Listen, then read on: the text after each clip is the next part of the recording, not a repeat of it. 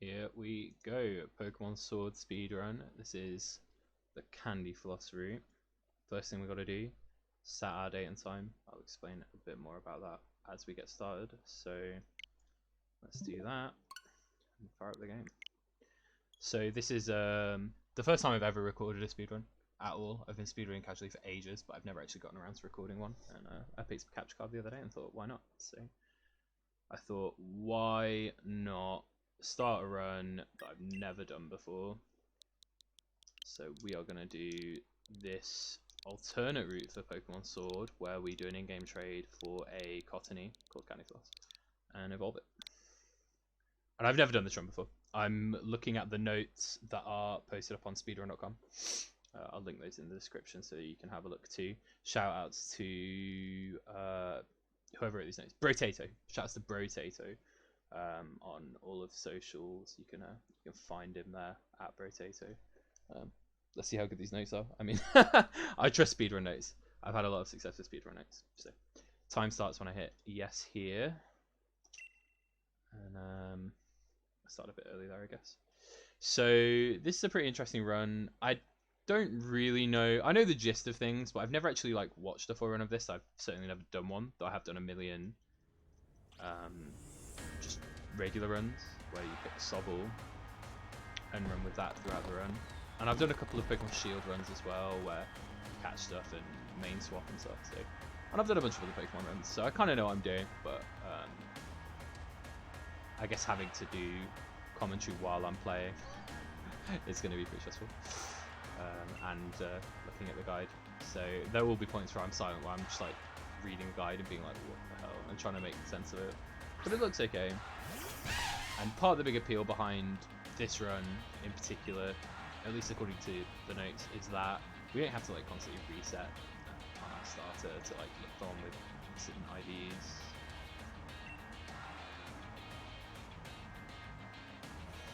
Shut up.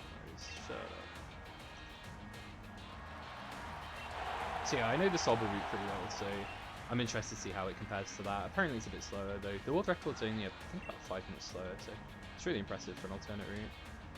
I'll just stop mashing for a bit. Yeah, as you can see from my timer on the side, I've never done this, so no splits to run against, no idea. My personal best for the Sobble route is 4:29 something. I'll have to record one of those at some point and pull it up so that I can upload it to speedrun. I always start mashing when I see the dialogue appear there, but you don't have to. I don't have to mash for a while now. I get a minute's break. Which the notes do say. Thank you. And there's no cutscenes for a while now, because we enable cutscene skip. It's one of the very first things that we do, just an option, which is pretty sweet.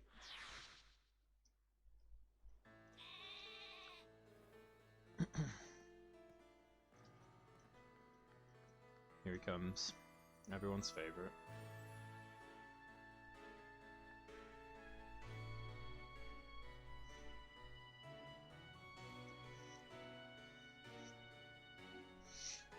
See how high my mashing is.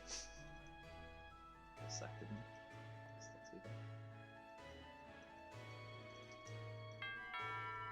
I'm gonna apologise ahead of time. My mic's not phenomenal, so you will hear me mashing in the background, but whatever. Shouldn't be too bad. I hold my controller very far away from me. I'm a long boy. I've got long limbs. Alright, here we go. We gotta set these options. And that's everything. I didn't check the doc to see if I leave any of the options. I'm assuming the options were all the same as Sobble. And that's just turning everything to be as fast as possible, so text appears fast, we don't get the option to give nicknames or store things in boxes or anything like that. Saves a lot of time.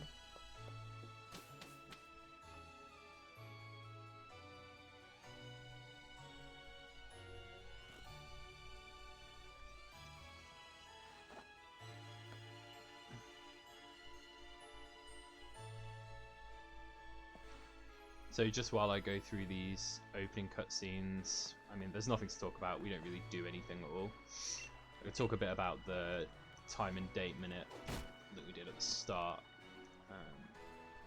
which is to set it to be 11:45 on April 15th. And we do that so that the date rolls over to April 16th by the time it gets to the wild area, so that we can make sure that we catch a Vulpix, apparently. And I have to change the date again soon. I don't know what that's for. I think it's so that you can catch the thing to trade for Candyfloss. We'll find out. As I said, I am running through these notes blind. We do something similar on the Sobble route, and that's to make sure that we get quick balls from the Watt Trader. And it's also to manipulate which dens appear and stuff like that. So we need the quick balls for Cabby's Gym. I imagine we're going to do that on this run as well, that I didn't see.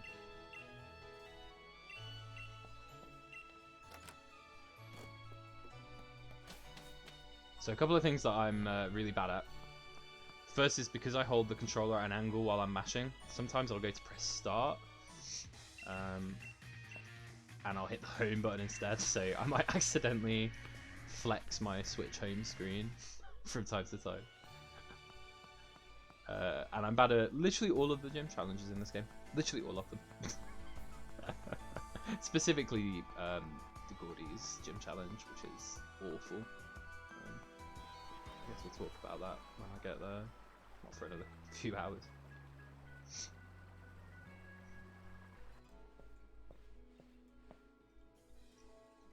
It's the man.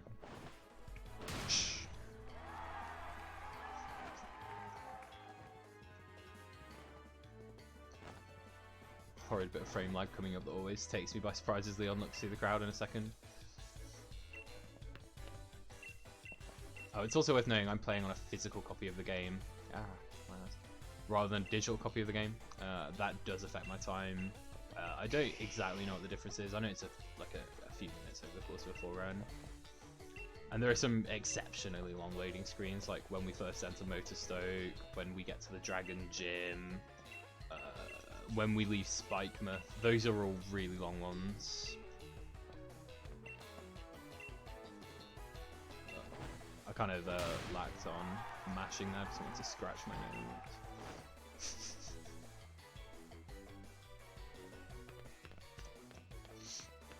See, a true tool-assisted speedrun would have something to scratch your nose for you. That's the tool that I need. So here, coming up, is the first point that breaks off from the Scorbunny route, other than changing the Sobble route. Sorry, other than changing the name, the date. Christ. Which is picking Scorbunny here instead of Sobble.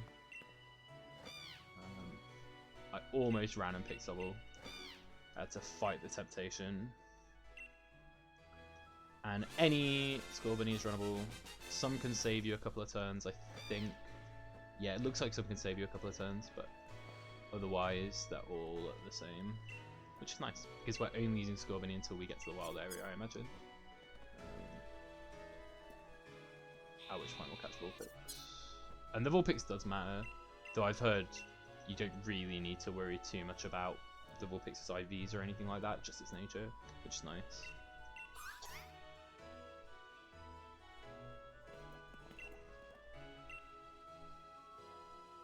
Bit of a cutscene here, I'm going to have a sip of my drink.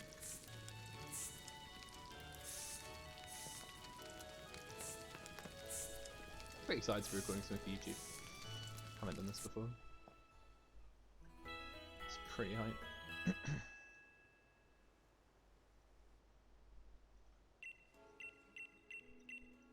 Gotta make sure I mash A here after the camera goes back to Leon when Hop's talking to me. And there, when he says, "Do you want to battle Hop?" you can just say no and wander off. But you do have to battle Hop. So. Actually, I think it just pops up an extra battle Hop. I was thinking about it. But there's a bunch of fights in the game where like a yes/no option will come up and you have to make that. I'll talk about those when they come out. So I'm going to look at my stats in between levels. I imagine attack and special attack are the only ones that I really need to care about. I got a crit. It's kind of annoying. I don't think that saves me a turn against Wooloo, and Hop has so many random... Oh my god, he's critting as well. What's going on? Hop has so many random lines of dialogue, and one's if you crit him, and there's another one which sure we'll see at more point shooting speedrun. That people do tend to rag on the poor dude for him. So that was... I say that was 14 attack. This is a slow Hop fight so far. 14 attacks a lot, I'm pretty sure. I mean, yeah, looks like it looking at the dot. Here we go. That's not my special attacks, that's good as well. Oh, poor Hop. I still find it hard to hate Hop, despite him being kind of like the enemy of the run.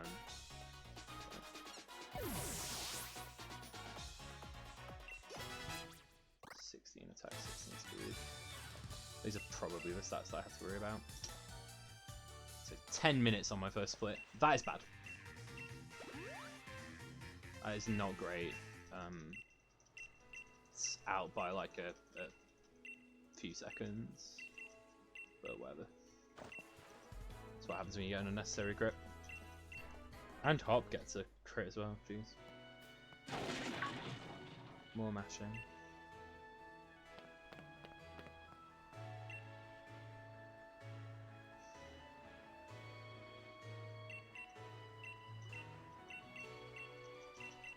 Don't think it matters what you say there. Maybe mashing A and B can't give you the second option. I don't think I've ever gotten it, and I always mash both buttons there, so not too sure what happens.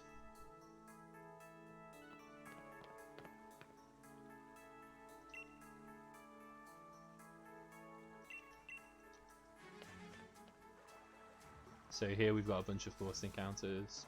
There's a slight bit of RNG here, though it's very, very minor. We always fight a Squabit, a Rookie D, then a Squabit. The Rookie D can randomly have the ability Unnerve, which flashes a little message up on the screen, which takes like a second. So it's incredibly minor, but look, I'm going to point these things out. If I know them, which I probably don't. But I do know that this one. So let's see if this one has Unnerve. And if it does, well, we're just going to have to reset. Ah, the run's safe. We're fine. It's blessed. That's normally, like, I kind of see that as a bit of an omen. That's my little superstition when it comes to running Sword and Shield.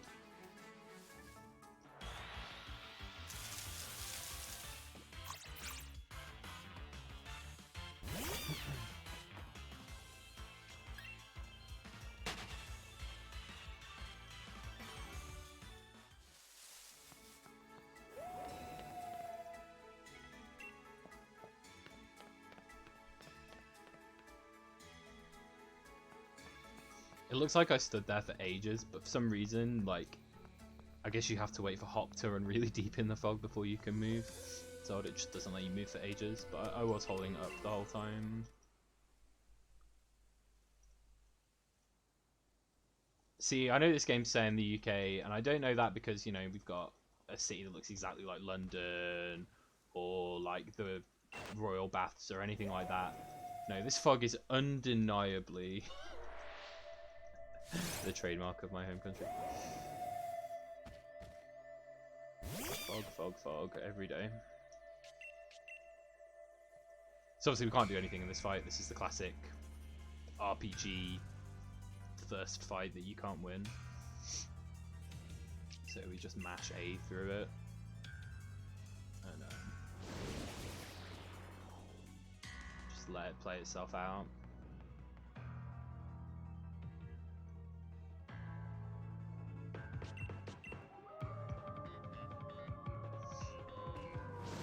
This music as well, I mean, when it's all foggy, it actually sounds kind of cool. But the like dog fight music is so annoying. I'm so used to hearing it because I play online, and I'll play with random BGM, and every now and then you'll get the dog music with the woo constantly in the background. It drives me insane.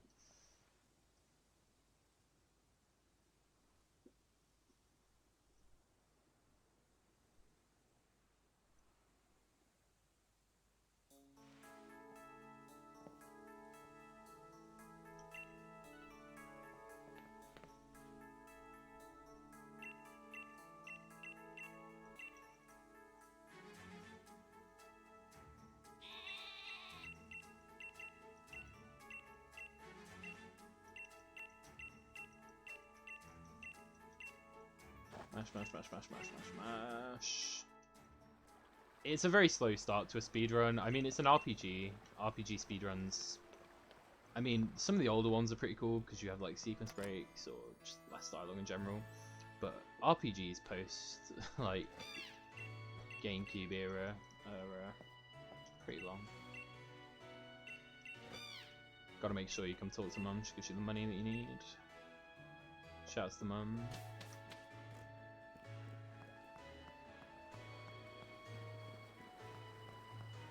And now we have, yeah, looking at the notes, this is the same. So coming up, there's a tutorial with Leon where he teaches you to catch Pokemon. You can just skip that by catching a Pokemon here, and it's a pretty decent time save. But you also get some experience from catching, and you have the best odds of getting good experience from a Wooloo, which literally just jumped to me. That was very lucky. I could not have avoided that. And it's a good one. Okay, so if you get a level 5 or a level 6 Wooloo here, you get to level up straight away. So that's pretty sweet. It's very minor, but you know, we take everything we can get. That's a level, and I've got 18 attack, so.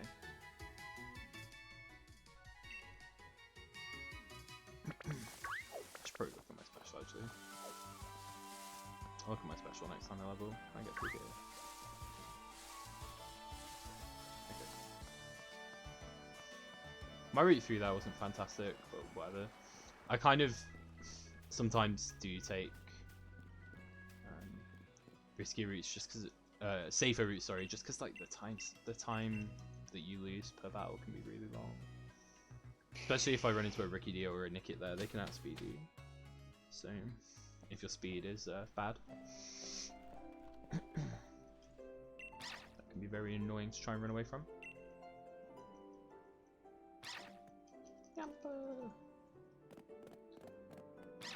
Yamper's so adorable. Or blessed Pokemon.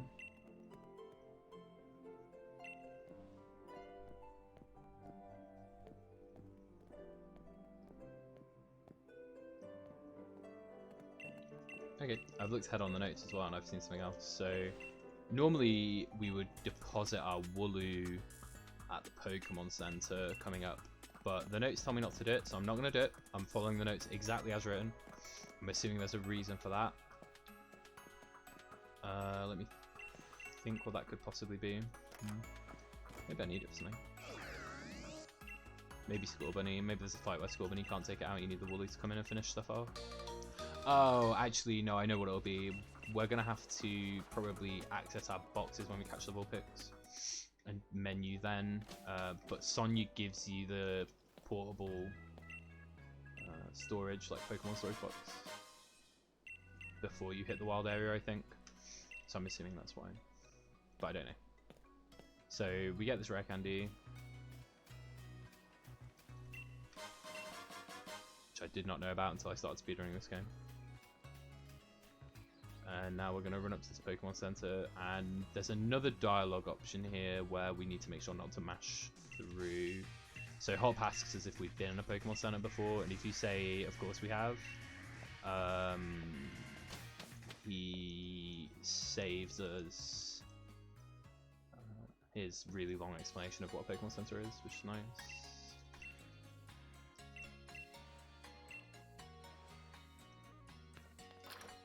So now we just immediately leave the Pokemon Center, and we run up to the route.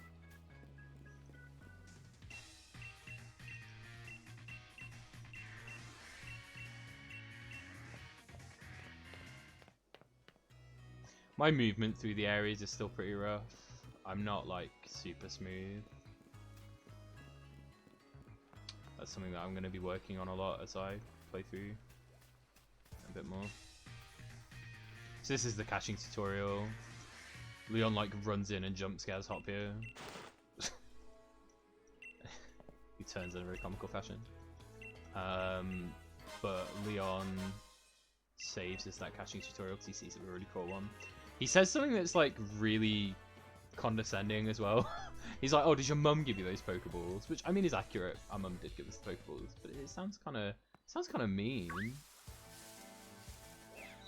Alright, so avoiding encounters as I run through.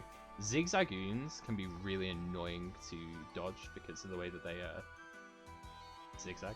So I do tend to get caught by those. Slow zoom on this kid as he gives us the eye for some reason. And we're just going to spam tackle against this squabit. Our attack is high enough that it's faster to tackle. And I'm not sure why that is. I don't think our attack and our special attack can be so different that this goes down in less tackles than embers. I imagine it's because if I burn this thing, I'm gonna be I'm gonna have to look at the dialogue box that pops up saying that it got burned, and then every turn it's gonna take the burn, and that pops up a dialogue box again.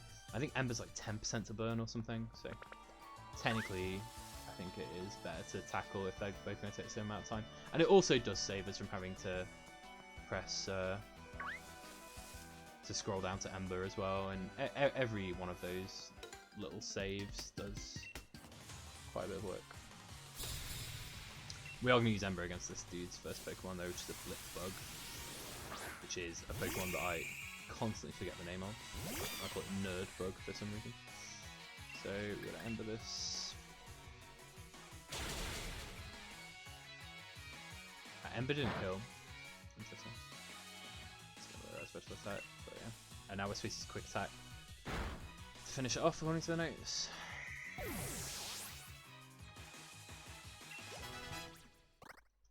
Don't know why that is.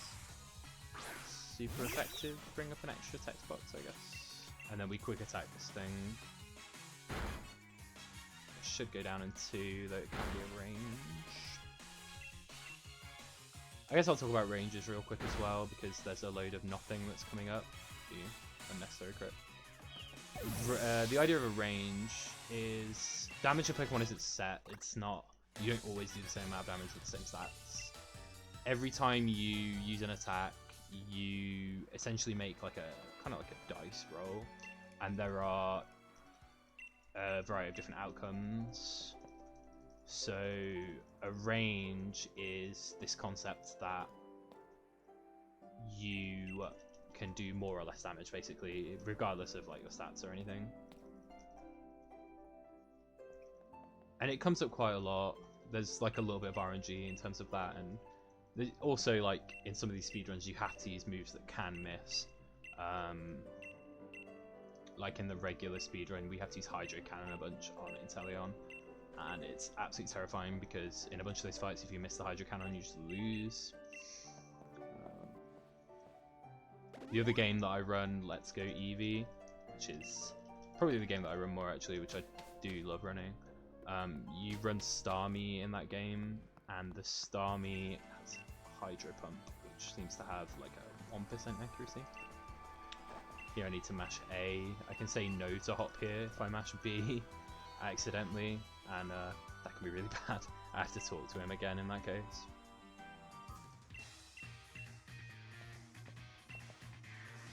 And again, I'm going to be tackling Hop's Pokemon, or at least the first Pokemon here, to prevent his, well, the dialogue box that comes up saying that it's been burned or whatever. It saves us a bit of time, but we do have to ember the rest of his team. And I also have to switch to ember if he growls with Wooloo here as well, which he does tend to do in general, though he didn't this time.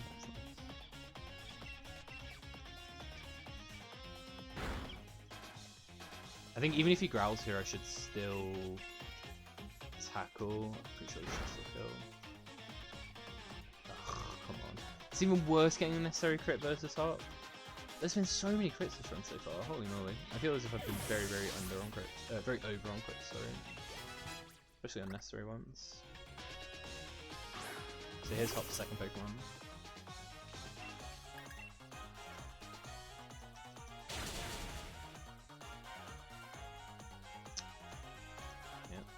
Hop drinking game. Drink on type mashup.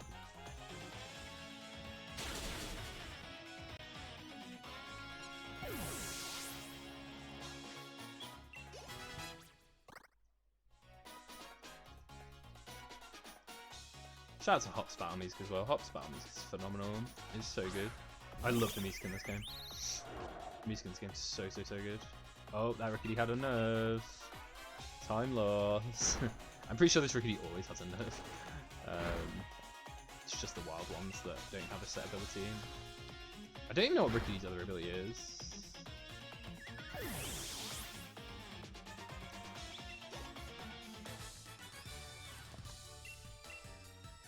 That's our next split.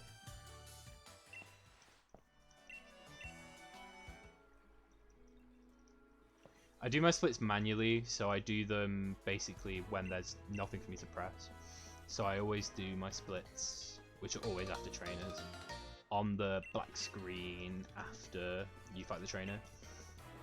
Which is fitting because the end screen as well is as the screen fades to black after you've beaten Leon. So it just makes it consistent that way.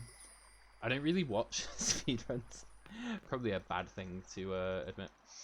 And I don't think I've ever watched a Pokemon Sword speedrun, despite the crazy amount of Pokemon Sword speedruns that I've done and a bit of like routing that I've done for myself on alternate routes. I've never really watched one, so I'm not sure when other people hit the split button, but I'm assuming it's when the screen goes black after a trainer, like it must be. So we just gotta mash like a madman through all this text. And really, like, you spend probably like 90% of your time playing this game mashing. So if you have,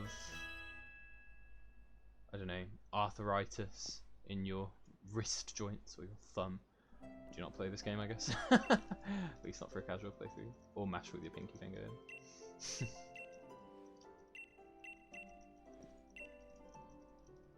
But that's fine, I got iron wrists. I'm all good.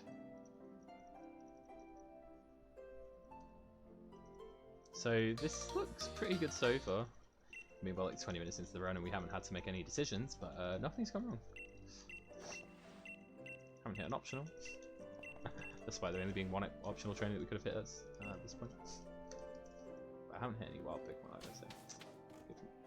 Oh, I guess I hit 3 in the Slumbering Wild, god. Hop actively trying to sabotage the speedrun. He's like, yeah, if you move really slowly, that's good. Hop the enemy of the speedrun. Off he goes. Hop would be the best speedrunner. He's able to teleport. She's gone. If there's a Zigzagoon in that grass, you can randomly get shafted sometimes. Didn't happen this time, which is nice. We like never ever want to see Zigzagoon on this route basically. It's very rare to spawn, but when it does, it is truly terrifying. More go grass. Cheetles everywhere.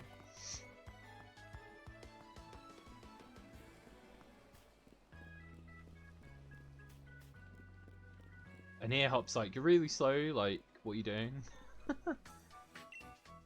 So you'll never beat me to the station at that pace, as we stand and watch him run to the station while we can't move. It's like, yeah, no, I guess we won't. Damn. What do you want from me? Here he gives us a Swift TM, which on the Sobble route is really useful. But I don't think we're going to use it. I'd be surprised. But maybe we will. So, just kind of worth pointing out that's where you get that. I always forget you have to walk into the station here.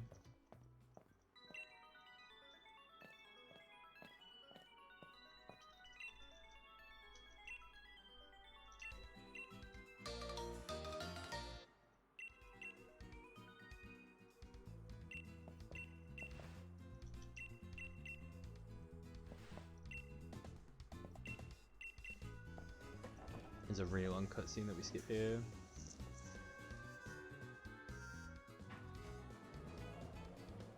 Oh god, I need to do a load of stuff coming up and I don't know what I'm doing. This is very, very different because this is where we're going to catch our Vulpix. Okay. So I might make some mistakes here.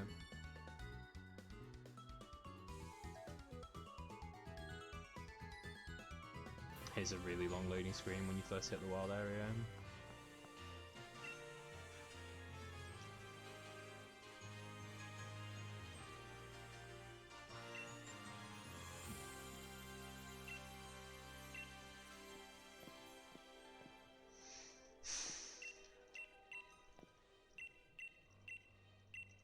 I need to stop starting runs at 3 AM.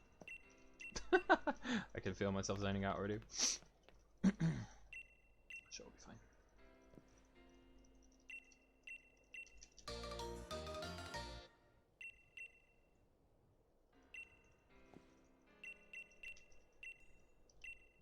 Cool.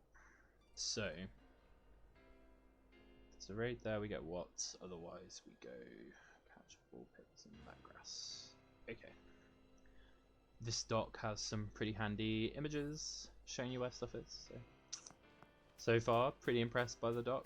Speedrunners make, and rooters especially, make some amazing like Google Docs to go with their speedruns. Oh, there's Bullpix. So shout outs to everybody who puts all their effort into these docs. Right, so this Bullpix can be one of 4 levels. We got level 8, which is probably fine. I actually have no idea what we're really going for.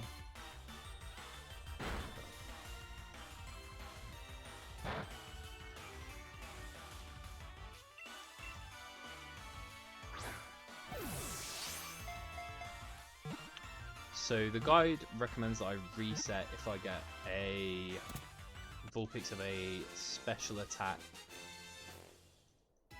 down nature. So we're going to check it now before I move on. Move to the far end of the grass seek, spawns Digger's B, and then change the day. Okay, there's Digger's B. Let's check this Vulpix. Okay. So now I change my date to 15th. I roll it back. Okay. Pardon my home screen.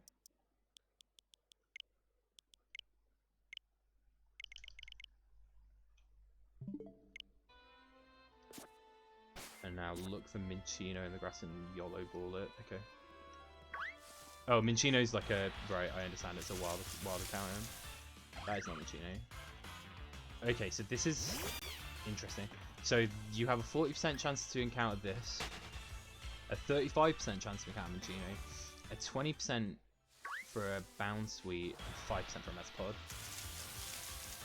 So there's the less likely one. So a 1 in 3 for Minccino, so on average we can expect to see 3 Pokemon. Come on. Oh, we got ganked by a combi. Come on.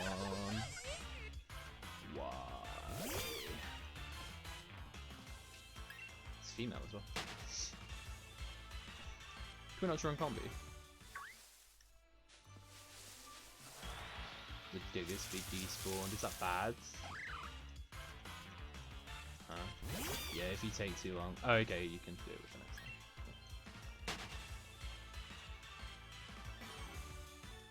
This is getting frustrating. Oh no, the Digger's still there.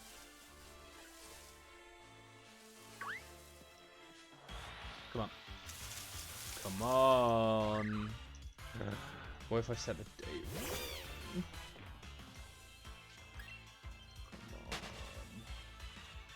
This is 1 in 3.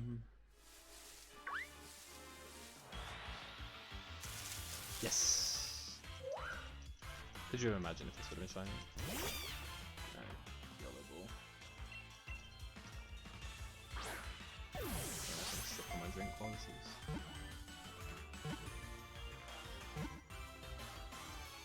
Alright, wicked.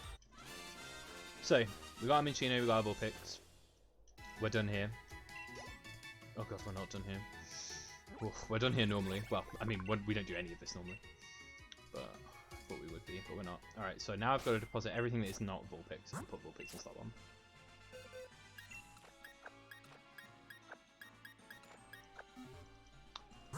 And now I'm going to run up on this Bunnelby, or Digger's B. You might be wondering what is going on here. But you're gonna see something sweet if you haven't seen one of these speedruns before. So Diggersby's gonna kill us because it's like level 30 something.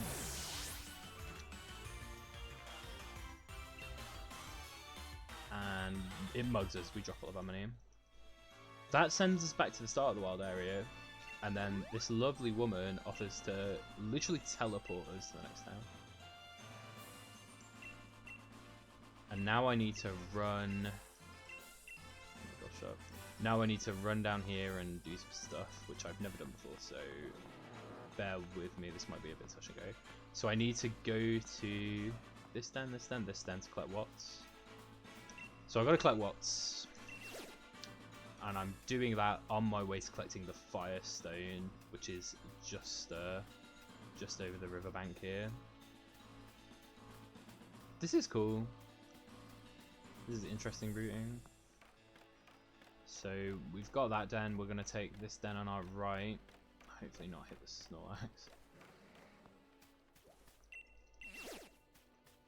And then that den there, and that Pokeball up there. Well, that's our Firestone. Hopefully, if I've done this alright, which I might not have. And then I'm supposed to do the same thing I did with a Bunnelby on a wild Coughing. Okay. Well, Coughing. Coughing. Anyway. It specifically, the guide specifically said Death Warp with Coughing, so that's what I'm doing. I'm finding Coughing.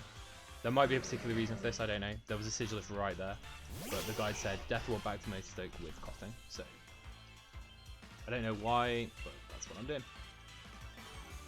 I'm assuming it's because the Coughing has the most attacks, so its AI kills you the fastest. Because sometimes the wild Pokemon like to spam status moves, but it's important when you die here just to mash A. You get one text box there before she says, where do you want to go? And if you mash B through that, you'll say, like, just don't take me anywhere. Leave me alone, woman. So.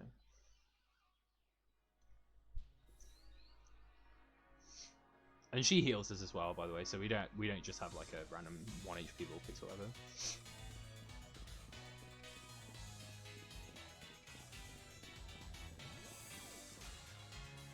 So Sonia calls us into the Pokemon Center, and we're going to do some cool stuff, which I haven't done before. We're going to evolve our Vulpix, and we're going to use the Move Relearner to teach it a load of really cool moves. And the way that this works is, because we're evolving using a stone, and Pokemon evolve using stones, or at the very least Vulpix, when you evolve using a stone, it doesn't learn any more moves. Ninetales can just learn anything that Vulpix would be able to learn via leveling up through the Move Relearner. Which is pretty dope. Oh, I imagine we get to do Candyfloss as well, actually. That evolves with a stone. So we're going to use the Firestone, just in other items. Or maybe use the Rare Candy accidentally.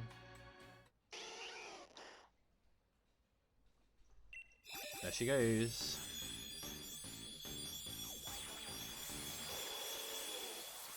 And I need to check my special attack and speed while I'm relearning these moves to see whether or not we have a good Vulpix. Oh god, I don't know. I've never had to do this in a run. So I teach Nasty Plot in slot 4. So I have 18 special attack. 21 speed.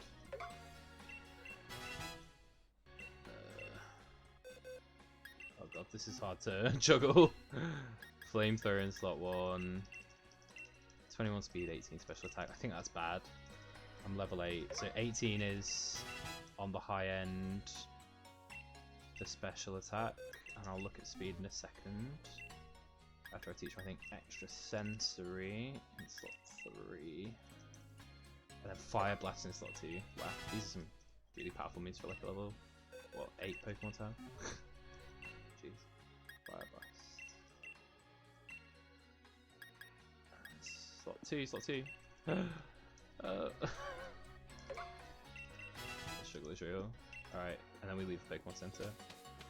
So, what are my stats? 18 special attack, 21 speed at level 8. So 18 seems to be about average. 21 speed seems to be on the low end of average. So I can't imagine I need any other stats from this thing, right? Surely. I can check my HP whenever. Okay. I'm not using an IV tracker. I could print screen or take a screen cap of my IVs actually. I might do that during a cutscene. Or just like make a note of them somewhere on my computer.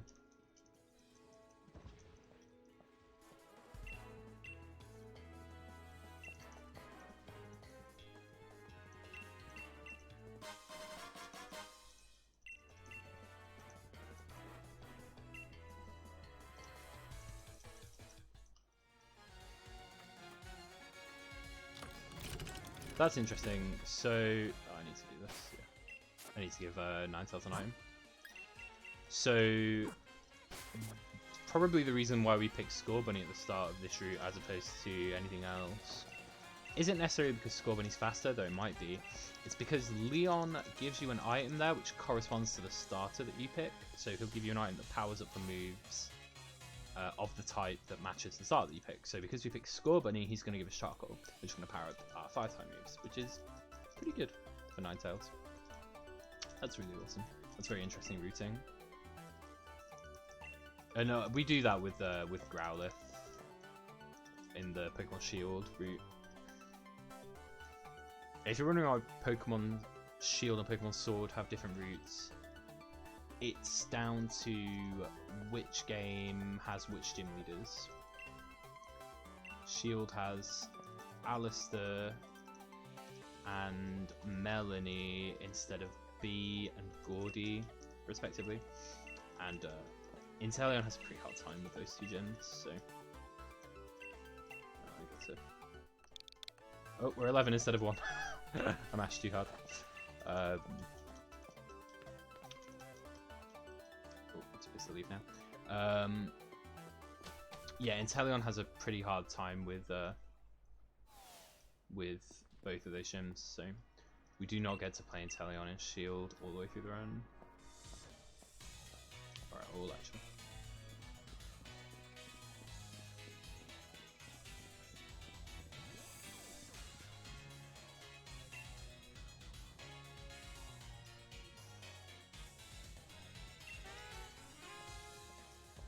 So my special attack's 18.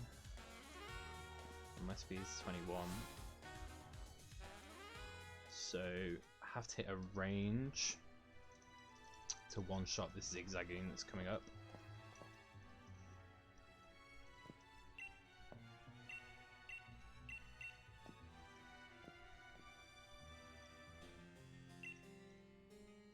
Or I can go for Fire Blast on it, which is guaranteed to kill. Interesting.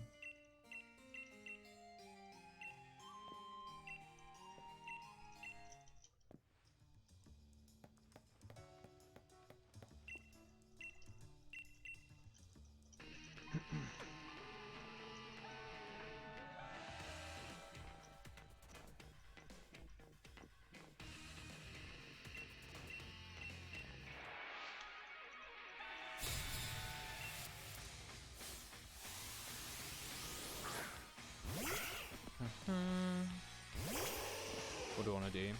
I'll just flamethrower. See if this kills.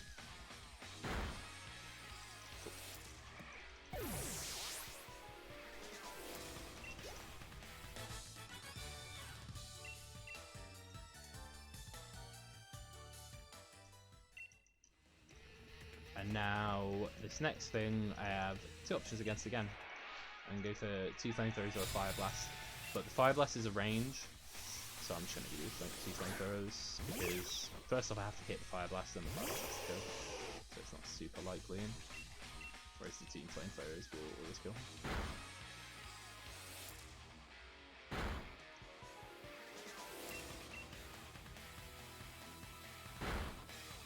How much more power does Fire Blast have over Flamethrower? Maybe Fire Blast would have one-shot there. Special attack's 20 now.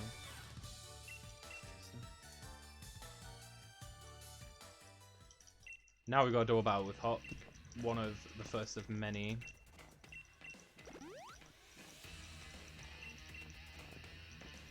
And Hop sometimes can be helpful, and sometimes not.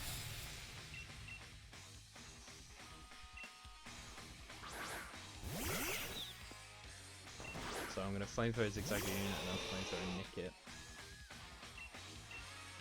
Looking at the notes, the idea here is that this flamethrower will always kill Zigzagoon, but a flamethrower will not always kill Nickit. That's a range. If Hop decides to tackle the Nickit here, it will put me in range to be guaranteed. Obviously, Hop decides to use Defense Curl. Very useful, thank you, Hop. So this isn't going to kill, and Woolly growled. So I burn a turn, which is irritating. It's in a few seconds. Oh my god, I hit B there while mashing. Bad. So I could have gone for Fire Blast there, but I think it's better, like, I've got to risk the hit on the Fire Blast anyway, at which point Hop might actually, you know, pull his thumb out and decide to do something. So I'll just go for the Flamethrower. If the Flamethrower is a range especially, I think that's better. Though it's an incredibly unlikely range by the looks of it.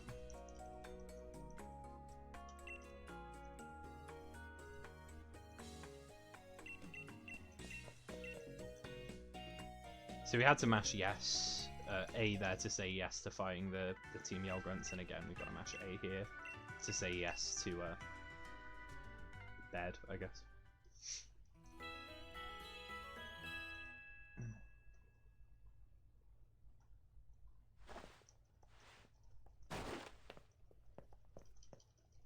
Help doing his MLB training.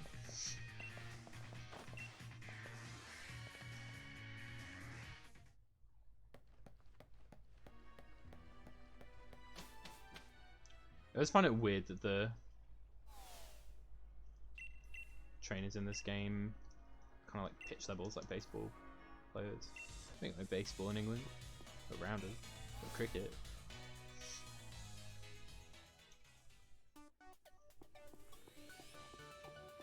We don't be throwing the balls in England. We don't be doing that.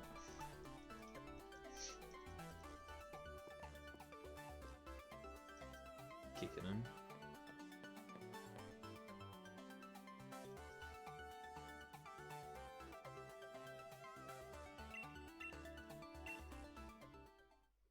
So we skip a really long cutscene, which is like the opening ceremony for the gym challenge.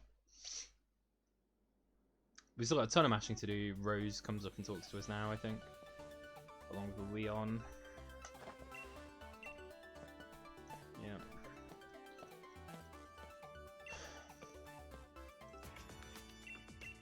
Coming up with something pretty funny. We're gonna be given access to the flying taxi, which means obviously we're gonna use it to immediately fly, like, I don't know, 50 yards to our left. Just a slight time save. And that might be one of the first places that I press the home screen instead of start button accidentally. Because we need to use the start button to fly. But, you know, I'm thinking about it, so I shouldn't do it. I'm staring at my controller. I see that start button. I see it. Yeah, I hold my controller very strange. I play with a classic controller. Or I don't actually know what it's called. It's like Nintendo Switch Pro controller or something. So I do hold it a bit weird. Alright, we got it. The hardest part of the run, not hitting the home button. And now we got our fight. And again, pretty sure we have to hit alright on that rather than the second option. But why? And wow, this fight looks really easy. Holy moly. I mean, it's really easy regularly. We choose the next items, which we haven't even bought yet. Though that makes sense. Ninetales is massively plot essentially counts X items. So we're going to plot and flamethrower. Going to be a bit slow in these fights because I don't know where my moves are super well, because this is my first time using these Pokemon on the show. But, yeah, we're sure to flamethrower our way through. Hop's Grooky is going to be faster than us here, I think. 26 speed.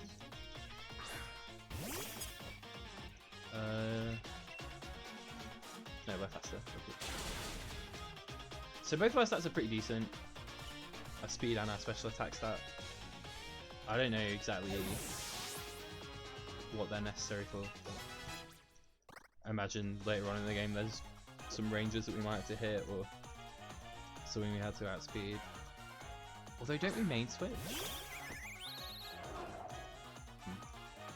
Oh no. Waste. Right, just set Hops and Titanium on fire. Sorry, bro.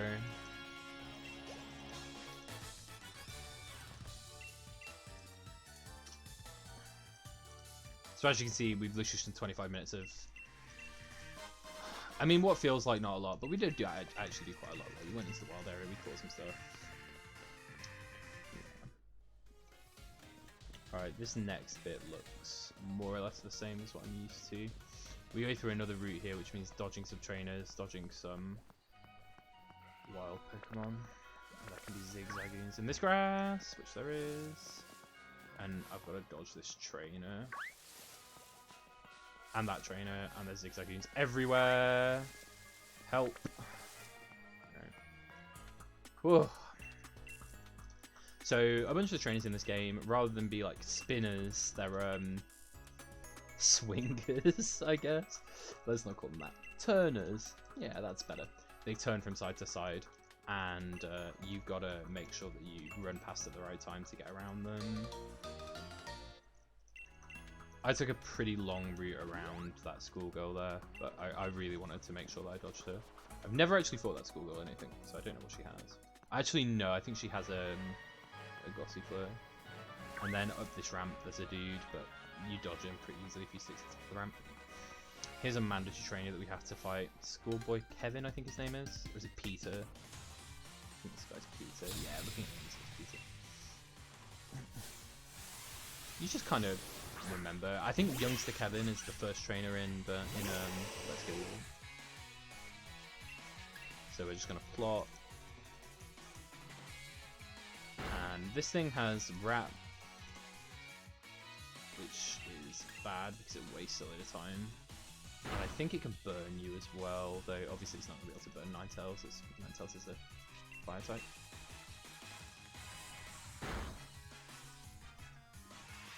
Using plot here instead of having to rely on X items is pretty sweet. Bit of a time save, saves us a bit of menuing while rummaging through our bag for X specials. It's nice. Probably means we have to shop less as well, because we can buy X specials further in the run. I'm not sure exactly where you get Cottonee from, I just know it's an in-game trade. So we might have this Ninetales for a while, and using Nasty Plot for a while is pretty sweet. So heal at the left of the mine if you have 30 or less HP, which I don't, so that's fine.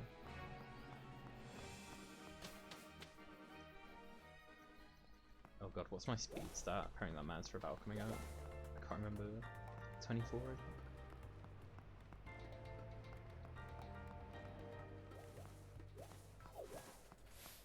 I think I'm supposed to Nasty Plot, then Flame. Below 22 IV neutral special attack.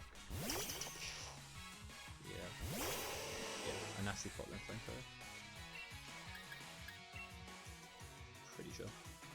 Oh no, don't flinch me. This thing outspeeds me, it's very annoying.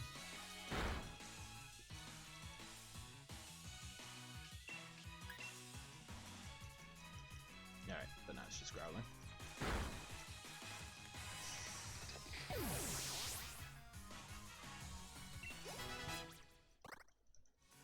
I should have looked at my stats there. I didn't realize we were going to level. Not used to leveling on that fight.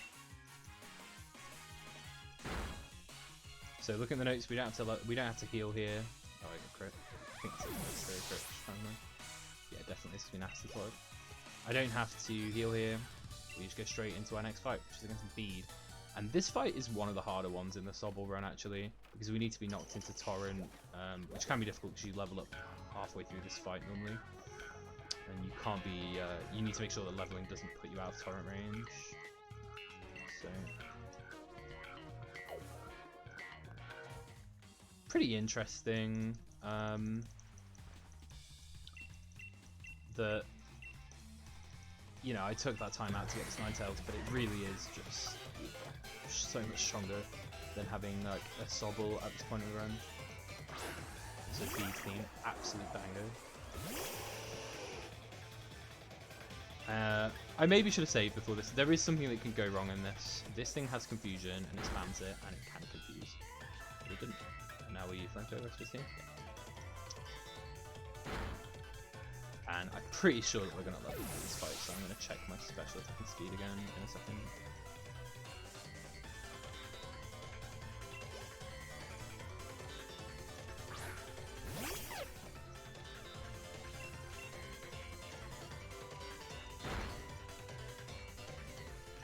So yeah, in this fight, you have to make sure that the confusion from the Solosis, 2934, the confusion from the Solosis puts you into Torrent as Sobble, and then that you keep it all the way for this thing. Otherwise you do get steamed. It's very interesting. But none of that today, which is nice.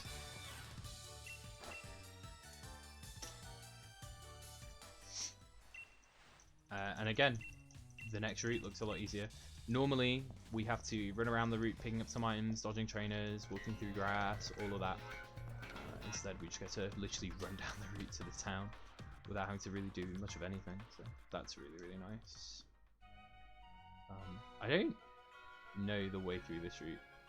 I think it's just a straight line, right? We just like hug this. Pretty sure. Yeah. Yeah. I mean, there's no room for error here. There's no way to make a mistake on that. But yeah, normally you have to run around. There's like a rare candy on this route. There's some energy powders. There's a load of stuff. I think there might be some X items. I can't quite remember. I know where all the items are, but I can't quite remember what they are. But no, none of that. All we have to do is talk to the big boy. To progress.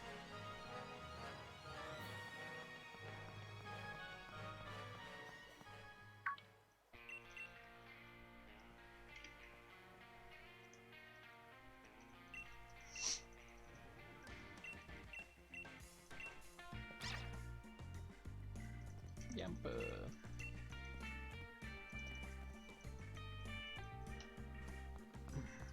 Come back here. There's a bit coming up where a trainer on the right kind of gives us the side eye while we're chasing Yamper here. Always kind of cracks me up. She looks concerned.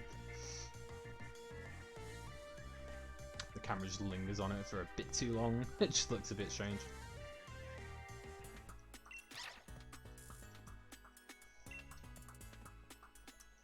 Now we've got Sonia's lore corner, the first of many, many, many really long lore sessions with Sonia. It's like, what do you think of this on the hill? And we're like, we don't care. Please stop. Please. I guess she did it when we were in the hotel before as well, actually. She like asks you if you want to know. She's like, what do you want to know about these statues? And you're like, no. She's not going to. And we're gonna fly straight back to that Pokemon Center to avoid walking down a hill. So corner Nuba to go to the corner shop. Oh no, the dread of the upcoming gym challenge is staying in. I have to push these Wooloo around. And I can see in the notes the Milo fight. This is making me kind of mad looking at this Milo fight because in the regular run, the Milo fight is one of the hardest fights in the run, if not the hardest fight in the run. And here it's just so easy because we literally have a Ninetales and Nasty plot in playthrough. Like, what can go wrong? Probably something. I should not have said what can go wrong before walking into this gym trial. That was a very bad idea. I have lost minutes to this gym trial because I'm dumb. Very bad at it. But I mean, I'm not going to say anything. We'll just see if this turns out well. Shout out to the green water down there.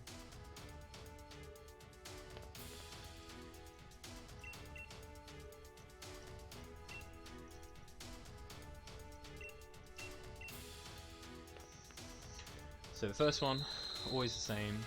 I say that, but one of them's kind of rolling in a bit of an unruly pattern. Good start. I lasted a couple of seconds on that, but whatever. They're all there. And they always reform back to the centre. So now we've got these Yampers, and the Yamper shoves the Wooloo to the side there. If you're really slow on that first one, the Yamper can shove them again, and if it shoves them again, it can shove them into the wall. And if it shoves them into the wall, the Wooloo like to scatter. And I've only had it happen once, but when it did bring me to the verge of tears. This is another fight that on the Sobble route takes forever, and on this route we literally just mash A to flamethrower. This dude's Gossy Fuel. It's the most hilarious thing in Pokemon. But on the Sobble route, you have to Swift to take this thing out, which takes actual forever. Never is.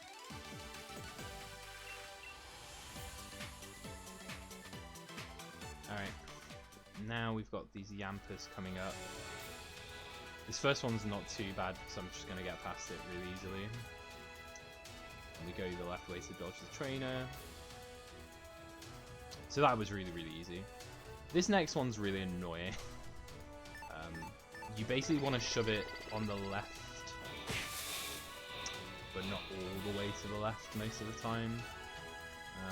Though where's that Yamper going? They move faster than the Yamper is the issue here. And I've also got to dodge this thing. And the Yamper's going crazy.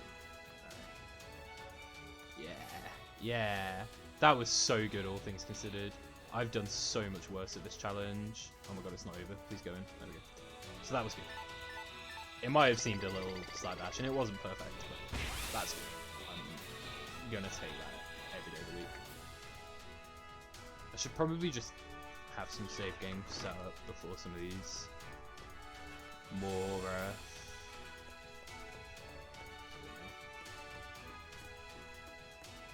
skill intensive high impact controls. It's mostly just this one on Gordy's, but there are a couple of movement sections that I'm not super good at. So yeah, like I was saying, this fight is horrid as Sobble.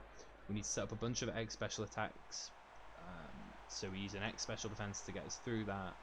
Then we need to make sure that we're knocked into Torrent range by his first Pokemon, which we need to kill with the Dynamax water move to make sure that we set Rain.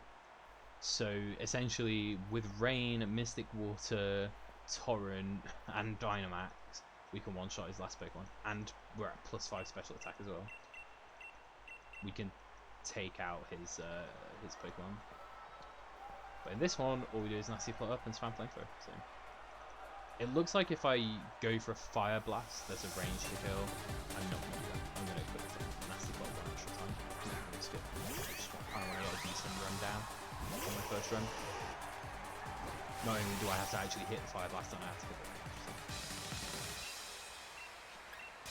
Hitting B there skips a slide, which is a bit faster. So there's 2 plots.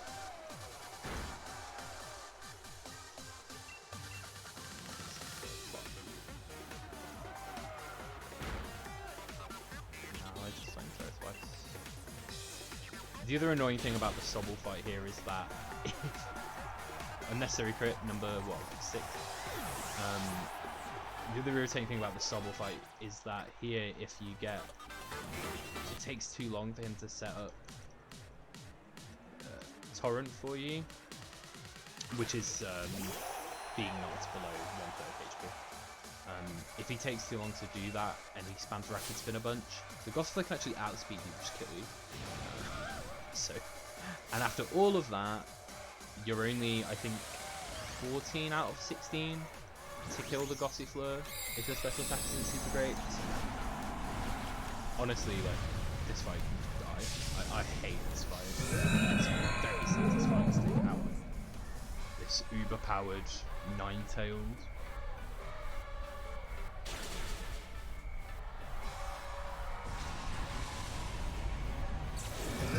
It's also really satisfying to see some Dynamax effect one just have it immediately die. Smiley.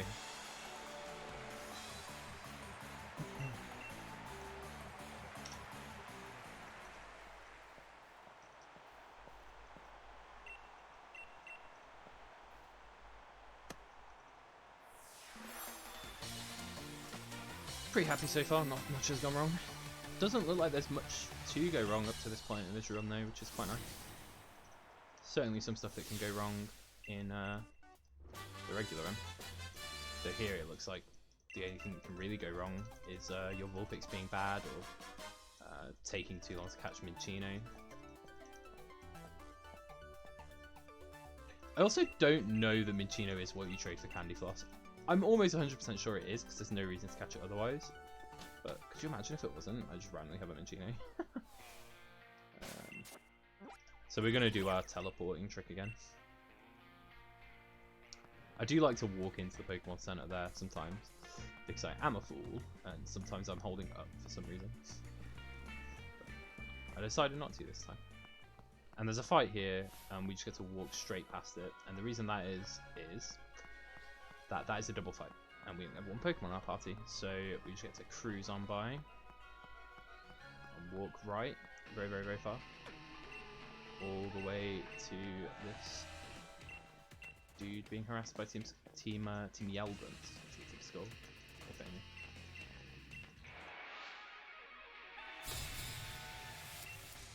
Am I slower than this thing? Yes. Although Flamethrower can be a range. I'm definitely slow. Don't paralyze me. Bad. Bad. Okay.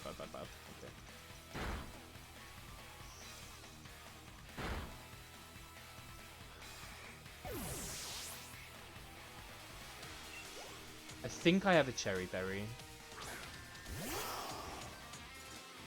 Can't remember whether I have that yet. At some point during the run, you do get a Cherry Berry. So I'm just going to struggle through this fight.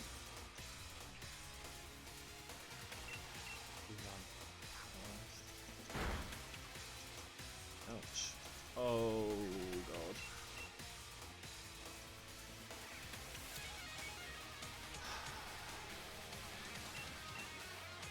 God. No, that was bad. I should have, because I'm going to take a hit from the Feeble here anyway, I should have used that turn to get rid of Paralysis, because it's going to die to burn. So that was bad.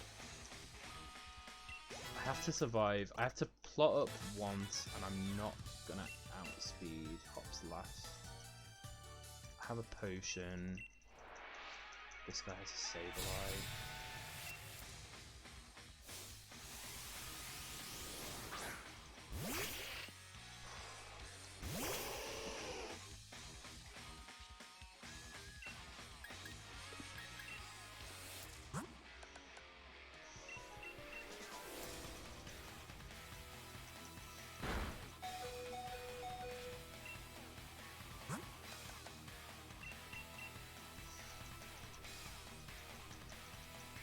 Okay.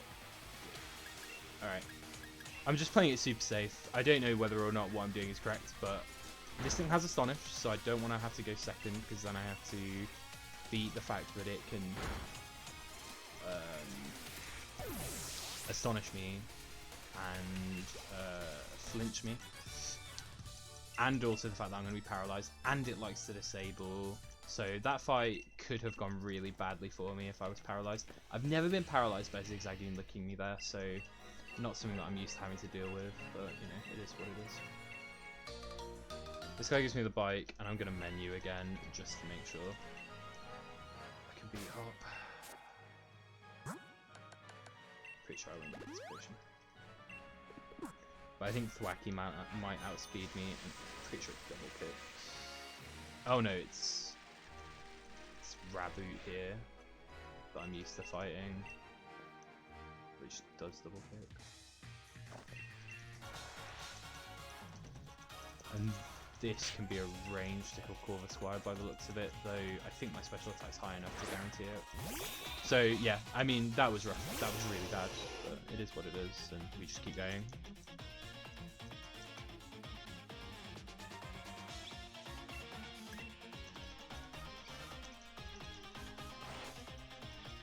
Wooloo didn't do anything, but I think it's better to be safe than sorry, and we'll see if the Thwacky does outspeed me. I think I had 17 HP. Oh, unnecessary crit again against Hop.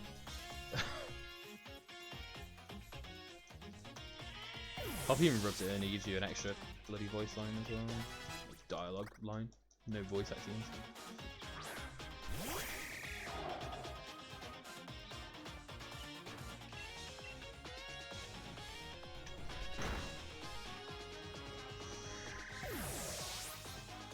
So let's see if I outspeed Thwacky. I mean, I regardless, I'm still happy to use the potion earlier. I'm pretty sure we won't need them later on in the run. And I mean, pretty sure that means it's outspeed me, because I think he does that. And that can crit, so I'm pretty glad that I used the potion. I really don't want to die to Hop. That would suck. Like, some Hop fights are quite hard. So yeah, some time lost there, some unfortunate stuff going on, but whatever. It's not the end of the world.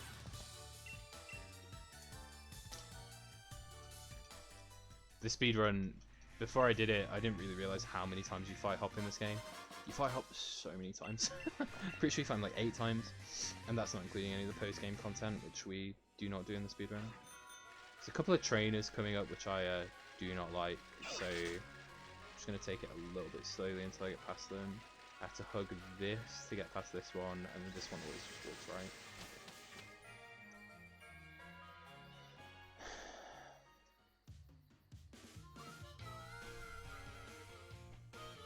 Oh, okay, we're getting Candyfloss. I read ahead in the notes. Candyfloss is coming. That is happening now. Which is like...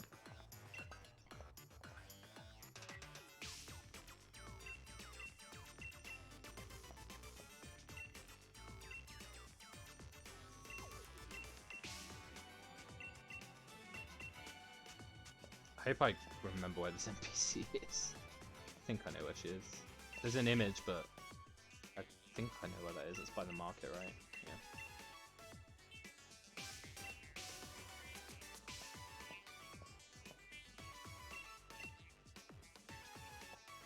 Quite. It's Candyfloss time. So I'm going to withdraw the Minccino. Apparently you have to have it in your party. 90 in slot 1. And my thing said not to deposit the Ninetales.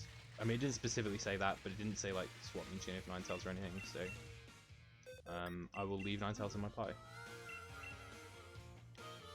And here comes Candyfloss. Sending Minccino to Grazia.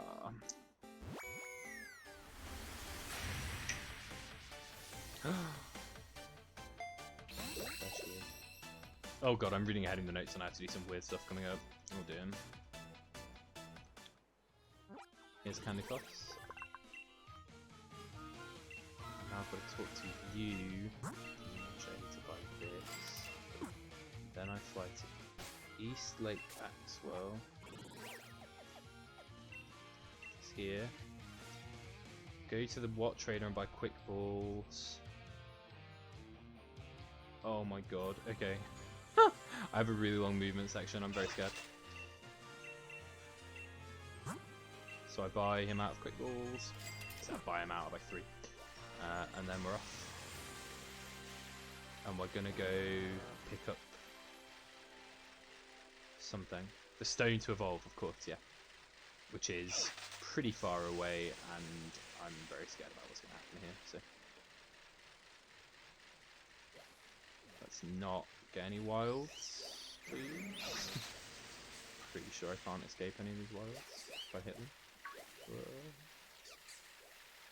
There! Okay. I'm so scared. There's a conch here. Oh no.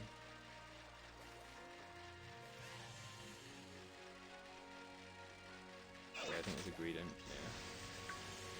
And then I'm having to look at my other screen to see where it is I'm supposed to be going on the map.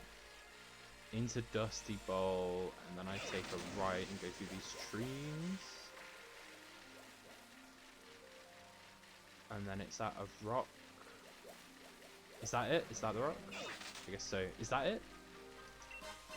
Okay, sweet. Get me out of here. Equip Rose Incense. Evolve Candyfloss. Okay.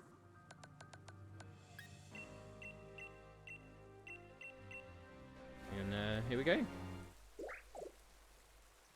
Candyfloss is becoming a big girl. Or big boy. I don't want to misgender Candyfloss. Actually, I'm not sure if Candyfloss is a boy or a girl. I think Whimsicott's gender locked, actually. Am I wrong?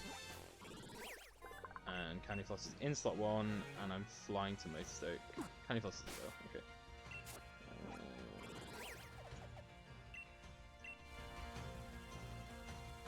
And now I'm going in this shop at Motorstoke. And just like how we did earlier, we're going to use the move tutor and give Candyfloss some moves. Like I said with the Ninetales, because it evolved using a stone, we get to do that. But first I gotta buy 44 X specials. Oh, and 2 X spleffs. And now I gotta talk to this guy. Remember a move. Candyfloss. So we're gonna learn Moonblast in slot 1. Hurricane in slot 3. Brainfather. It's quite funny. Candyfloss has Prankster, but we're not teaching it any status moves. But that's hidden ability. It's pretty cool. Energy Ball in slot 2. And Giga Drain in slot 4.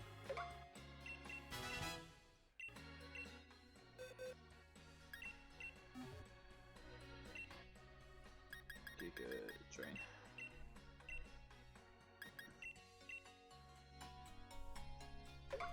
And part of the advantage to this as well, which we'll see during the run, is that Candyfloss always has the same IVs,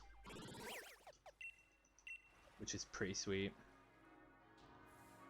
So now we're going to go do Nessa's Gym, which is going to be pretty easy because we have a high level Pokemon with Energy Ball. Wow, never really considered that. See if I hit this person. No. I normally hit that woman, but I stayed a bit high to try and avoid her. Oh, I missed Nessa. I was just talking into the ocean there. We gotta come talk to Nessa to make her go to a gym. Classic water gym stuff. Just like this team. And now we ride around to her gym.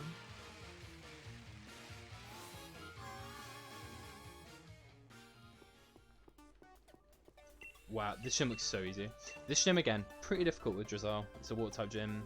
Our water type moves are neutral on it. Just kind of annoying. But, Candyfloss eats this gym up. Like Candyfloss, I guess. And this is one of the easier gym trials. There's only really one thing that can go wrong, and that's that there's a trainer which spins from side to side. You gotta make sure you avoid it. Other than that, it's very simple.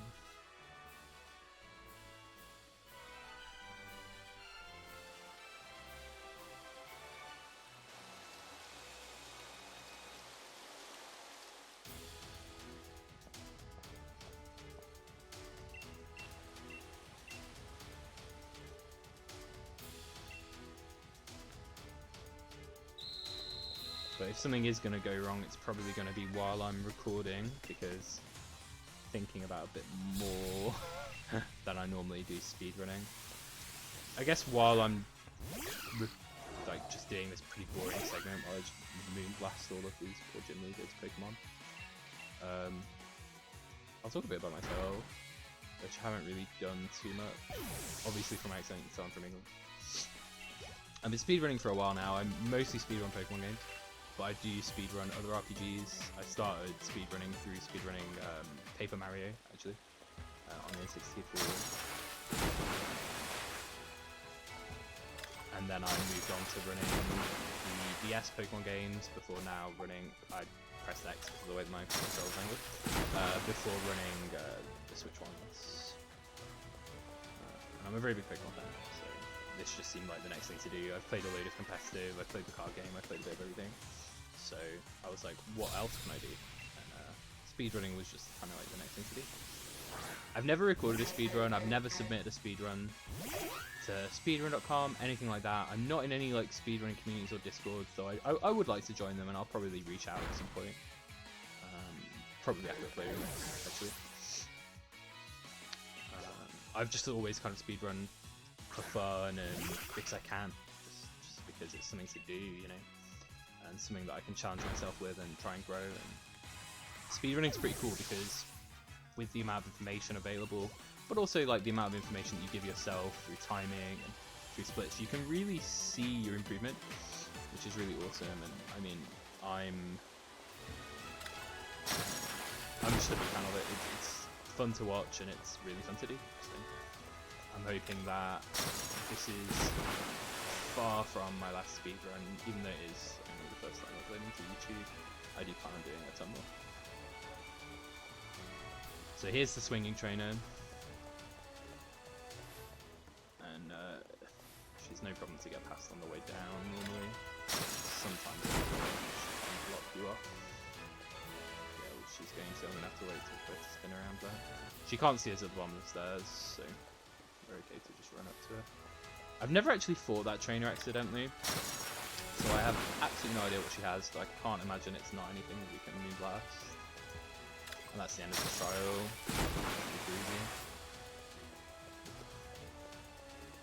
Nessa, the next fight coming up, looks incredibly simple. In fact, it looks like there's really no room for any amount of error or decisions that we have to make. We just spam Energy Ball and all of our Pokemon go down, which is wicked.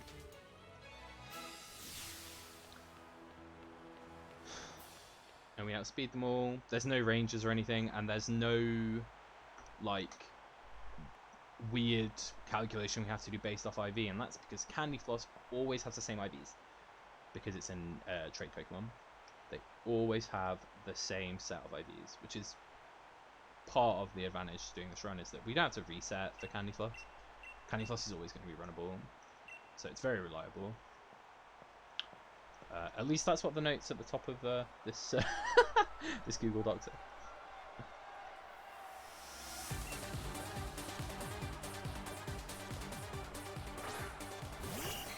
This is gym uniform is what I normally wear on my regular playthroughs. I love water Pokemon, but also because it's one of the only tank tops that you can get in the game. I'm pretty sure it's just Nessa's gym uniform and Piers' gym uniform, and I really like Nessa's because it looks like it gives you like a little tattoo, which is pretty funny. On the shoulder there's the gym challenge logo, kind of like there's like a, I don't know, like a fake transfer tattoo. It's pretty funny. And Nessa's Dreadnought here is going to be super dead to this Energy Ball. But normally you have to be, you know, again, Intolerant, X attacked up, X special up, I guess I should say, to beat the single Giselle, but instead it's just going to go down to a single Energy Ball.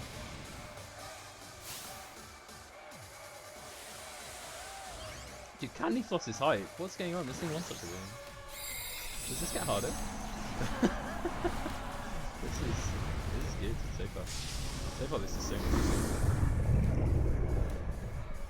Definitely give this the seal of approval for beginners at this point. I mean, this is literally my first ever run doing this. I'm doing it entirely blind and just following the Google Doc, and I'm happy with this. I have some experience with the game, but other than that, it is really straightforward so far.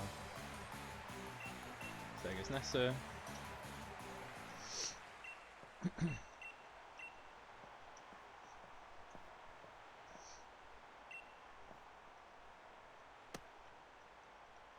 Interestingly, I often don't time my splits either, so having to kind of like remember to hit the split button is pretty challenging. Some of the games that I run, I don't bother.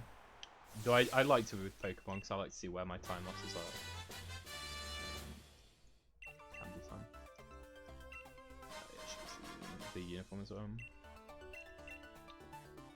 And now I'm gonna leave here, and Oleana's gonna show up and give us some cards. flashlight. Check out my secret railroads. And we're gonna fly again to Horbury and go to the restaurant, which is right here. And I'm pretty sure going on the bike costs you time. And we have to actually run up to them. Sometimes I enter the restaurant and I don't think, and I just start mashing immediately, and I'm just stood there. And I'm like, why is the cutscene not starting? But I actually have to run up to them.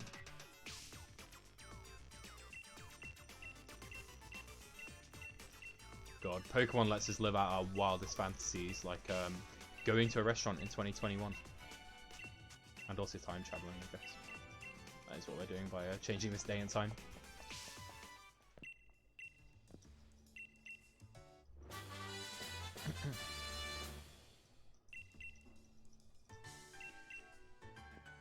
Get out of here, Sonia. A bit of lore there. Hop shows up now, I think. Yeah. Mash through what he's saying. Tells us to go check out Kabu.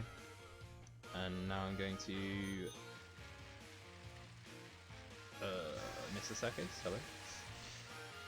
Go herb shopping at this person, and I'm gonna buy 5 energy roots and 4 heal powders. Yeah. A lot less than what I'm used to buying here. I'm gonna buy 11 of a bunch of stuff. I'll buy the ones that heal for 120 as well then normally. Oh no, those are the ones that heal for 120 energy roots. And I normally get ganked by a shuckle there, but that decided not to happen, which is nice. Not a shuckle, a Wimpod, sorry. This is another fight where you've got to make sure that you're mashing A through this text box. You can't say no to beat there. Here's the banger again. I think you fight B 4 times throughout the run, so you get a few chances to hear this iconic banger. And this looks like, yeah, it's our first X item of the run. How exciting. Although, no, we just get to Moon Blast everything. Bede's second Pokemon here, Gothita, has competitive, which is an ability which triggers if we lower one of its stats. It'll sharply raise its special attack, and I don't know whether or not getting the special drop on Moonblast here will trigger competitive, even if it kills. And we're not going to get to find out. But that would have been a slight time loss as we waited for those text boxes to pop up. If so, I'd be interested in testing that. Not because it's remotely important or useful to know, just because I like knowing stuff. This fight's not particularly hard, as Sobble either, so it's not like too much of a difference, honestly. I don't like this area though. There are stun fists on the ground which grab you if you stand around for too long, and I've got to avoid 2 trainers, so I tend to kind of get sniped by trainers in this area every now and then. Hopefully it doesn't happen. I also somehow still don't really know my way through this area despite running through like a ton. But this guy's mandatory anyway, so.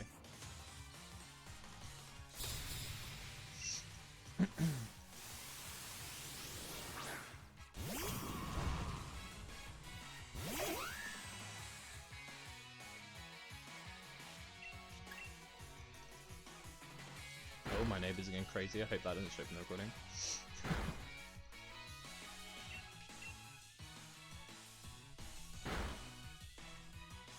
I wonder if that car doesn't find me. And that guy just has bad AI. I still have the Ninetales with me. I've been told not to deposit it yet. The doc hasn't said to deposit it, so I have not. Take my time here. I'll wait for this woman to leave. And then, yeah. There's this fight, and then there's another trainer I've got to avoid. So I'm taking it a bit easy through this, but only because I'm a little rusty. I haven't done a run for a while, actually. So.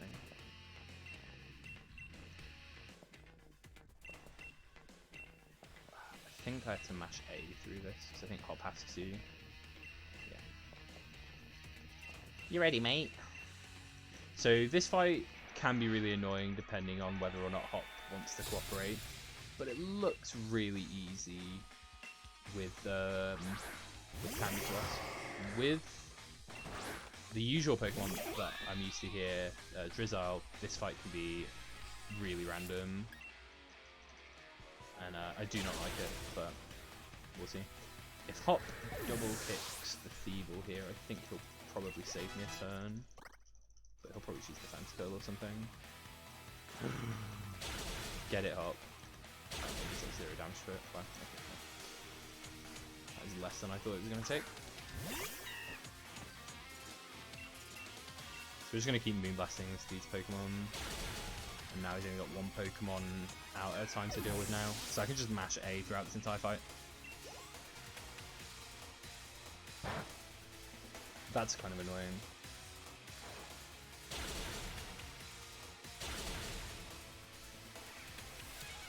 Yeah, I guess Hop can't really do any good here.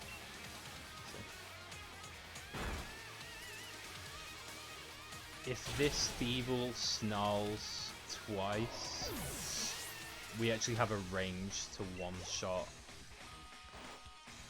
this next Pokemon. But it only snarled once, so we're guaranteed to be able to kill with Moonblast here. But yeah, technically this could be a range. Wow, that feels good. This fight's normally really annoying and can really depend on what Hop decides to do, so that's nice. I'm glad that Hop decided to work with us, or well, I guess it just didn't matter this time, which is wicked. So I've got a bit of text to match through, and now I've got to try and get around one more trainer. I might run rather than bike, just because I'm scared of the Stunfisks as well. He's here. He just turns, yeah, and that's it. Wow. That's not so bad.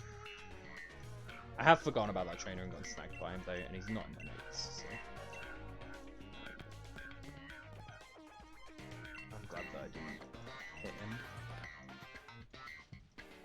I did not hit my split timer for bead 2. Alright. Just imagine that's that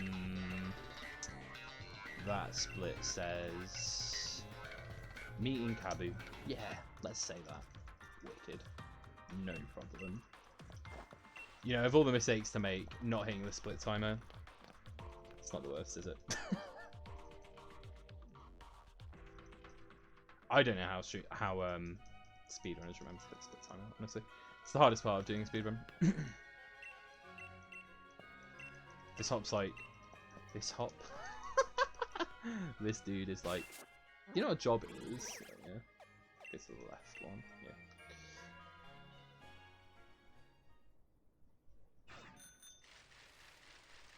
This Hop.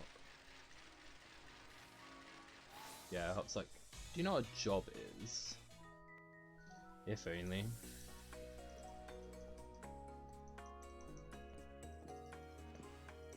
And now Marnie asks if you'll fight her, so you gotta mash A to say yes.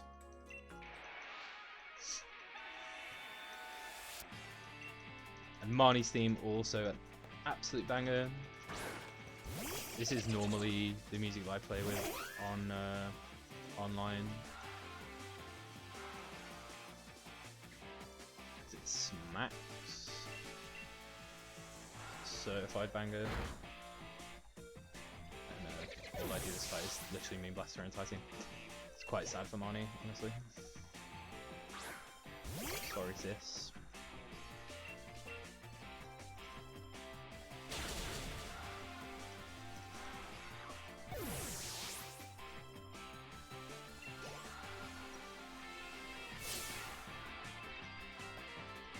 I also like Marnie because when you first talk to her, she says wicked, which is something I still say to this day because I'm an old man. Quick tag, hey. Don't waste my time, man. Get out of here, Multi-K. Look, think of that less as a really long B split and more of a really short Marnie split, that's all I'll say. Wow, I'm never beating that split. My summer best is gonna be crazy. I could manually alter my B split and drop a couple of minutes off to prevent that, which I might do at some point, but I'm not going to now. It is what it is.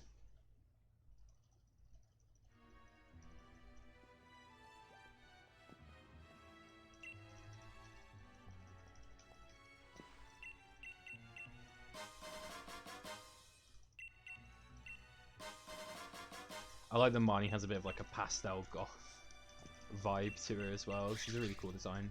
All of the character design in this game's dope, honestly. Like, I don't think that the gameplay of this game's phenomenal or anything, and I get a lot of people's complaints with it. I do think it's very easy to rag on this game, if Twitter's anything to go by. But the actual character designs are really cool. I really like that they gave the rivals and the gym trainers and the champion even just a ton of personality, and the character designs really, like, you can tell what the character is really supposed to be going for just from their designs, which I personally really like, because I don't know, like a bit of a character obsessive. Like, my favorite things in RPGs is always like the way the characters interact and character development and stuff like that. Same in like anime and all of that. So personally, I think that that's really dope. That really helped sell the game for me. I mean, I'm a big Pokemon fanatic. I'm always gonna get the game. But yeah, not to rag too much on Pokemon discourse, like all of that in my speedrun video. That's not too serious. Okay, this is interesting actually. Slight difference here from the regular run. We're just gonna catch all of these Pokemon to get through this, using these quick balls that we picked up earlier. And you do this in the Sobble run as well, but I've always routed catching Litwick, then Vulpix, then Litwick. Litwick's in the other patch of grass at the top there.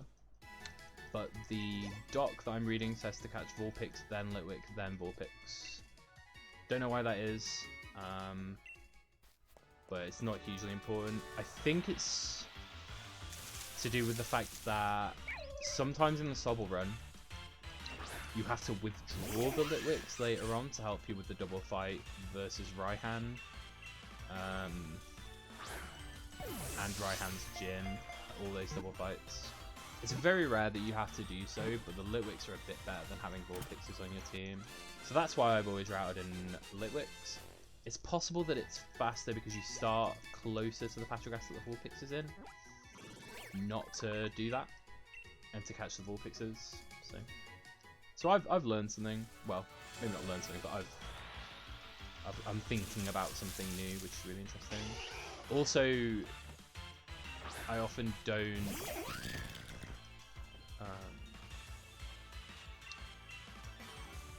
I get more watts and buy out as many quick balls as I can from the watt trader earlier on in the run during my regular run, and that normally means that I have some quick balls left over, and that's because I want to potentially catch something to, you know, prevent me from having to use the Litwicks against Raihan.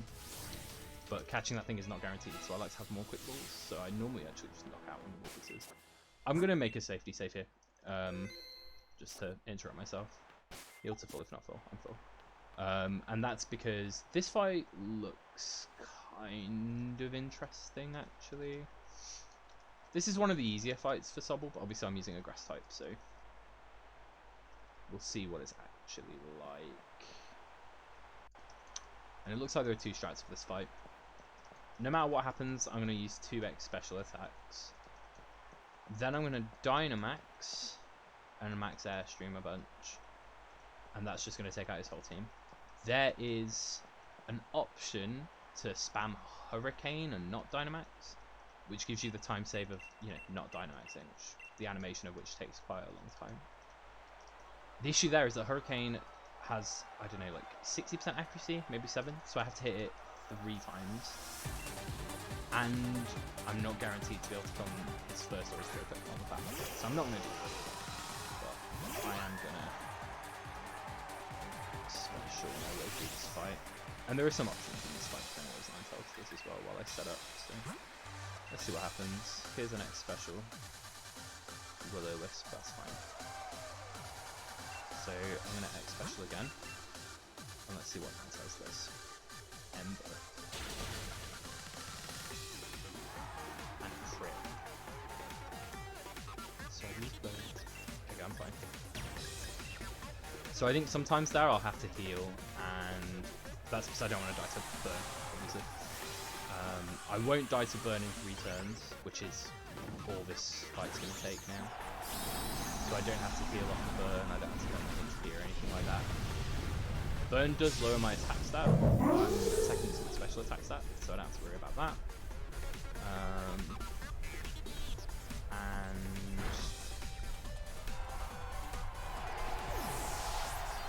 yeah, I mean, I just spam max. Oh god, I still have all this Pokemon with me. I still have max airstream.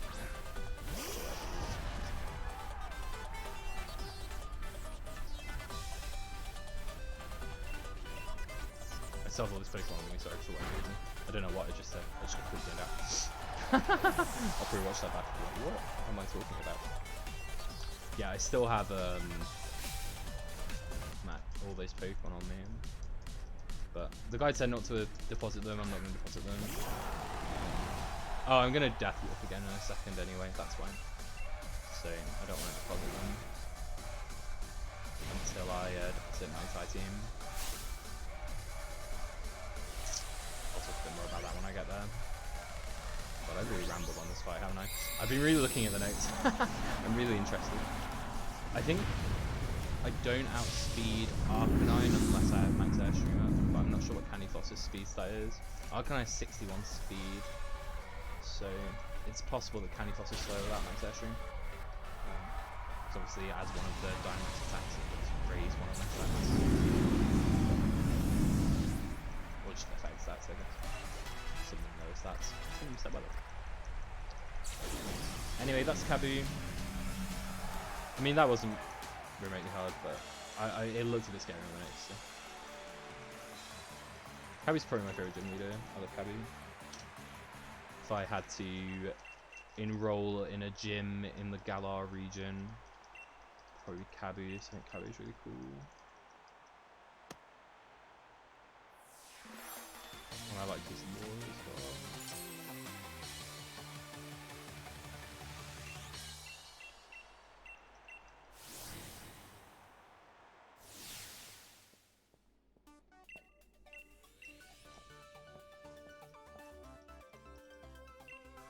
Load of mashing to do now.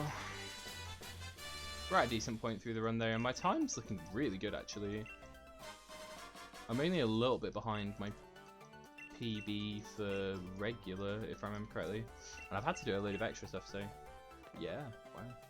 I'm impressed by this run. And this route. Not to jinx it. So load of mashing here as we go to head out of Motorstow, because the gym trainers all go to send us off.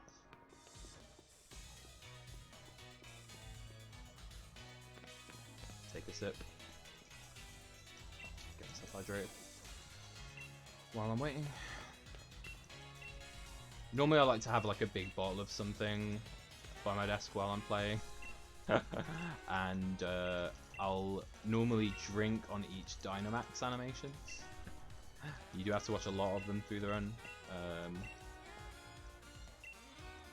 But that normally means that I need to pee by the end of the run.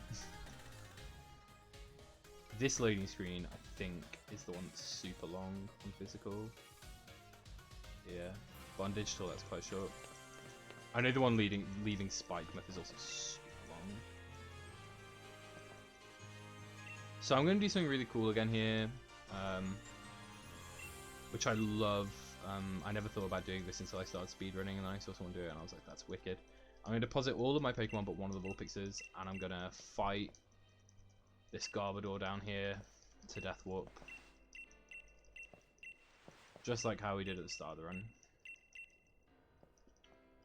Which is dope. Big fan. So let's go into my box. Whoa. My cursor was not where I expected it to be. And we're gonna... Oh, I didn't press Y a second time. Deposit everything. As they say. Oh, it's a Mudsdale. Right, okay. I'm used to Big Barbador. But I guess we changed the date to something different from what you used to.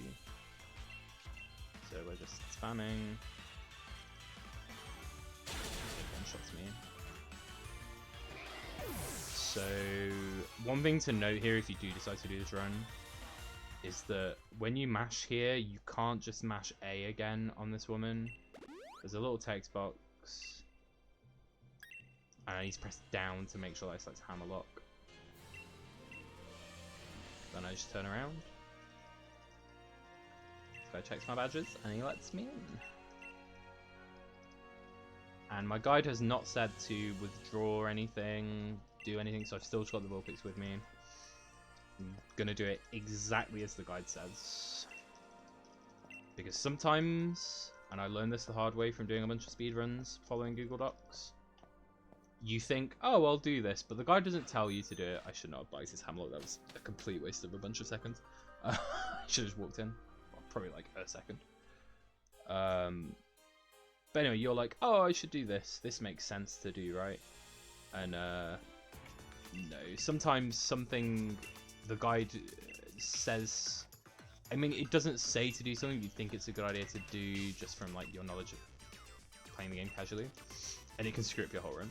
I've done it multiple times in a bunch of runs. One, I lost a Persona 5 run like 14 hours through. My first ever run of the game as well. It was very, very depressing. Okay.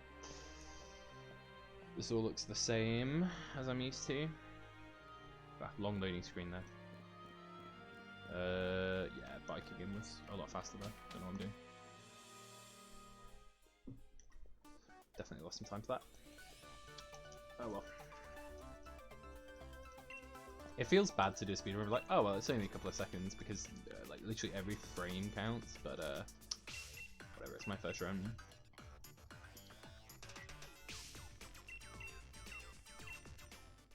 Just want to make sure I complete it more than anything else. So now I go to the Pokemon Center.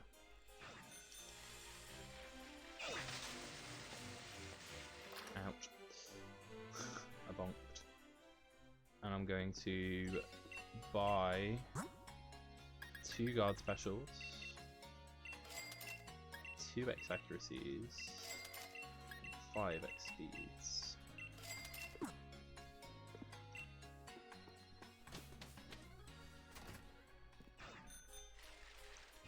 Now I got a little cutscene with Leon, and after a little bit of dialogue here, he asks me what's going on with Hop. And you've got to, well, you don't have to, but doing the second option there saves you a couple of text boxes. So now I'm going to withdraw Candyfloss and Ninetales. And Ninetales, interesting. And rare candy, Candyfloss. Candy for candy.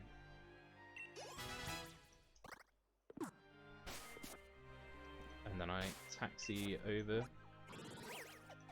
here. And now I've got to watch a bunch of other cutscenes with Raihan, who's another one of my favourite characters.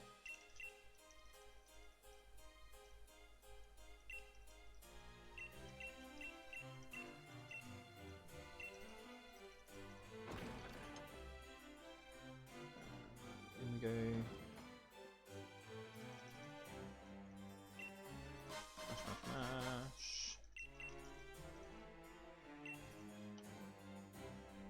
Not really sure why Raihan's like, go and look at this timeless architecture, but we have to do it.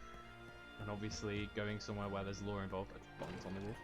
Going somewhere where there's lore involved means, yeah, she's here to give us a long and detailed explanation of like, what is this, like the bio tapestry or something.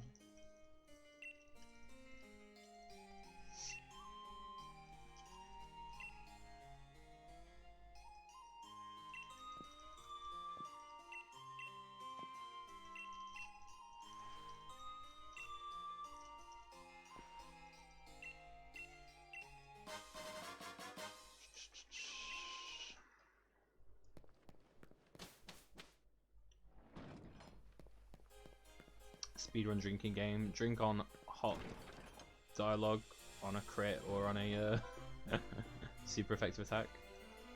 Drink on me bonking into a wall. Cool.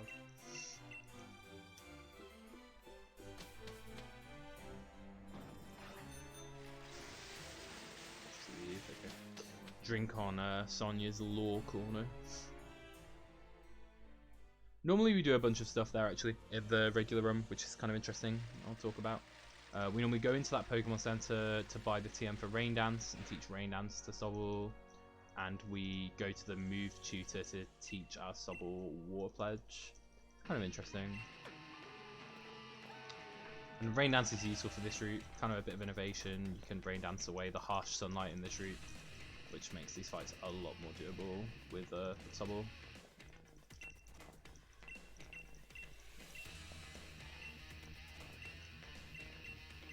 And again, mashing A there gets you the right option, saying like that you're not ready or whatever it is that you have to say there. If you hit the second option is very bad.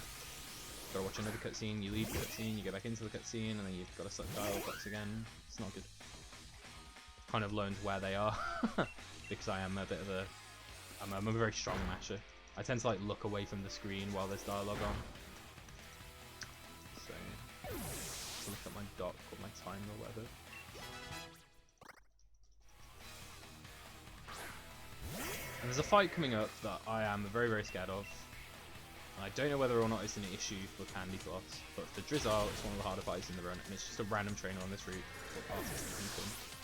And it's hard because he has a Coughing, which self-destructs, and a Sudowoodo, which rock slides. And yeah, the AI seems to really like self-destructing, and if you get self-destructed on, I mean, it can be run over, so I'm kind of dreading that. There's also a rare encounter in the grass here, Dog Trio, which has a Arena Trap, and that can be really annoying because the Dog Trio can be pretty hard to resolve to deal with. You have to Rain Dance and then Water Pledge. So.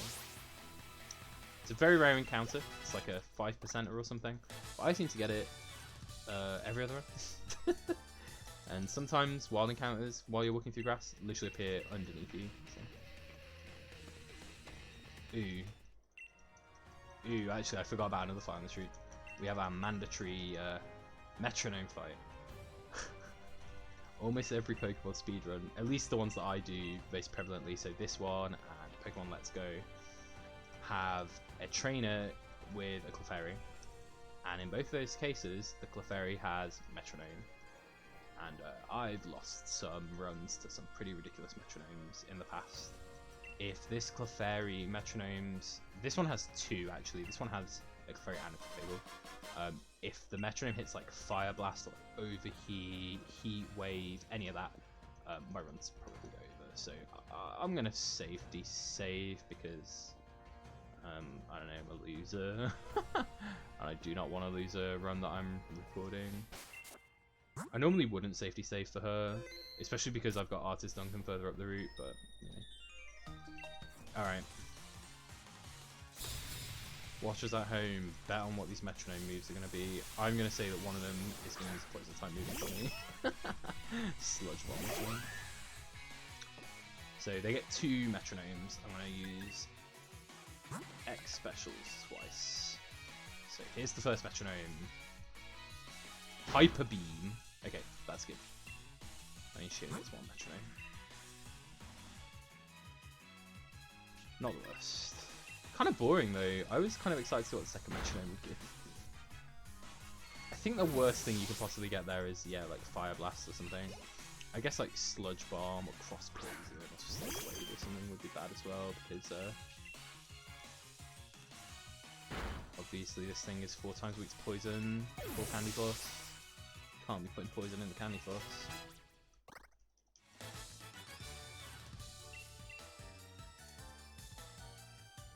Okay.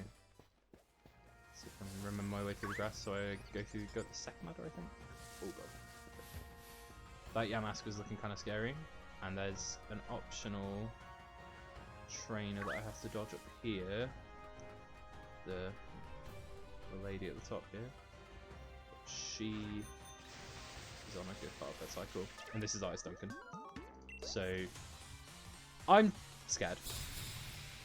But hopefully I have nothing to fear.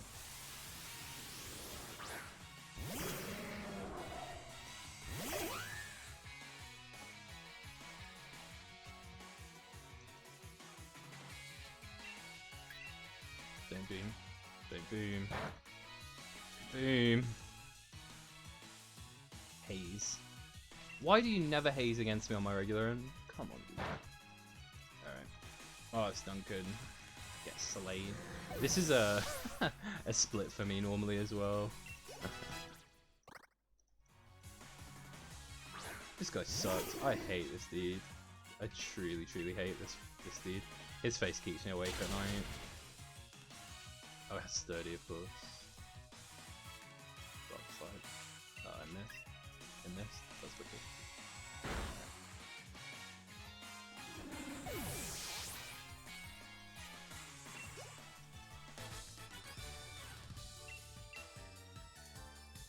And that's it. And in the regular run as well, we have to dodge that optional trainer and do some other stuff on that route, but we don't have to do that here. So we go back for a rare candy. So we're going to pick up these X specials.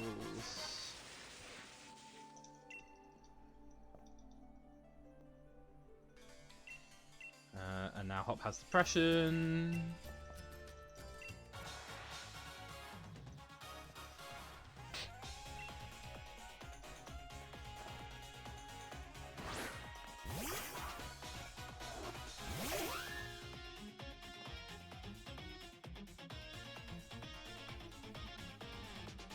So that's like special.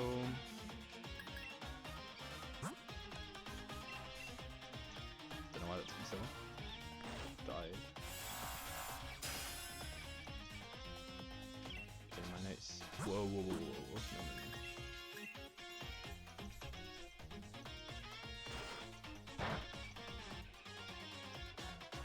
Oh, critted. I think it's fine. Fish on me.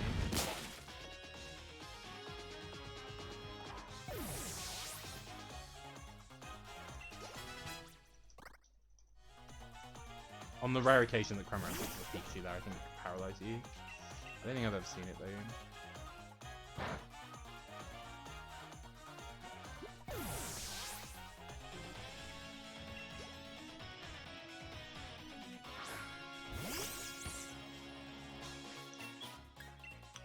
But I'm assuming I can get paralyzed from that because the notes specifically say use a cherry berry if you get paralyzed. Unfortunately, I already used my cherry berry, but I picked up some heal powders earlier, which are basically just full heals. They make your Pokemon hate you, but we don't really care what Candyfloss thinks it is, to be frank.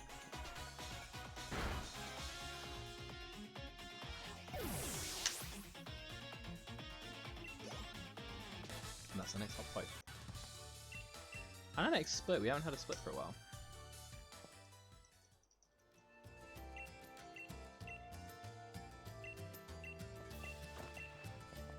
Come on, Hop, get out of here. Take the press ass out of here. Oh my god. I was hovering over start so I could hit the bite. She caught me. She caught me sleeping. Actually jumped scared by her. That's funny.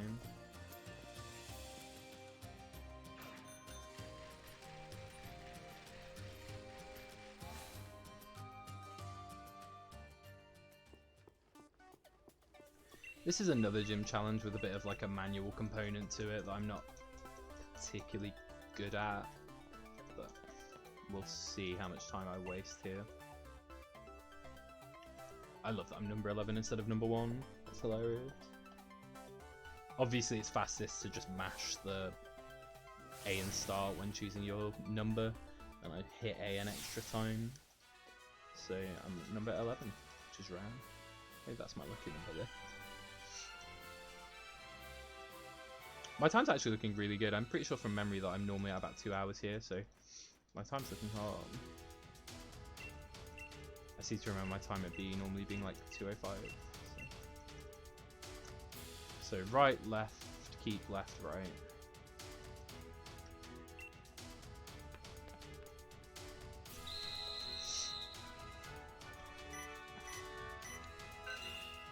So I drop it a little bit and then I go right. Okay, bad. Bad. Stop spinning. Stop. No. Okay, well. If I remember correctly, that's the hardest one. So interesting. And we have a range to hit here. So this dude has a Stuffle and a Beware. The Stuffle just gets stuffed by a Moonblast. The Beware, however, only goes down 12 out of 16 times. So we are 2 out of 3 to be able to one-shot the Beware here. Let's see what happens.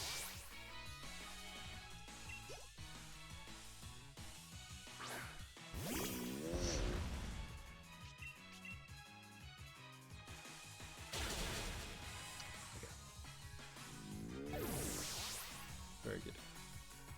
Lucky, I guess.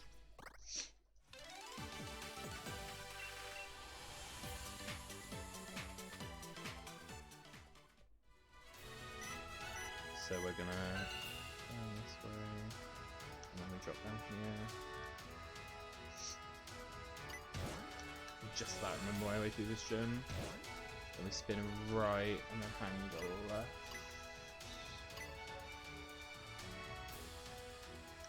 That was really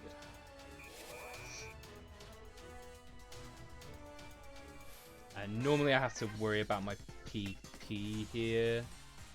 If I try and water pledge everything, sometimes this Farfetch'd and these Surfetch'd do like to detect. And you can run out of water pledge PP, which can be really annoying. It doesn't look like I'm going to have that trouble with Moonblast here.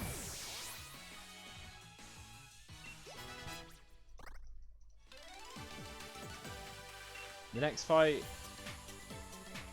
I can heal with less than 55 HP. Don't take any damage. The next fight, I can technically do in a couple of different ways.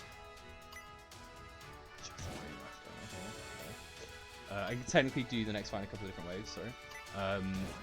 Both of this next dude's Pokemon have a 50% chance to go down in one hit. So I can try and save a turn by not using an X item, or I can just use an X item. I'm just gonna use an X item, I think. Yeah. I'm not very good with probabilities, but I think it's a 1 in 4 chance to be able to get this perfect. So I'll just X item my local fight.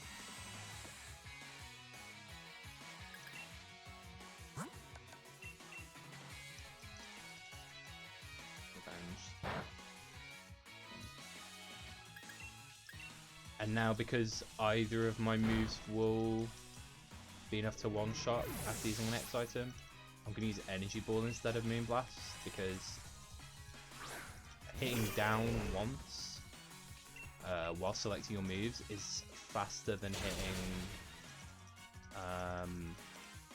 having the text box pop up that says it's super effective twice. At least I imagine that's the reasoning why. I don't actually know, the notes don't say, but that's what my brain tells me. My huge wrinkly brain. Actually have a perfectly smooth brain. Fully reflective. And this B fight doesn't look too hard. Looks like I'm just going to have to be aware of how much damage that I can take from her Hypnontop, which does have a priority move, and make sure that I play accordingly. That's fine. So I'm going to lead off with the next special.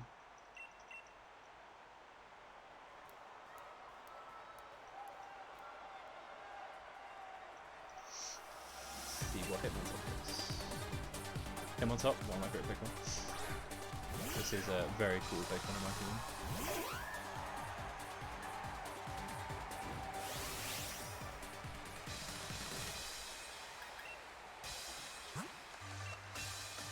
So here's X special number 1. Counter. So So we're going to get the second X special off, and that should mean that the fight is okay. I'm going to Giga Drain this first thing for safety. Technically I could just Energy Ball it, but I'm just going to make sure I can't get crit by a priority move from the next Pokemon. I don't know why we still have the Ninetales with us. That's strange, but the guides told me not to, unless I've missed it, and I'm just going to keep Ninetales with me and waste a load of time. But, you know, the guides told me not to deposit it. I'm not going to deposit it. I'm very scared. I need it for something. That it's sat there for a reason, and I'm going to follow the guides. This is the Surf Etcher likes to use Detect and waste your time. There it is. Very annoying, but it is what it is. At least I'm not worried about PP stalling or anything.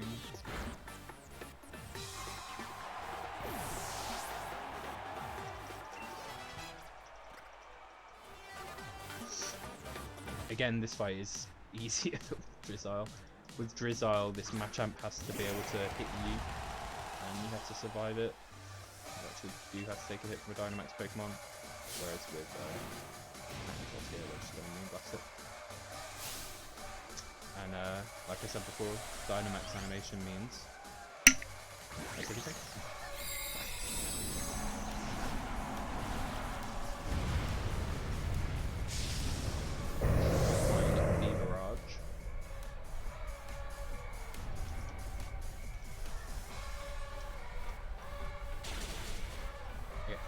It's still a bit scary, especially because I'm not familiar with the route or anything, to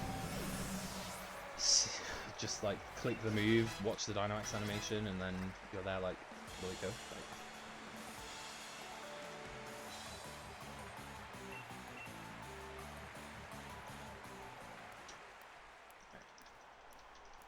just remember to hit our split button. So the game's kind of got an... We've come pretty far already. Earlier on, when I was talking about how the run starts out really slow, it really does pick up after Milo. Once you get past Milo, that's always kind of like the point at which I consider whether or not I'm gonna continue a run. Like, Milo can kill runs with the regular route, so that's kind of like the rite of passage almost. Now we got some dialogue, and bead stands. I hope you're shuddering with anticipation, looking at the timer there, seeing there's a bead fight coming. That's coming very soon. Get ready to jam.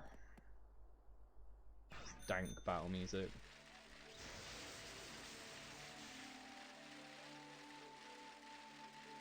My pathing up that was really rough, but I tend to always hit the guy at the bottom of the stairs there.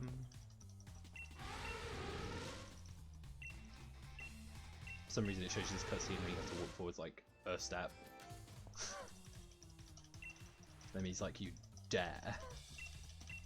Here's the beat fight. And it looks like there's a little bit of RNG in this fight, so I'm going to lead off with the next special. His duration either uses Reflect or Light Screen. Maybe it does something else actually, but I'm pretty sure it always uses Reflect or Light Screen. We want it to use Reflect, so let's see what happens. Okay, no problem. If this thing would have used Light Screen, I'm not guaranteed to be able to knock out Beads, Hatchrim, and Gothorita in one hit, which can be really annoying. But because it only used Reflect, which raises physical defense, I don't have to worry about it. And these are ranged at +4 as well. So if it uses Light Screen, I'm going to use another X special, and I'm still not guaranteed to knock out. So I guess that speaks to the power of Light Screen, really. So I'm glad that we avoided that little bit of RNG. I don't really know what his AI is like. I'm pretty sure it has moves other than Reflect and Light Screen, but I'm pretty sure it sets them both up before it starts attacking. So that's probably a 50-50. So I don't think I've ever seen it Light Screen. It doesn't matter if it Light Screens in the regular run, so I've never really paid much attention. So maybe it normally does Light Screen. I feel like it was lucky. say goodbye to the bead fight music for a while now. The saddest part of the run. Oh god. Okay, so in the Glimwood Tangle there's a double battle. I'm gonna cheat here, I think. In the Glimwood Tangle there's a double battle. We have to bike around a route to avoid that. I don't know what that route is because I'm used to only having one Pokemon in it, and I'm used to just walking past the double battle. It's probably a slight time loss, but I'm going to deposit Ninetales and then withdraw it again when I get to Glimwood Tangle. Sorry whoever wrote the guide. BROTATO, I'm so sorry, I don't know the way through Glimwood Tangle. I've only been through there once, so I do not want to trigger that double fight because I don't know what it entails. And one of my Pokemon's like a random Ninetales, so... yeah, I'm going to do that. Oh god. This screw at black and I was like, cool, I'll be able to ride off again, but no, I remember Sonia's Law Corner. Come on. What does this tell us about Galar's Legends? I don't know, dude.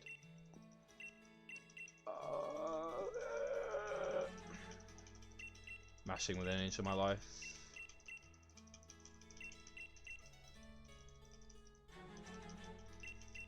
This game will give me an RSI.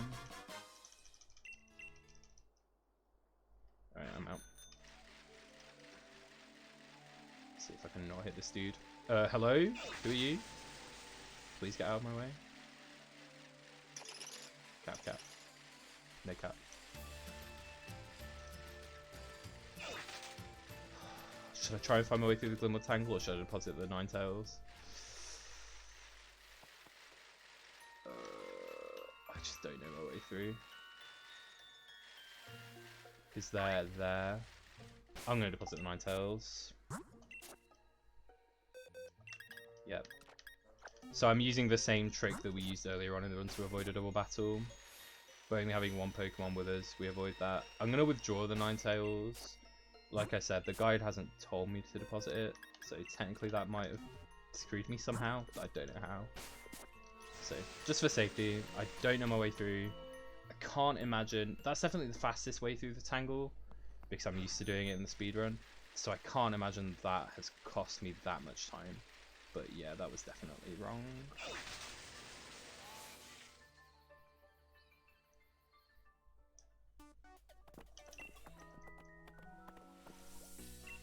Oh my god, I looked ahead of the notes, we're in for a treat. Goodness.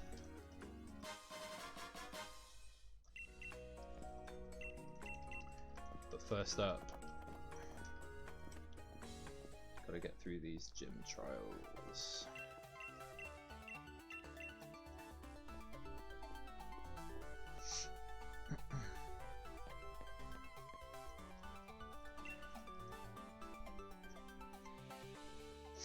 Should you say on us? I've never actually really paid that much attention to the dialogue, so I'm used to blitzing through it. Should you say we look good? No, really. I'm so used to picking the brown haired character, I decided that I'd mix things up, pick the blonde haired character. Because I wanted to call myself Candyfloss, and you know, this little blonde dude, it looks like his name could be Candyfloss. I like that about it. There we go. He also looks a bit more like Candyfloss.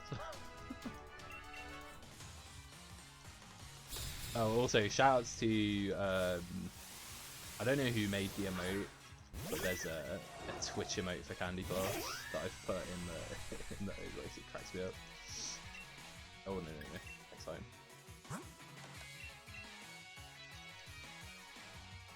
Candyfloss, the absolute icon. So you can pick either of these options, they're both fairy type weaknesses. Some of these quizzes, it doesn't matter what you pick. Oh god, no, stop. This fight was really bad. But sometimes you do want to pick certain answers.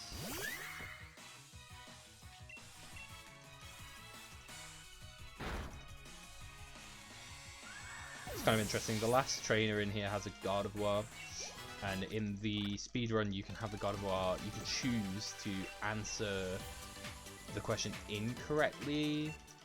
This is in the Ninetales run, sorry. You can choose to answer the question incorrectly so that your special defense is dropped, so the God of War knocks you into torrent. You have to be very careful in doing so, because sometimes you'll just die to using your special defense IVs. I haven't put any IVs up on the screen, because I don't think I need to know them.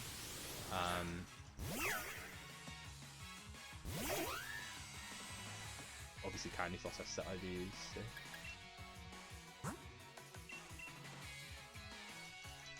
And this next constable, it doesn't do anything obviously. This quiz answer is really interesting. I can answer either because I still outspeed, because that's what this answering incorrectly gives me there. It gives me a speed drop. But I still outspeed Swirlix on her next Pokemon, which is Aromatisse, so I'm just going to mash through it, pick the top option because that's fastest. So technically also this slow because it makes you slow. And this is a range. It's 2 out of 3 times that kills, but sometimes it won't. Nothing bad happens if it doesn't kill, apart from me wasting a few seconds, so that's not like game breaking or anything. But, yeah. Good that I got it. And the next trainer. Stuff can go a little bit wrong. This next Pokemon can have can confuse Ryu.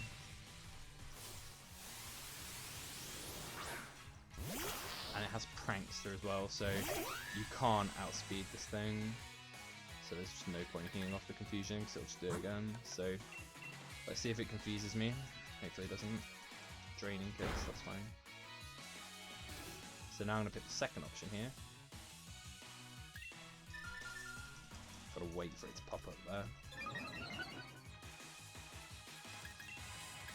Now Giga Drain to make sure that this next thing doesn't kill me. Thankfully it did not confuse me, so that's fine. It looks like it's flatter the thing has, sorry, not confusion ray. Confuse ray. It looks like this is a range to kill with Energy Ball, although it's a very, very good range.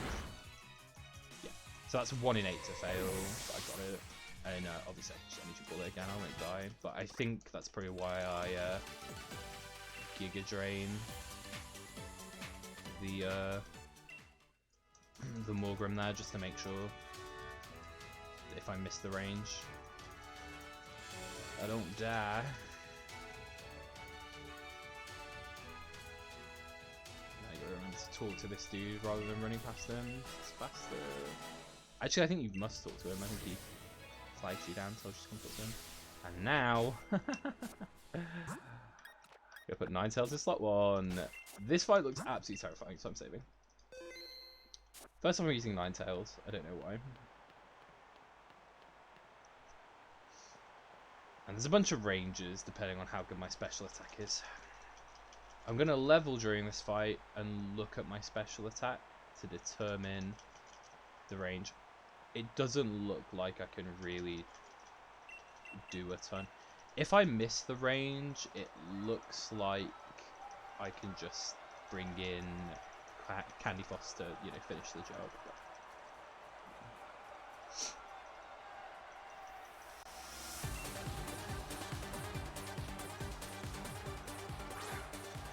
So I'm gonna plot.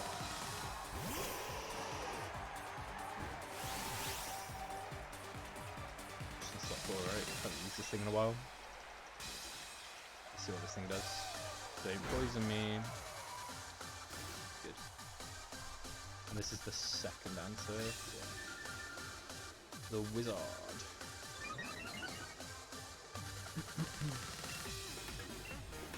Flamethrower you.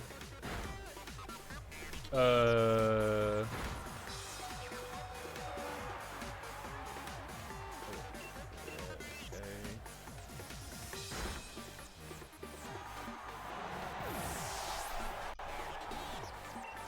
That's bad.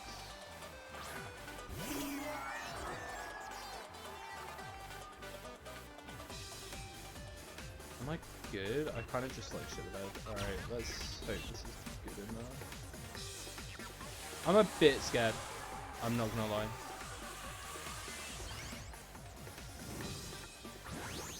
The guide said to plot twice if you have a bad range on the Togekiss kissing the Alcremie.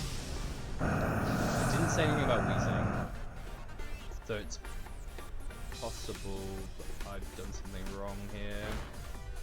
Oh Jesus. Oh god. Oh dear, oh dear, oh dear, oh dear, oh dear. Okay, I safety save. I'm gonna see if I can get through that fight. There's a Mawile.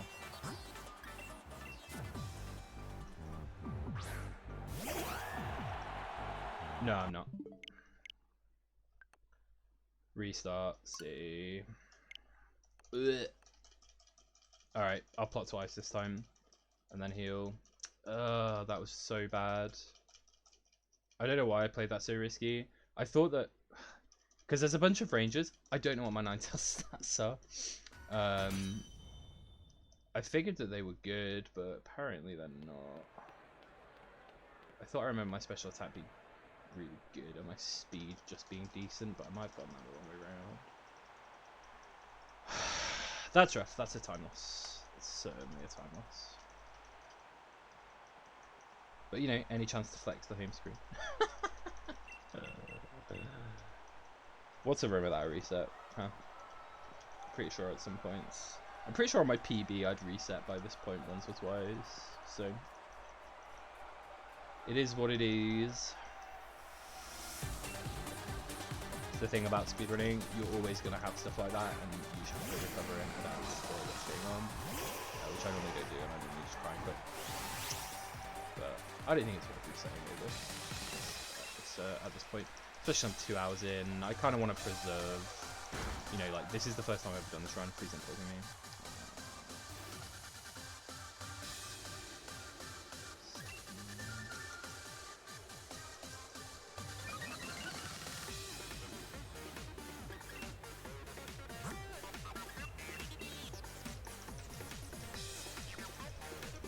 Stop slowing me, please.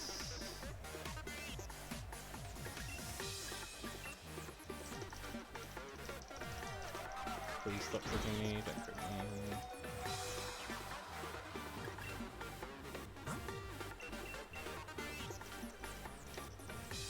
Alright.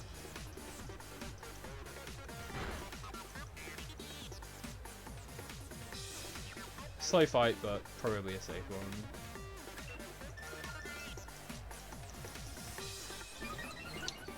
Yeah, definitely a big time loss here. But, oh my god, do not go in the bag. We do not require the bag currently. But yeah, this should be safe. I mean,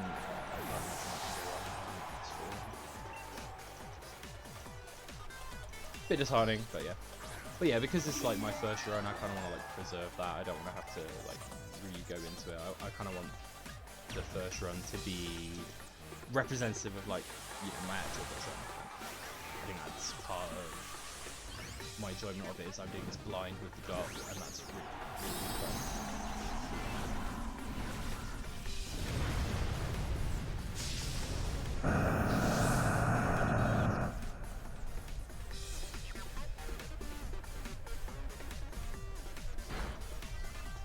It still didn't kill? Are you joking? Don't kill me. Do I have to heal? Oh my god. Oh my god. Okay. I'm in sun. I take 12 poison damage. Didn't actually check. Jesus, I might have been supposed to heal there. Yeah, I'm fine. And now I heal. Because I can't die to poison. This is rough. This fight has been a roller coaster. Oh my god. Alright. Hopefully Mal doesn't have like Earthquake or something. Crunch.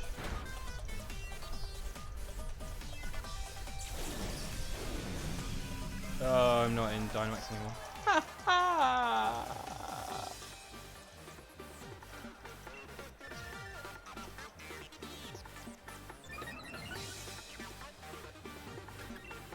Honestly.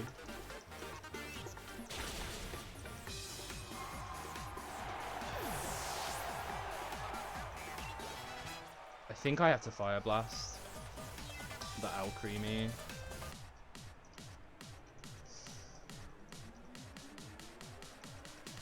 At this point as well. And I think Fire Blast is 80% to it. It might be 70%. So we're praying, and we have to watch the whole Dynamax animation before that happens, so yeah, this fight's rough.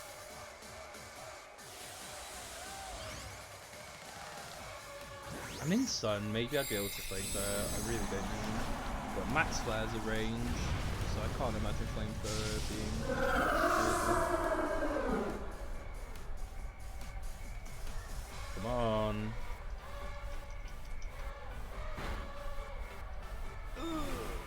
That's fine though. It wastes time, but Candyfloss just gets to come in and energy ball. There's no way Candyfloss is slower than this thing. Oh, or it just heals.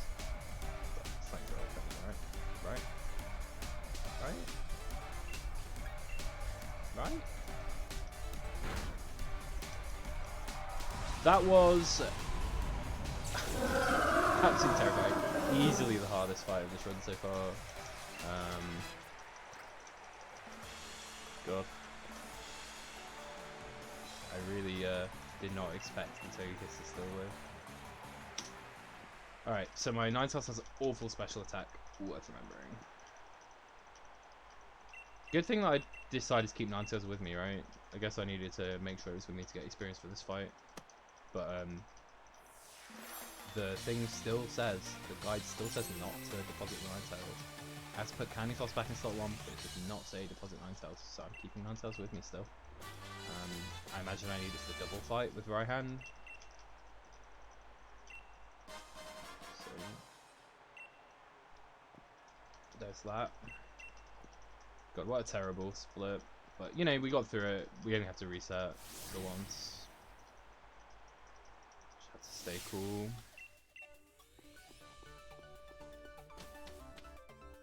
And now Opal's gonna offer us a lift to wherever she's going.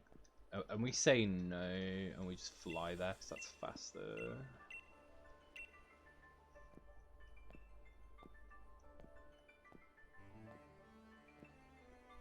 So we got some stuff to do. We gotta put Candyfloss back in slot 1, and then we're gonna fly to Hammerlock. On those flying taxi screens, by the way, hitting Y automatically centers. Oh, I went into the center. Waste. Oh my god. It's all falling apart now. Hitting Y on those screens automatically takes you to where the flag is. Which is pretty sweet. Now we get the scene where Bead goes, Opal goes beast mode. Bead mode, I guess.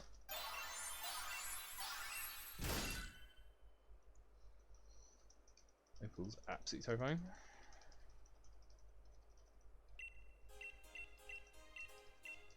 Again, one of the harder fights in the run for Subtle coming up, and that's the next hop fight, because his lead Pokemon, Trevenant, is really annoying to get through.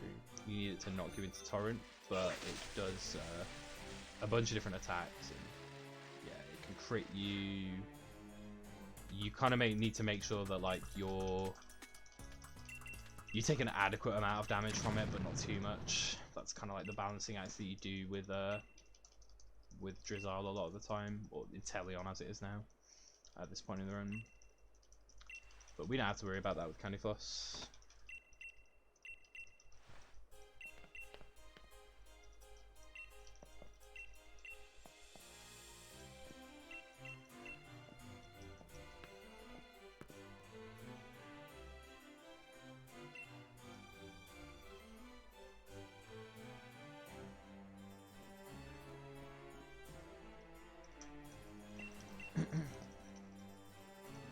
Hop's still got depression. That's new.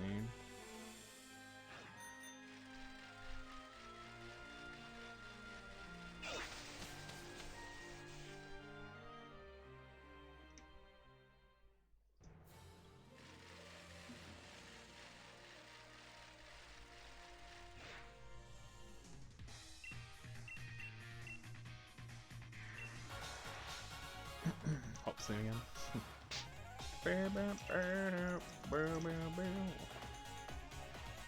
Violently smacks that ball.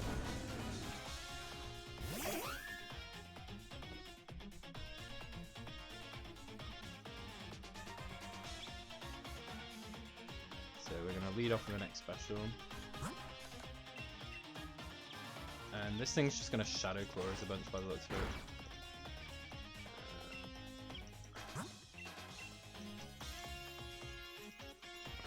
Second one. And we're good. I think it can still crit us here, and we're fine.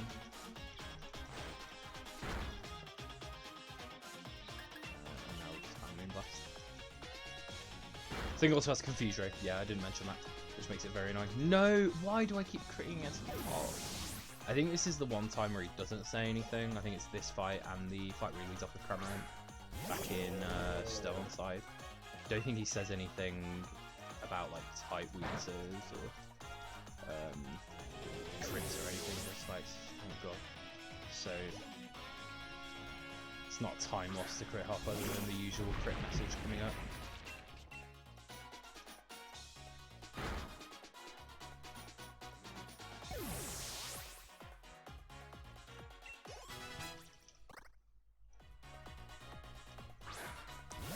Candyfloss is dope. I really like this run. This run's giving me a new appreciation for this Pokemon.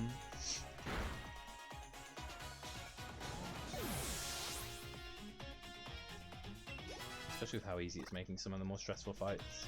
But I will say that Opal fight was rough. It was rough. It was struggleless.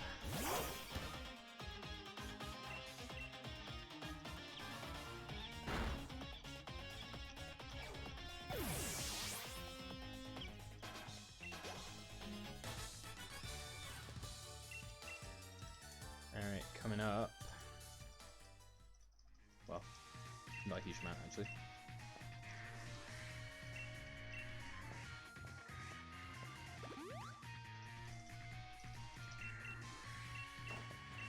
Oh, I didn't hit my split. There is a trainer here that I sometimes hit, this dude. But I'm gonna hug this wall. Can he see me? Oh my god, she's gonna hit me. Hold on. Hold on. I think if I hug this wall, he can't see me. Yeah. Alright. I tried very, very, very hard to hit an optional trainer there, but I didn't do it. And I'm proud of me. So, this is the route that I was talking about earlier, where I like to save some quick balls on the regular run in order to catch myself a Pokemon, either a Cornyard or a Togedemaru. Normally Cornyard. And the reason for that is for the right-hand double battles, but actually that was nice, actually. Oh, I need to have Hurricane in this thing. Okay, that's 70% to hit, so. Oh, and there's a range in this fight? Wow.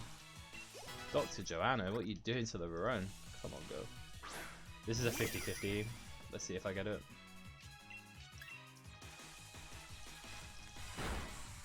Yeah, wicked. Yeah, that's a 50-50. But we got it. So, no worries. I don't think anything bad happens if I miss it. I just waste a bit of time as I have to shoot it again. So, now I've got to grab these X defenses, which I'm used to getting, but there's a pixie plate on this route somewhere that I have to grab. I think I know where that is, judging by the screenshot that's in the dock. But we'll see what happens. It's down where that Phalanx is spawning over there, look. This route's really annoying to get through because, first off, you've got to climb up and down these ladders all the time. But there are girders and boulders which seem to spawn all over this route. And they just get in the way. Like, they take up so much space. Okay, this is... Hello? This is where the pixie plate is. I ran headfirst into a Reflect. Okay. Oh god, this thing might... No, sure not. Saying this thing might outspeed me, but I think they're like 35 on this route. 40. There is an optional up here which I find quite hard to... What I was saying about girders. There's an optional up here that I find quite hard to dodge. But I've gone through the route so slowly that he's probably turned. He wanders around, and my route for my method of dodging him normally is to hug that rock and wait for him to move. It's just a bit scary. I'm a bit scared about my hitbox on the bike. But he does move there, look. And now I've got to... Oh, I always do that. I hit the phalanx. I was going to say, now I've got to make sure that this phalanx doesn't hit me, but there it is. So I've got 3 encounters on this route. Oh, bad. Alright. Now we just go off the top of the route.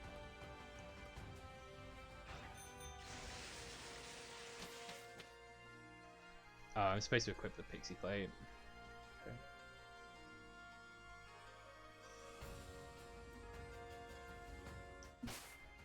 Let's do that.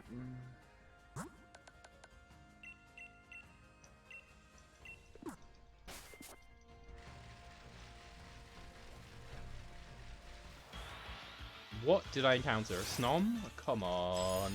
I can't see that in the grass, dude. I'm playing on a tiny little monitor. 4 optional wild Pokemon that I fought now. Jeez. I gotta hook the top of the route here to dodge this man. And for some reason you hop off your bike when you enter there as it loads in, which is a bit annoying. Coming up to where the run's really gonna go to pot, and that's the Gaudy Gym Trial. I hate this gym trial. I hate it. I truly hate it. And I've got to do something as well in this gym trial, which I'm not very good at doing, which is skipping a trainer. And I'll explain it when I get there, but you can skip I mean, obviously what's intended to be a mandatory trainer in this gym trial, which is really cool. A little bit of tech that was going around Twitter. And I'm just gonna hope that I get it, honestly, because I'm absolutely terrible at it.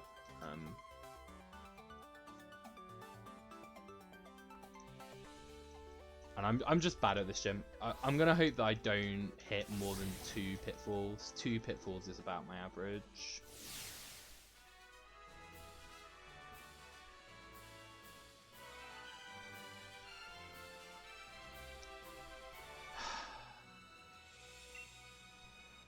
So the whole point of the gym is that there are pitfalls everywhere, and we have like trap detectors to try and avoid them.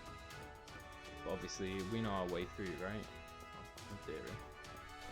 So this platform, if I step on it, I don't think that's close enough. I set that as a checkpoint so that if I drop here, no, ain't close enough. I return to the platform and I skip the trainer. It's worth going for. Even if I'm very bad at it, that has to be close enough. Yeah. So, cool little skip there. Lets me avoid a trainer. I should really practice this gym. I really should set up a save state. Or, I guess just a save file. Just before this gym. But I just never have, for whatever reason. And I'm terrible at it, so I should practice this before I do more speedruns, really.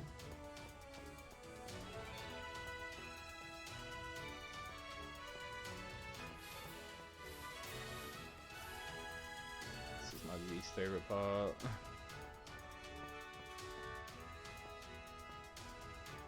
Because I've got to avoid this dude. Go up for this rock right here. The map that's in the dock is really, really good. It's a bit better than the map that I drew for myself, actually. So that's really useful. Again, shout outs to the guy who wrote the stock, BROTATO, or rather the person who wrote the stock, I guess. Because yeah, this map is very, very useful. If you hug the right hand part here, you'll see that there's a trainer there because the camera zooms like that dramatically. But you do get to skip them, I'm not too far over. Again, it looks like that trainer can hit us, but she can't.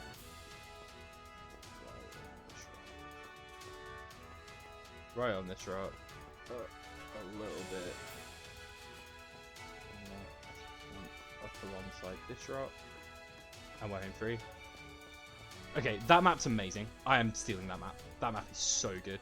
I hit no intentional pitfalls. None. Apart from the one that you have to hit, obviously. Although I hit it twice because I failed to skip. So that's probably the best that I've done the Gordy gym, but I did do it a little safer than usual. I did kind of take my time.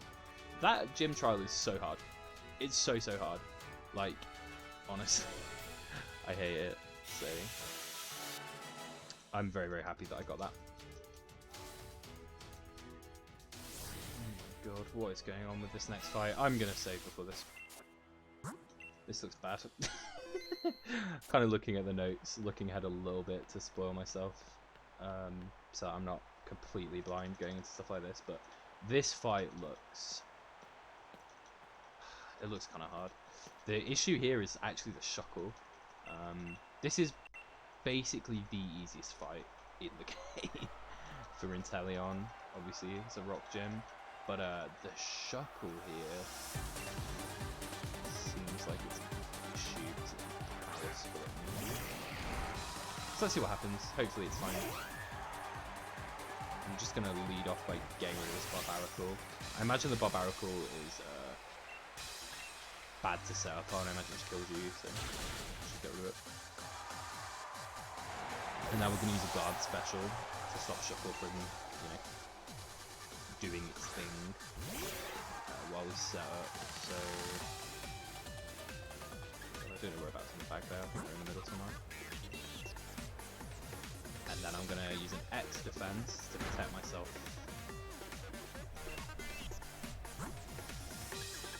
Because I need, apparently, by the looks of it, I need to take a hit from Colossal, which is going to be scary. But I'm happy if it's fence to the bottom of my bag, I push it down there, bit of time waste. I'm happy if the Shuckle just wants to eat the attacks on me rather than power split. Scavenger, wicked.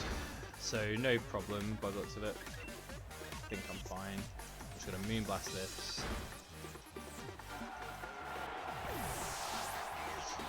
And if I'm below 75 HP, I'm apparently supposed to Giga Drain the Stonjourner. I'm not, so I'm just going to Moonblast it. It's anything going.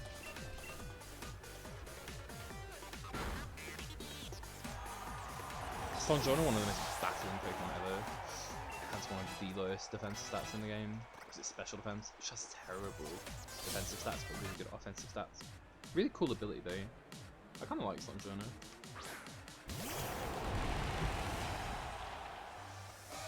And now I can Energy Ball twice to get rid of this thing. But I do need to take a hit from it. But apparently I'm fine to do so.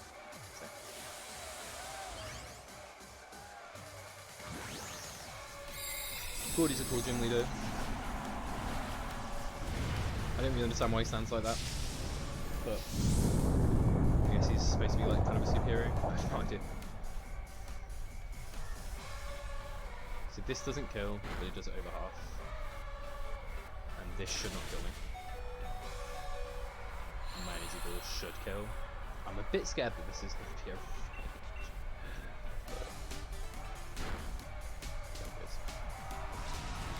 Gordy fight. Yeah, apparently this Shuckle has power split, so that can screw you over. But I didn't use it, so.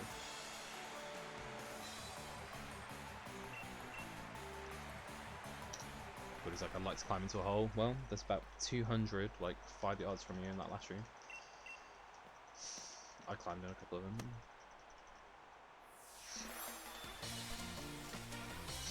I feel like I should apologise at some point for mashing so aggressively. Or at least mashing like when there's no text up on the screen.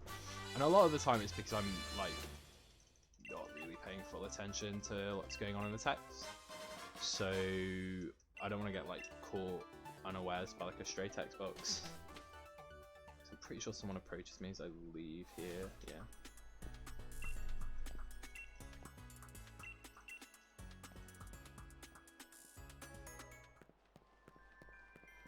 Should bike the restaurant.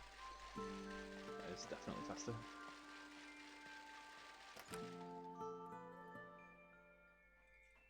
I like that Sonya tells us the name of the restaurant as if we could ever possibly read the sign.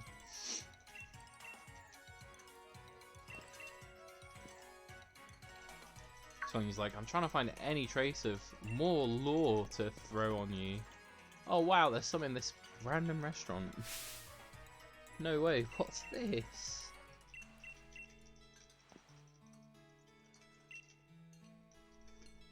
So absurd.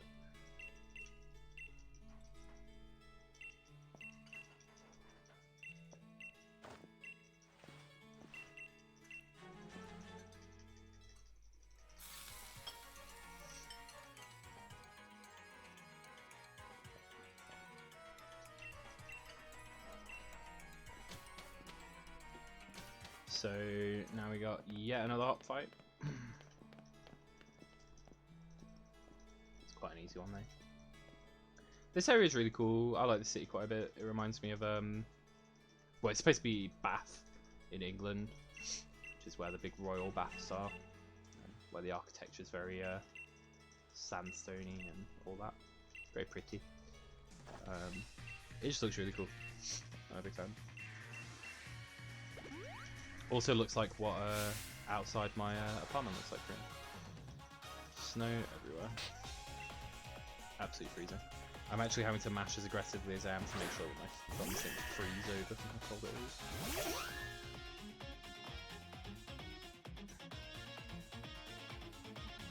No, Hop's happy again. That means if I crit him, he'll probably stay to me. Because I'll definitely crit him. Crit him every fight, I think. Takedown. But it missed. Wicked. So, X special again. And hope that he misses with takedown. Or uses like defense skill. Yes! You never learn, Hop. You never learn. So we set up our last X special. Hop growled. And now we just move blast our way through the rest of the fight. And we take Hop's last Pokemon as an opportunity to heal up using Giga Drain. Heal from all of this hail damage that we're taking. Pardon me.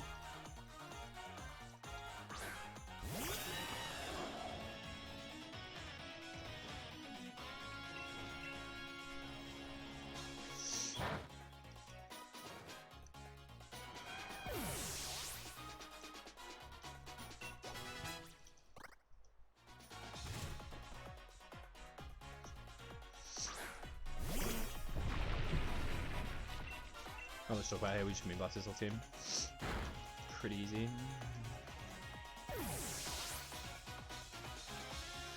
This fight's very easy as Inteleon as well. There is a little bit of room for choice on it though. You can choose to try and get Noctid's Torrent to make the fight upkilling as Marnie a bit easier. Well, faster, I guess. Makes the fight a bit harder if anything. But we're actually going to take a chance to heal instead of take additional damage.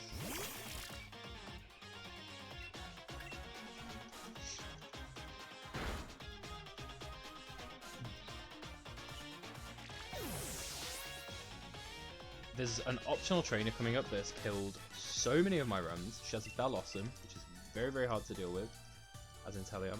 You have to X item hope that she misses.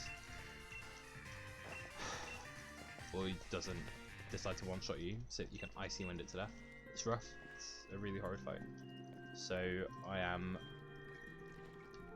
very much hoping that I do not have that fight.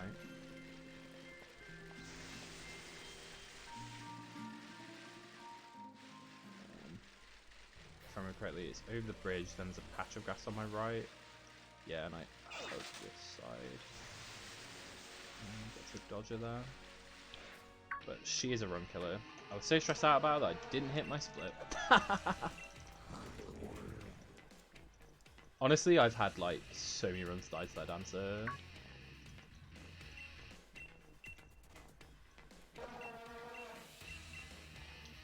Interestingly as well, well, not this fight, I'm just going to click Moonblast twice, but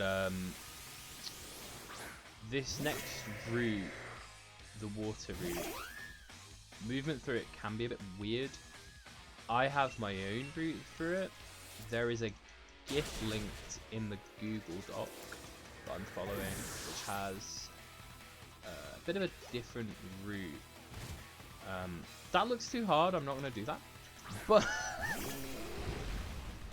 but it looks a little bit faster. I don't know, maybe my route's faster. You have to dip in and out of the water, which just costs you some time. Dip bullet punching, that's right.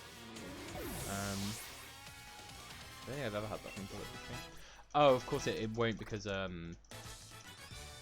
these guys will have AI probably, so it's going to use the move that's super effective, which is bullet punch, whereas bullet punching is not very effective against Inteleon, which is what I'm used to running through this area with.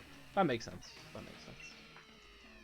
Anyway, my movement through this next area gonna differ from what you see if you decide to look at the Google Doc, which I really encourage you to do, and show this guy some love.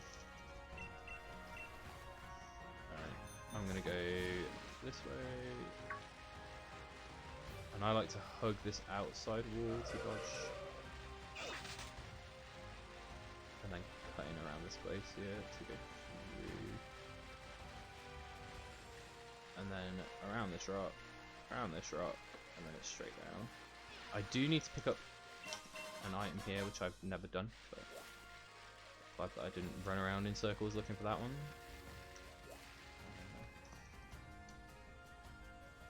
Some of these encounters can be really annoying in this area. So Bergmite randomly is quite big, and you have to go through a pretty narrow patch of grass to get to Marnie here.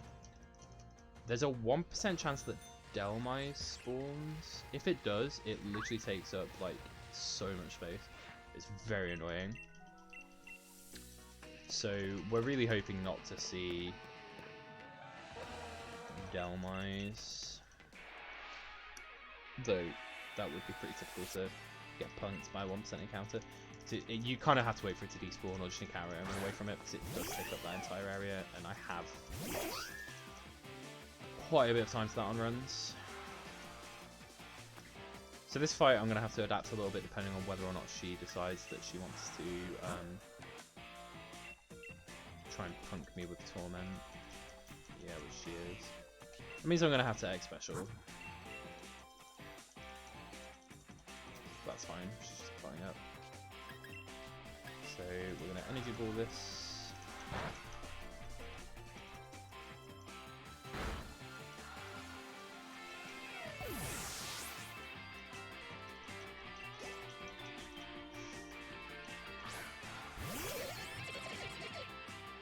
Moon blast this thing. And if I'm at +2 here, I'm gonna struggle to hit the Scrappy. I would either have to go for hitting a Hurricane, or bust really. But because I'm +4 because I use 2 X specials, I get to energy ball it down. And that's because the Life Pod tormented me, and Torment prevents me from using the same move twice in a row. So pretty annoying, but it is what it is. And now I'm going to Giga Drain this thing to get some health back to make the next area easier. For some reason you don't get a free heal after this. It's quite surprising, you get free heals constantly in this game. But no free heal here. So, but we take free heals in the form of Giga Drain.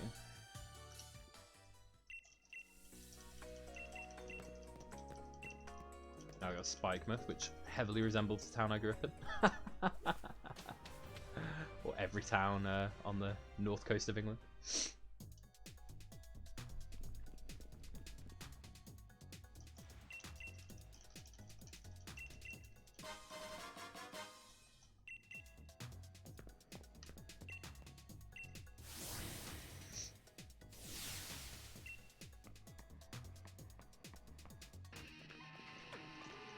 Bunch of pretty easy fights here. I'm just gonna Moonblast my way through this whole gym. There is a mandatory double fight in this gym, actually. I had not considered that, so that's probably another reason why I started this Ninetales with me. See, it all makes sense. It all makes sense. I like that as I'm playing through the route, I'm kind of like figuring out the reasoning behind some of the choices made in Rally. That's really cool to me. as someone who really does enjoy doing, you know, routing, whatever you want to call it, figuring out people's reasons for why they tell you to do certain things is really cool. So here I can't just fight these guys. I have to hit this invisible wall by Mr. Mime and run back. And the same gag comes up later on in the gym as well.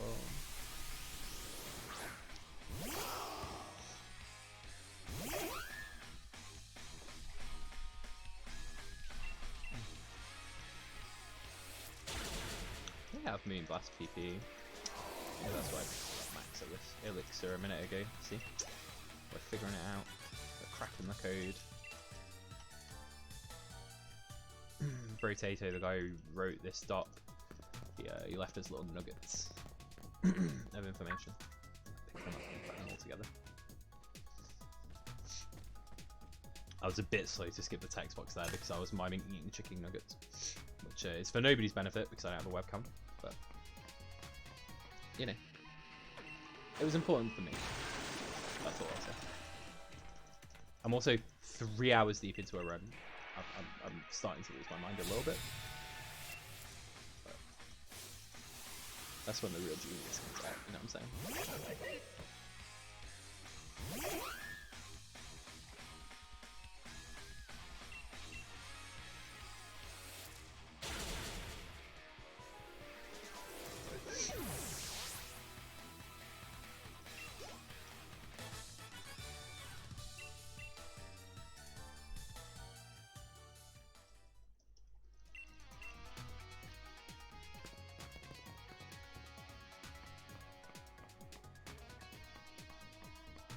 It's also a thing, I don't normally listen to the game audio while I run this game.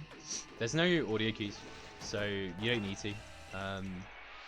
I've decided to here, mostly so I can record it, so that you guys get the game audio. But I normally listen to, I don't know, like K-pop. There's something really upbeat. Oh, I think that's pressure. Dude, the PP of Moon Blast is in peril.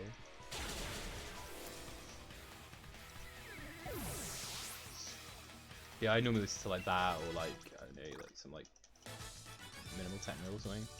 Just something like it's pretty constant and you can blast in the background, kind of get hyped too.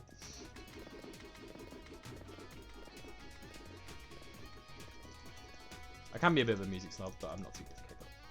No, it's undeniable. There's no choice but to stand. Oh my god, I ran into the wall because I was too busy thinking about K-pop. I like seeing of these guys. I like K-pop stands on Twitter, and Marnie's like a member of BTS or something. If you come for her, you'll regret it.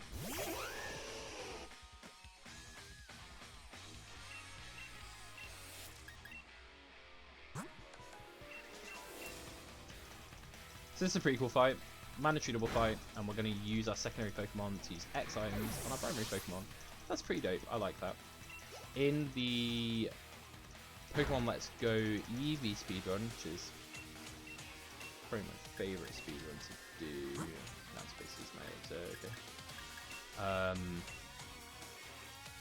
In that speedrun, there's a fight where we use our alt main to actually attack. So, well, not really our alt main, but another Pokemon we have to actually attack. So, the first turn we use an X-Time on that one, and then the next time we use an X-Time on our main, we'll be using that Pokemon.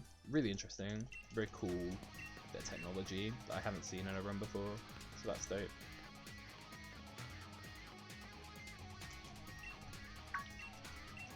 Shut you up.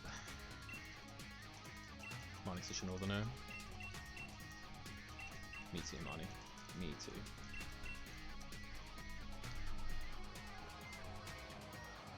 Bit of a cutscene here as we have Piers jamming out. Oh my god, I bonked on everything. Blech.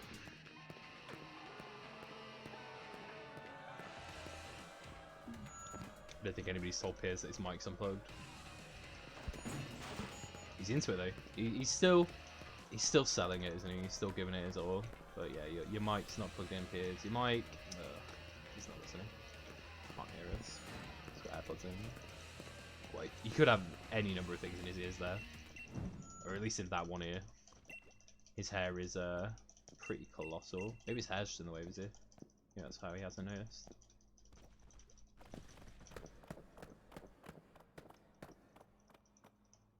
I have no idea how they came up with the design of Piers' hair.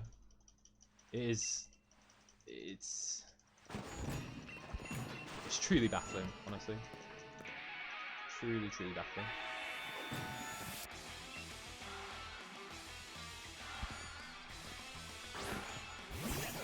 Alright, so this Scrafty seems to only ever use Fake Out on turn 1, which is good for us. We take the turn 2 the next time.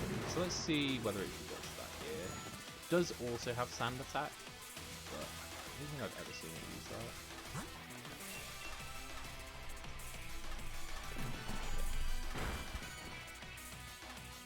And because his Pokemon are all Dark type, they do not have much of a chance. All I have to do is use one X item and then Moonblast sweeps, which is his whole team. Sad for him.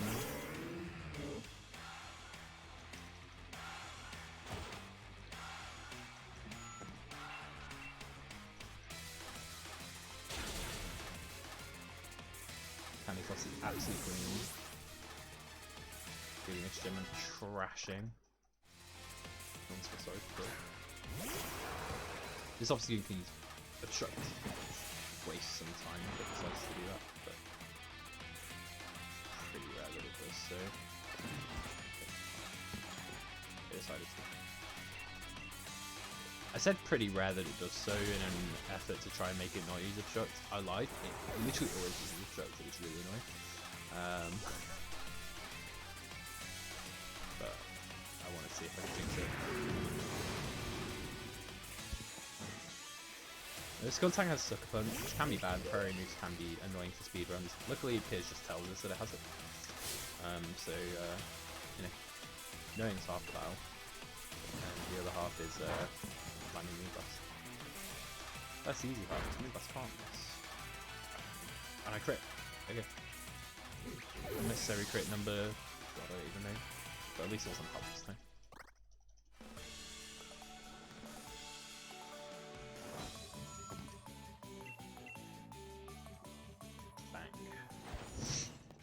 That was pretty good, apart from me bonking a couple of times into, I don't know, like what, traffic cones? Why do we need traffic cones? There's no cars. You couldn't fit a car through any of the roads in Spikeman. There's nowhere to park a car, despite there being all these garages. Like, how do you get a car there? What's going on here? I'd like to have a word with the city planner of Spikeman, please. Maybe that's why Spikeman has kind of been ran into the ground. I will say though, Spikeman looks cool as hell. He has like some kind of like outdoor basketball arena, music venue thing. It's rad. I would absolutely hang out in Spikeman.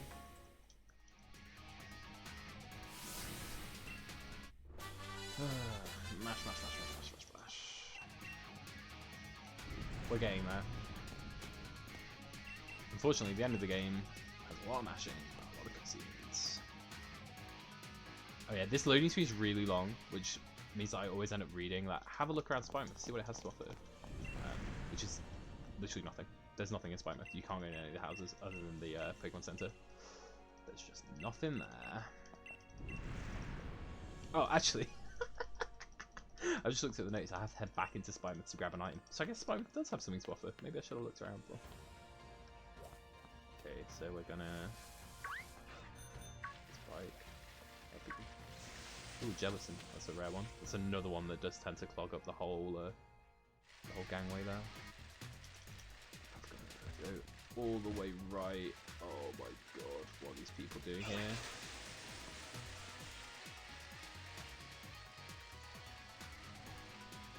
Okay, and apparently there's choice specs here somewhere. I don't know where they are. Oh, is that it? Okay. That was really lucky. I was just kind of looking at that corner of the screen. I think that could have taken me some time. Ouch. I just hit a lamppost. Well, I just probably break my face in real life. Doing like 50 miles an hour, slam into a lamppost. There's the next guy. Up, down.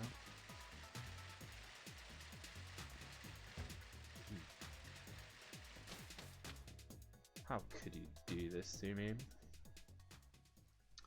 Alright. What did I hit? More Pico? What? I did not see this. Did I get shafted by the tiny Morpeko sprite or something there? The opposite issue of what I was describing earlier with Dalmais and Jellicent. Alright, into the tunnel we go, and the way through the tunnel is down here and then up there. So not the smoothest movement, but almost sufficient.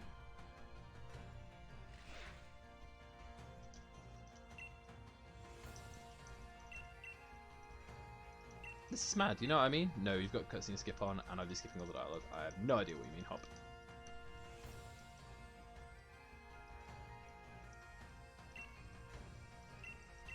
Alright. Interesting, so now I've got to equip the choice specs to Candyfloss, but then I give Ninetales the pixie plate. What? I wonder why I do that for. And then I'm taking a hammock. Flying Taxi's hammock, so to the Pokemon Center hammock. I wonder why I give it a pixie plate. That is strange. Maybe I teach it a fairy type move?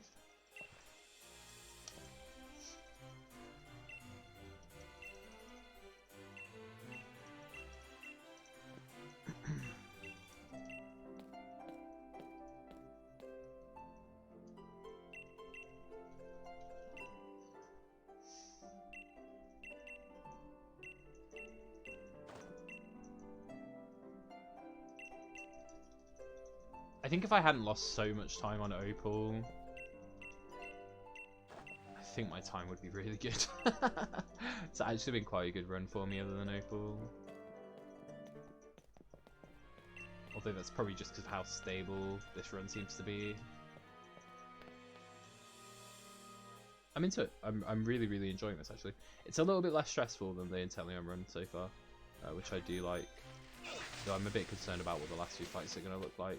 Imagine the Rose fight being a nightmare.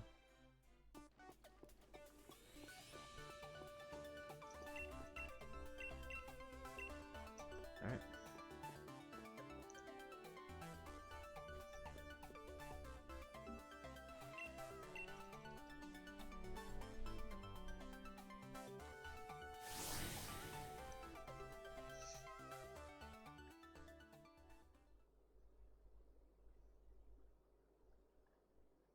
So, this loading screen is the one I was talking about way earlier, by the way. The Dragon Gym loading screen. Super duper long.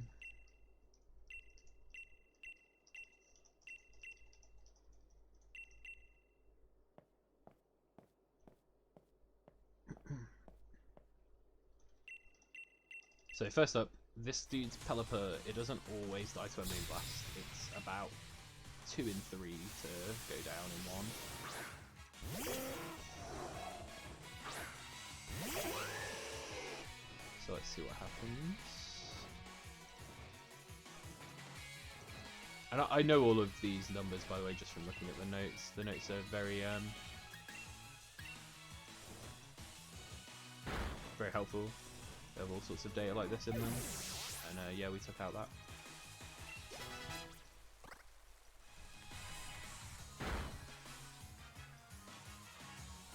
And extra sensory got the flinch off. That's nice. That means I can smash A through the rest of the fight. Nice. Great.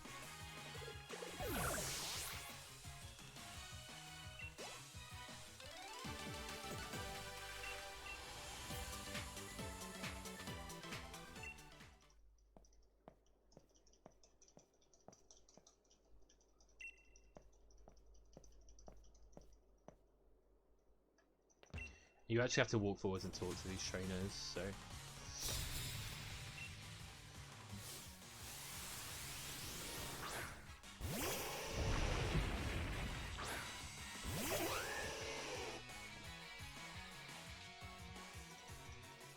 Okay, apparently in this fight, Candyfloss is somewhat likely to die to a flamethrower from Ninetales.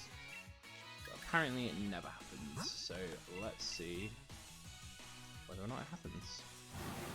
I'm concerned, because when someone's like, oh yeah, that can happen, but like, it doesn't happen, it tends to happen. Let's see if it happens.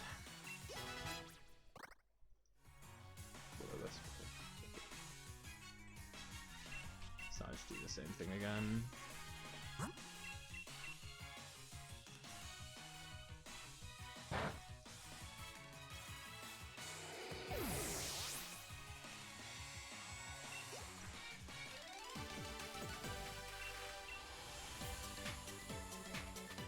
So between fights here, I had to do some stuff, which is pretty cool.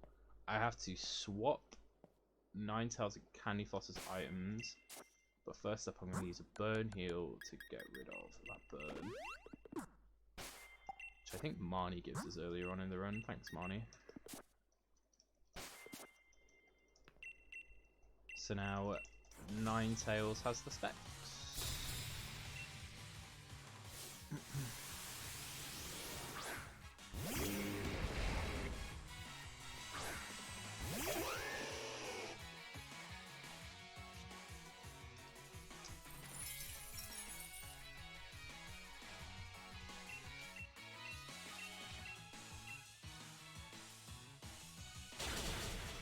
And I just take out both of those Pokemon in one hit.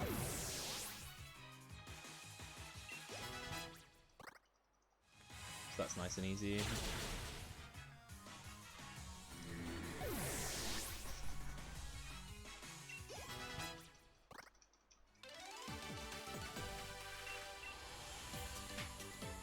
Apparently I should heal Candyfloss if it's below 69 HP. Which it is not, so that's fine. Try hand time.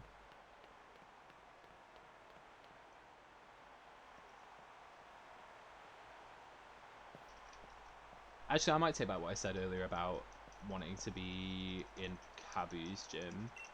Maybe I would want to, I don't know, like enroll at Raihan's gym. Maybe.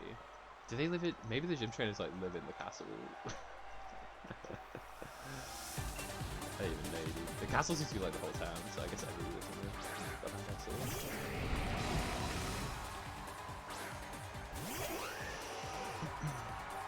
So we're gonna do classic Pokemon duel battle stuff. We're gonna be attacking with Candyfloss while using X-Signs on it, using our other slot Pokemon.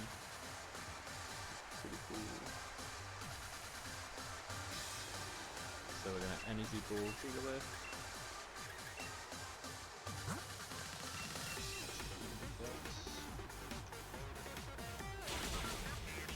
I guess since I'm shouting out the music in this game, I'll shout out the gym battle music, also kind of smacks. Honestly, they really did not go wrong with the sound design in this game.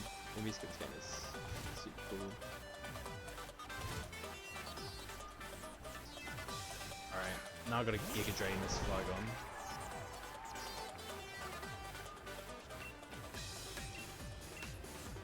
Using another X item as well. This Sandaconda can be really annoying because it has a Glare, which is a very, very, very powerful move. Luckily, we have electric gale powders from earlier, so it should be good.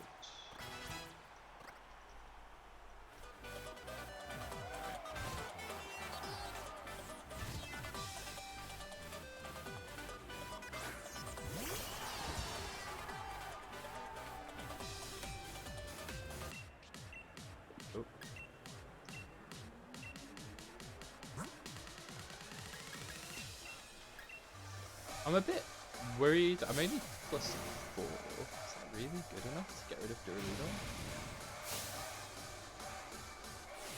Okay. I mean,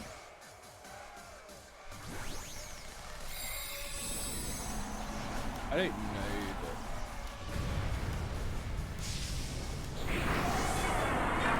I have faith in the guide.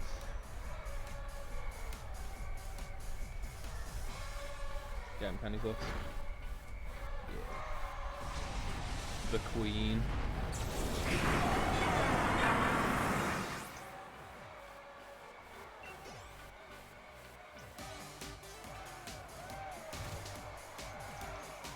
How dare you paralyze the queen?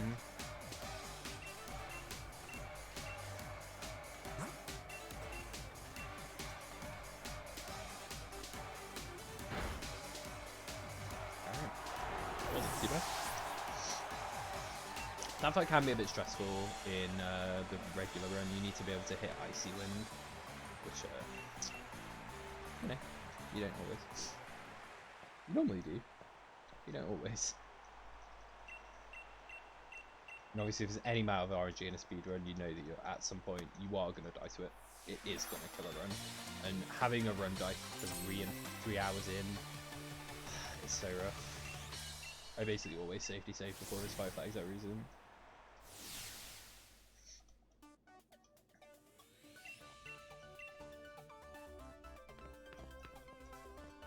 Okay, I'm supposed to buy, according to the guide, I'm supposed to buy 4 restores. It says buy max at this shop coming up. But it also says can go with 5 for restores if you already know you will go for vitamins. What does that mean? I'm very concerned. The guide does not. I've scrolled down a little bit and the guide has not elaborated yet. I guess I'll buy 5. Maybe I'll go for vitamins. I have no idea. Yeah. And now I need to swap. No, so I'm gonna flying taxi. I'll do it outside.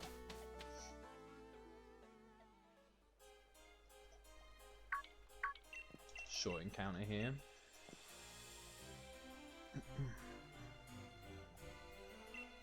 I need to swap the items around again. And then I need to fly over to the next center.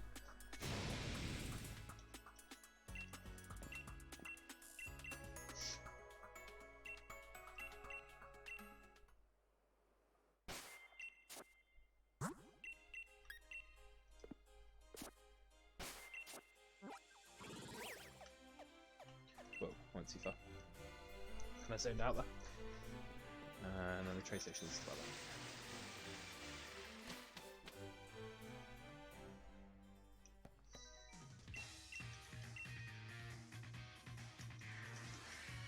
I zone out every now and then. It's pretty hard to maintain focus on in like a 4.5 hour speedrun, honestly. But it is what it is. I will try my best to keep going. It's also quite late. This is definitely the last thing I'm doing for the day. I mean, it's really late. My roommate's about to wake up and go into leave for work. But I'm in the chat, so.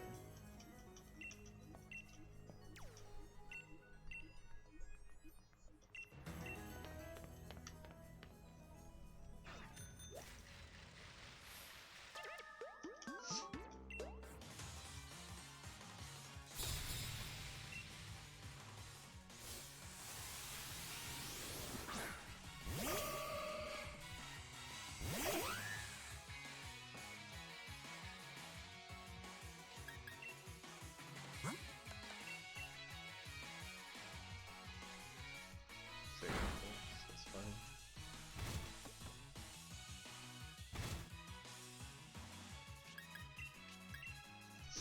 I think it's the range.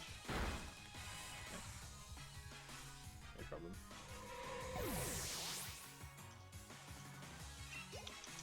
Here on the regular run, you have to make a choice between 2 different trainers. You gotta fight one of them, and you make a choice depending on how your run's looking. But we always fight this guy apparently on this run. So that's interesting.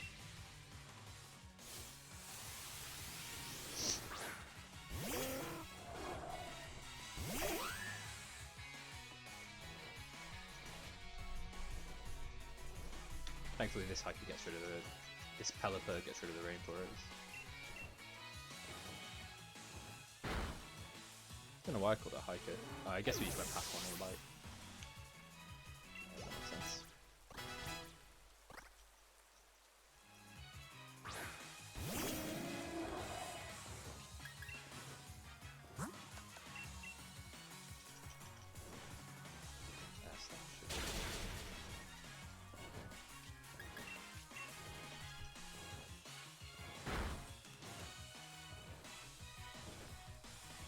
unnecessary crits.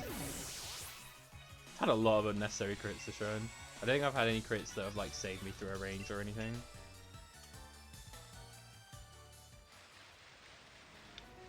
I cannot remember my way through this route. This way.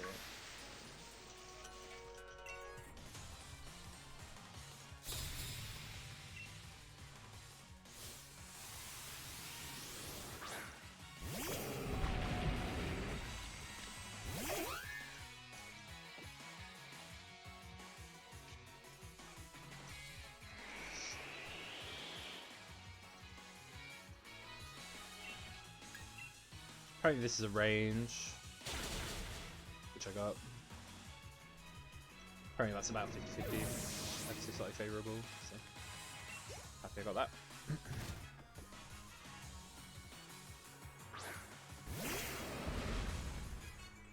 Drain this dude again, obviously, so their specs.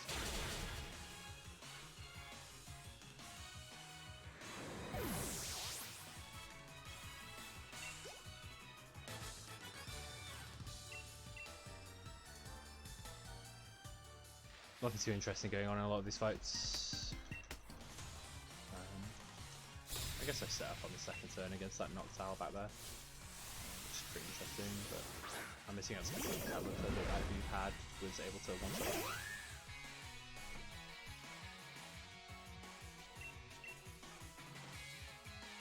Just get spam A through this fight because Moonblast takes out his whole team.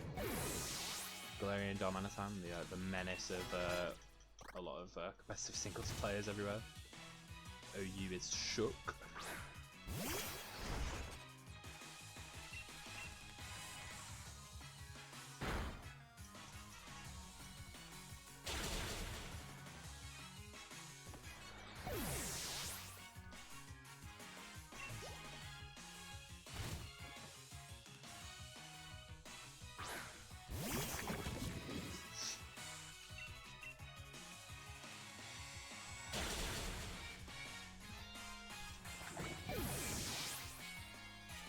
Okay, man, push through, push through. Yes, I can. Okay, so now I need to swap my items around, and I also need to, whoopsie daisy, I'll do that from this menu. I also need to deposit Ninetales, and again, we're doing this so we can get past the double battle. Yep. It's kind of funny, your trainer like goes to turn and look at them, like, what are you gonna do? Like, you wanna fight? You wanna fight? Too bad. It's quite funny.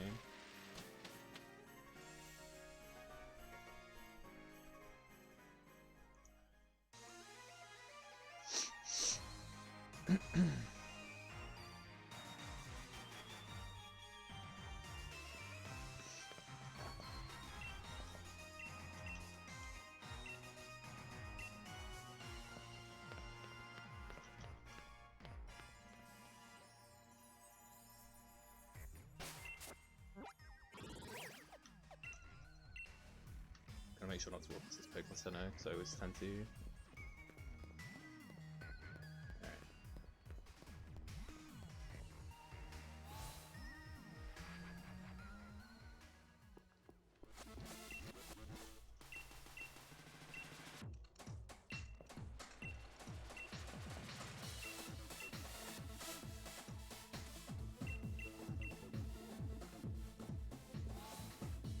Now you might think we're right at the end of the game because, you know, this is, you know, like the Elite Four, this is the end of the game. No, there's still so much left.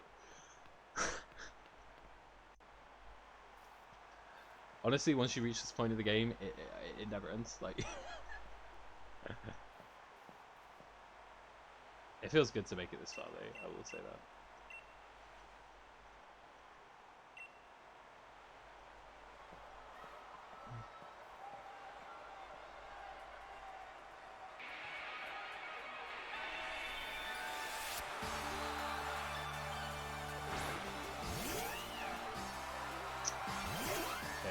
This is the same kind of fight as before, where we have to change what we do depending on what Marnie does on turn one.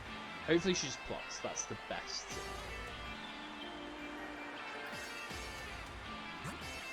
Snarl is also fine.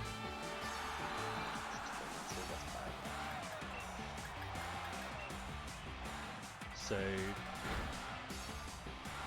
that means we have to hit a Hurricane. Kind of annoying, but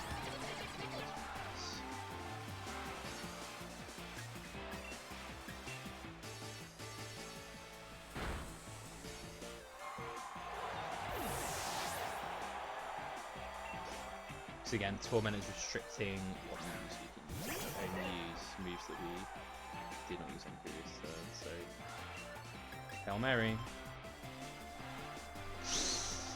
Alright, I'm gonna crunch this one. It's annoying. It's just a waste of a turn, thankfully. There are some annoying things that Scrafty could do to us when we miss there. That Scrafty has that scary face, swagger, I'm pretty sure as well. So, can be kind of a time waster. Looks like Energy Ball still takes this out at +2. And we're able to minus the last spear, which is nice. Which is pretty surprising. Is Moonblast not lethal versus Brimstone? No, Fairy doesn't resist Fairy, does it? So I guess, yeah, Grimstar's weak to this. Does Fairy resist Fairy? No, it doesn't. We Moonblasted for Fairy early on, didn't we? I think. We're gonna find out. Because I can't imagine +2 Moonblast kills this thing isn't weak to Fairy, so imagine Fairy.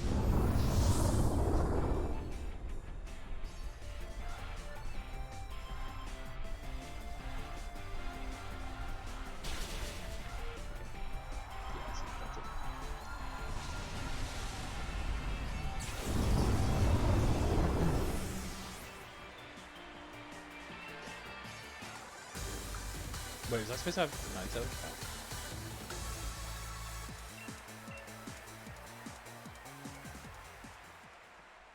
In my party?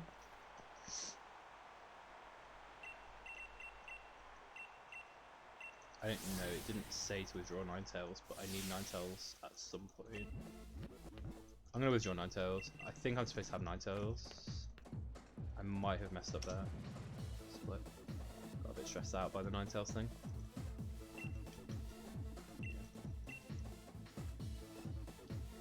Alright, let's put Ninetales back in.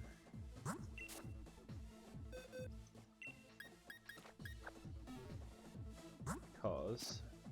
crap. Candyfloss needs choice specs. Okay, that was pretty bad. That was pretty slow. But I was trying to figure out whether or not I should have Ninetales in, and it looks like I should.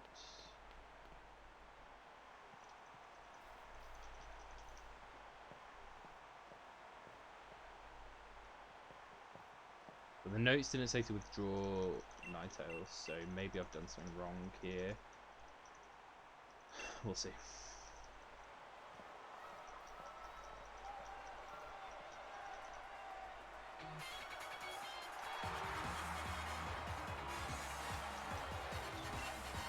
So what I have to do against Hop here is set up using X specials, and then new blasters system.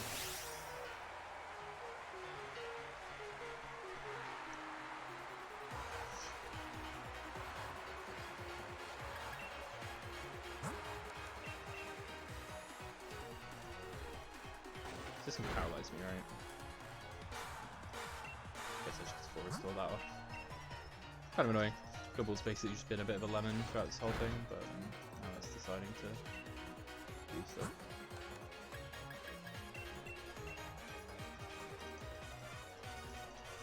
Annoyingly, the paralysis animation takes loads of time.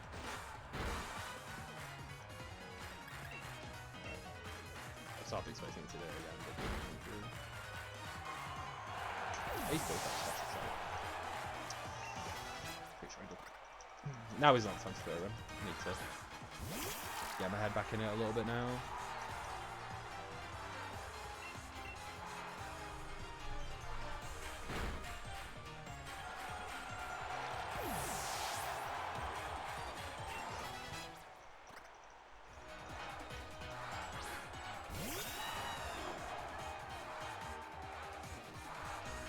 I guess I figured out why you put the Pixie Plate on Ninetales as well. Seems to be you swap choice specs and Pixie Plate between Candyfloss quite a lot. And it also seems like Ninetales needs choice specs every now and then too, which is interesting. Nothing interesting going on in this fight, meanwhile. I've got specs, so you know that all I'm ever doing is picking one buff.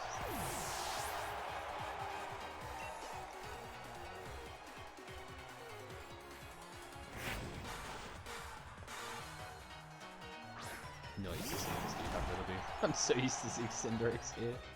That's so strange.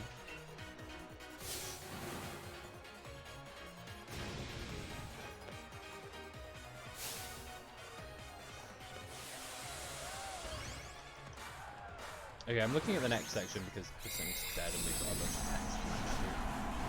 It says decide now if you want to buy vitamins from the Pokémon Center. It's recommended if you're playing safe or have bad Ninetales. And then there's a load of stuff. So there's a load of calc to do depending on how good Ninetales is. So Ninetales speed is good and its special attack is bad.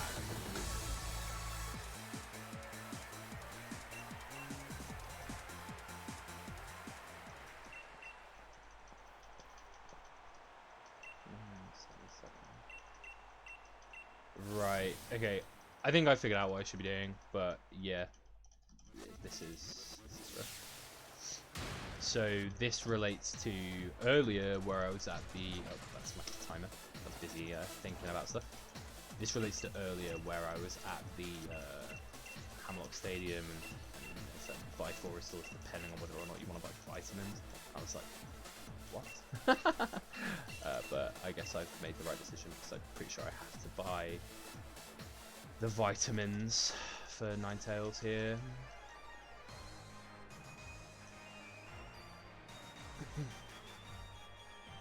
And I'm gonna buy calciums for Ninetales because its special attack is bad, but its speed is pretty good. And I'm gonna buy Carboses for Candyfloss. I don't know why I'm buying Carboses for Candyfloss, but the guide tells me to do so if I'm buying calciums for Ninetales. So. Who knows? I'm probably not doing the correct thing here. And we'll get punished for it. But I mean, I'm trying to think about like the stats. I don't have the exact numbers because I haven't been tracking Ninetales IVs because I did not expect to be using the Ninetales that we caught 20 minutes into the run, 3.5 hours into the run after main switching, but here we are.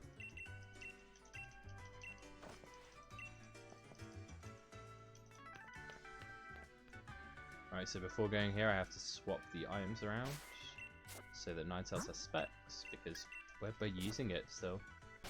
And I put Ninetales as top 1, was that, sorry? Yeah. Alright, bit of time waste there as I'm backed out of the menu, but whatever. Alright, out we go. Alright, let's talk to Piers out here, right?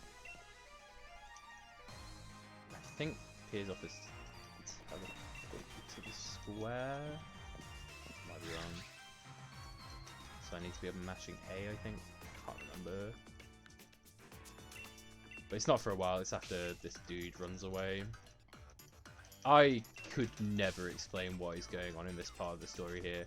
She, like, hires this dude who looks like the other gym trainer, worker people. It's baffling, and he has keys or something to... Honestly, I have literally no idea what's going on here. This is... Yeah, Piers does teleport you, I thought so. This is strange. Okay. Yeah, so I don't buy the vitamins just yet. Speeds up for the first.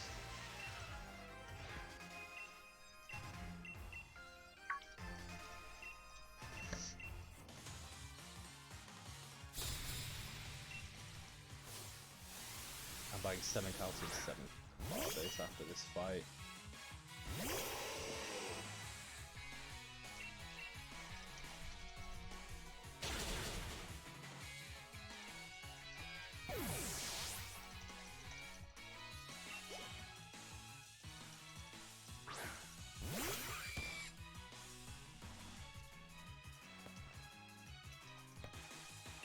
randomly speed ups us here for some reason. Against this Durant. So I don't think we need that.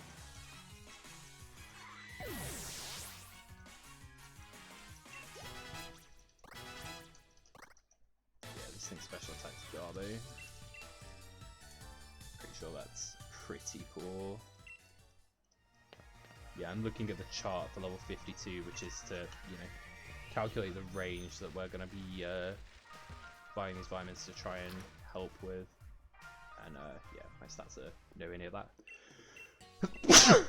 Pardon me. 7 carbos.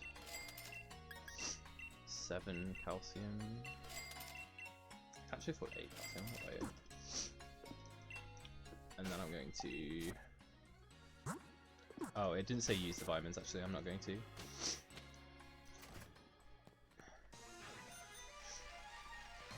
16 there.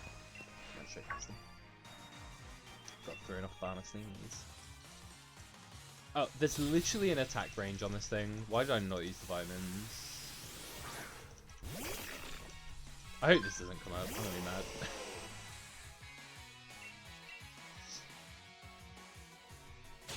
Nope, that's my phone pinging me with the weather, telling me it's -4 degrees outside.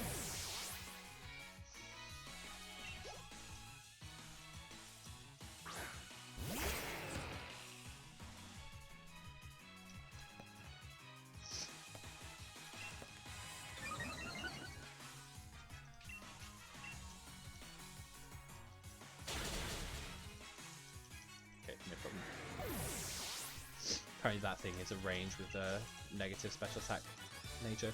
I don't have a negative special attack nature, but my special attack is very bad, so I kind of thought that that might be a similar kind of issue.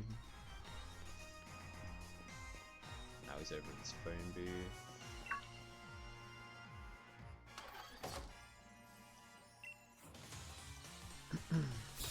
I honestly have no idea what's going on here. I don't understand why you fight the guy 3 times. I don't know why he sends out 2 Pokemon each time. I don't know why they're different Pokemon each time. Like, what's going on? This is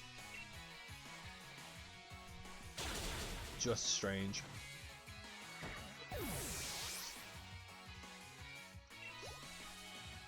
Luckily, Ninetales eats these things up.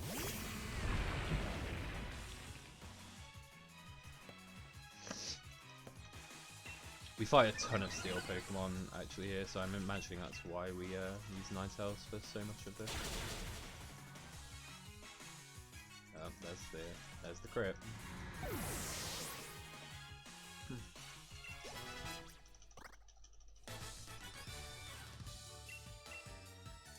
Alright. Now we've got a whole bunch of mashing to do. There's loads of text here for some reason.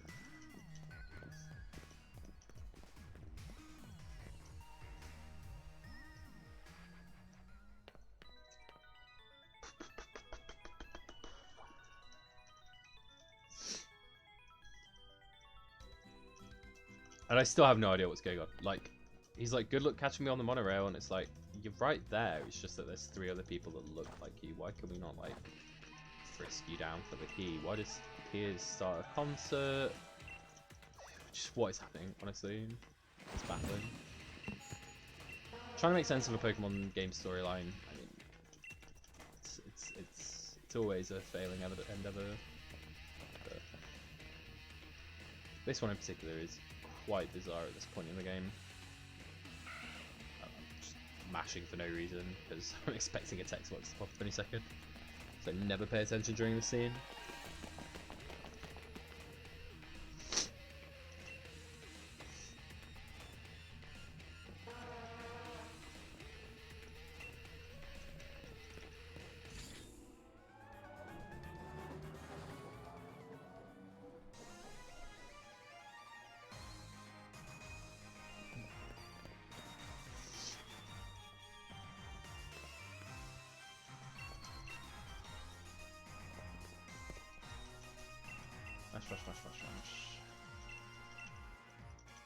I'm a bit worried about my Ninetales being underleveled because I didn't withdraw it again when I fought Marnie. Maybe I'm supposed to pick up the rare candy to combo about that. This is a rare candy just outside Rose Tower here, I'm pretty sure.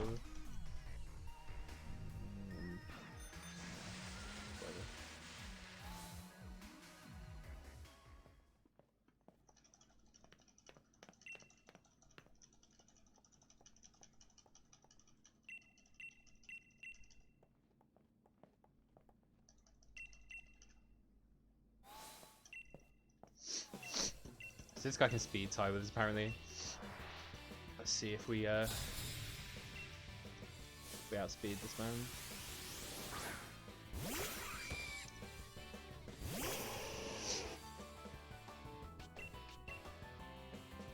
Nope. Ouch. That's fine. We get healed constantly on the way up, so it doesn't really matter. Just a bit of a waste of time. Does this dude outspeeds us? Water. Match through, I guess.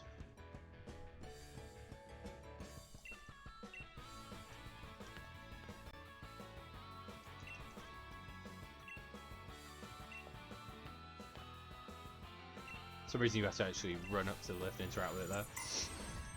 Normally I just run into it for a second and I'm like, why is it not opening? But you actually have to interact with the lift to ride it. Now we've got a bunch of double battles with Hop.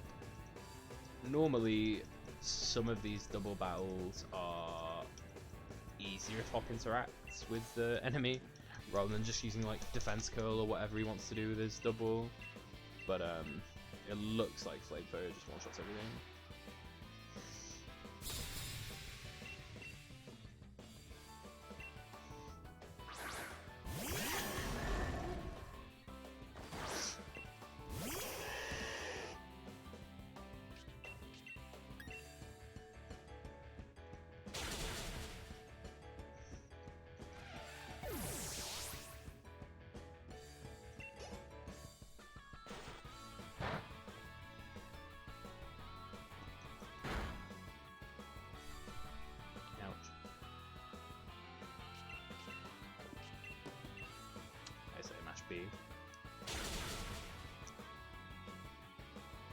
Unnecessary crit.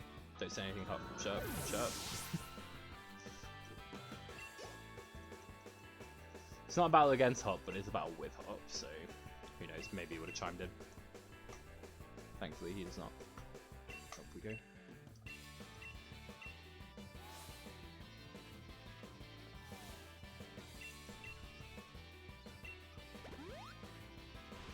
Yeah, Hop heals you in between all of these fights, so there's really not much to worry about. Yeah, I got crit, but whatever. I feel like I've had way more crits than the average this run. I don't think I've been crit super often either. I've just been doing a lot of crits, which normally great. In this run though, like I don't think any of them have been necessary. Like I don't think any of them have pushed me over a range or anything.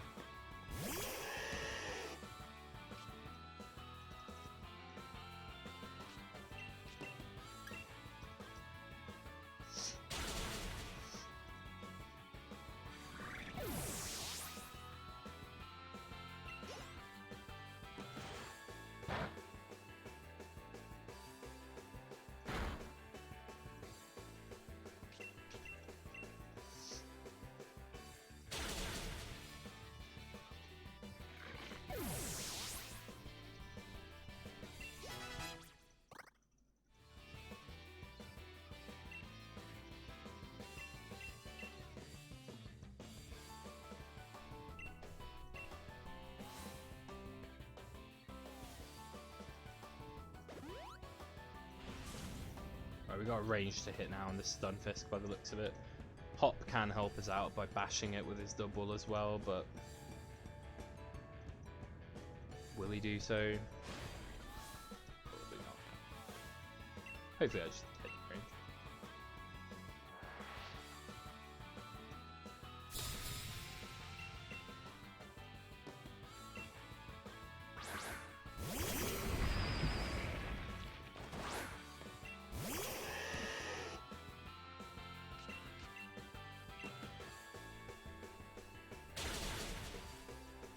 Nope.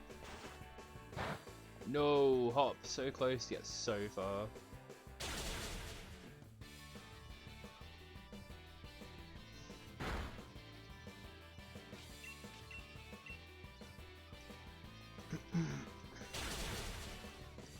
even extra time wasted. It's a double battle. It's kind of annoying, but whatever. At least it's not like run over or anything.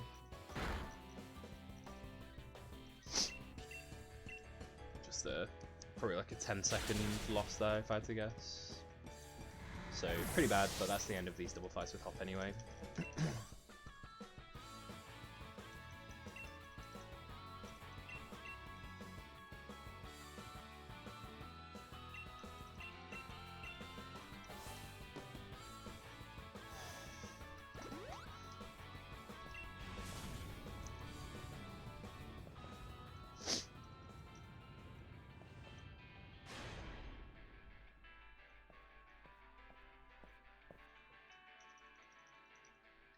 So here's where I'm gonna feed my vitamins. Trade other items. So you get these. And you get these. And then I have to swap my items over. And then I have to put Candyfloss on that one. Whoops. So Candyfloss has specs.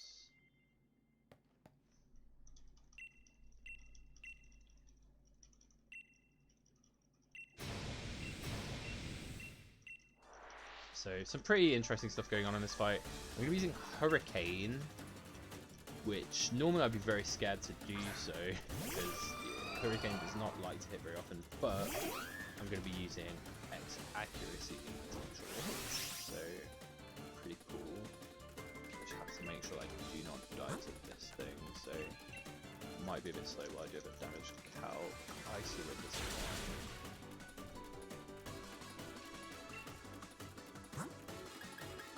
Accuracy. Gonna have to X speed as well because it icy wind me.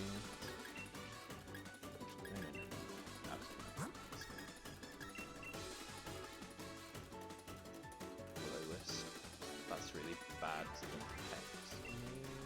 Yeah, let's go this door.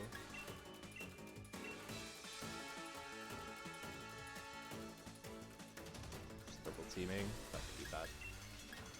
Alright. See if this is good enough. Hit, please. I might not have needed full restore, I don't know. But the guide says full restore if you get burned. So I did it.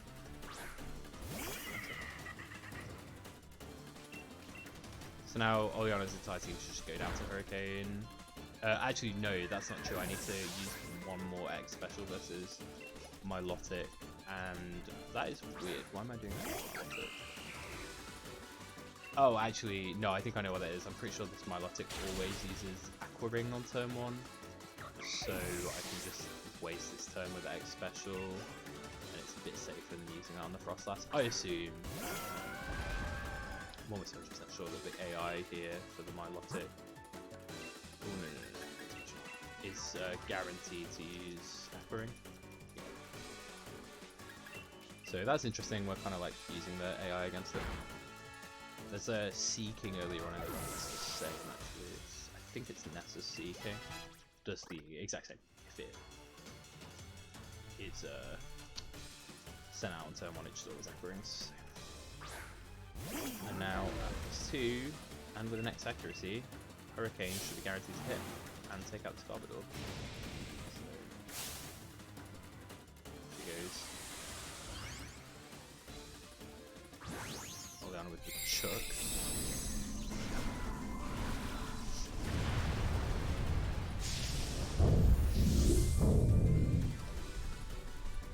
I'm a bit scared. I mean, I feel like this would kill.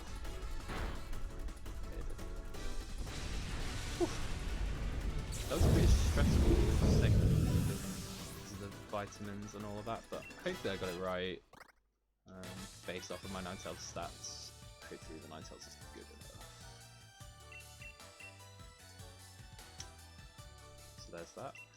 And now I gotta mash for literally forever. There's so much text here. My time's looking pretty good. I'm not too far away from the end.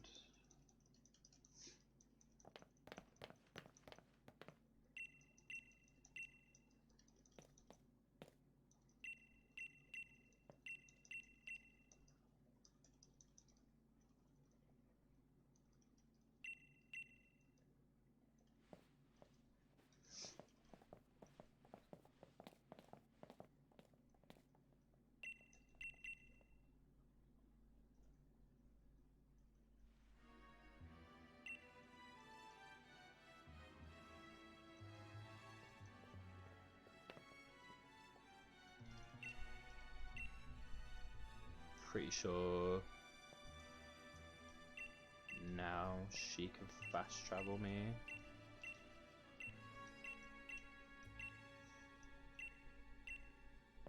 Weirdly, I'm gonna do it because the guide tells me to, but weirdly, there's a suspicion in me that I'm pretty sure I skip this cutscene if I say no to her and then just fly to the stadium. I don't know if that's faster. Maybe it is. That was not what I think. If Hop just runs to the top of the stairs and I have to bike to the top of the stairs, I'm gonna be so mad. Okay, thank God. Yeah, there's a part of me that thinks that that's how that works, but I don't know. I must be wrong.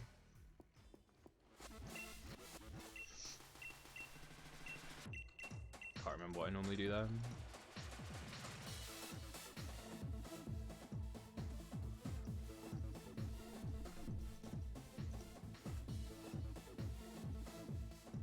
Oh, there's no dialogue there. Huh. Interesting. I have said no there so many times because for some reason my instinct is just to mash B if I get to mash something. Not the best.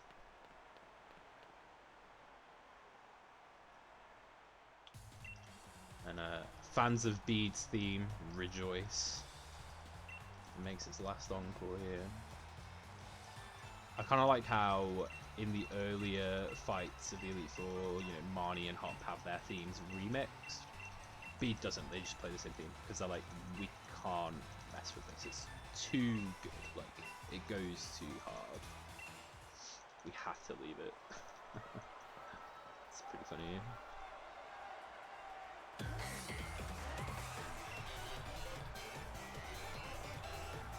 So we're going to open this fight with the next special and take a ton of damage.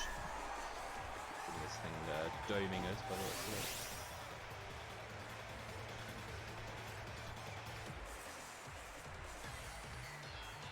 And this is another fight where we set up a little bit and then set up more further in.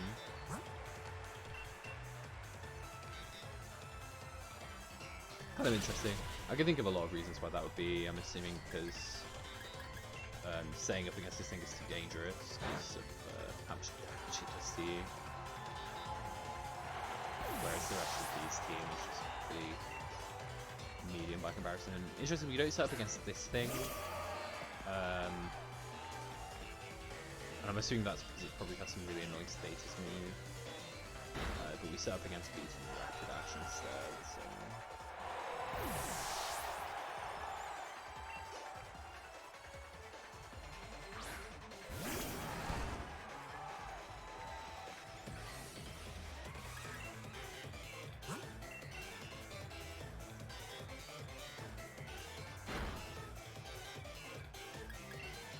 We have to keep using Giga Drain, obviously, because of the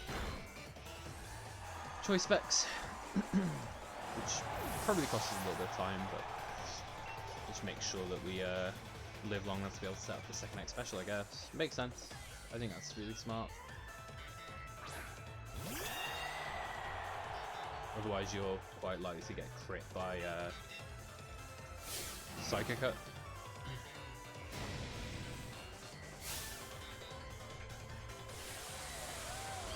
Apparently the Giga Drain kills us at +4, which is crazy. I guess so. The hat is pretty frail.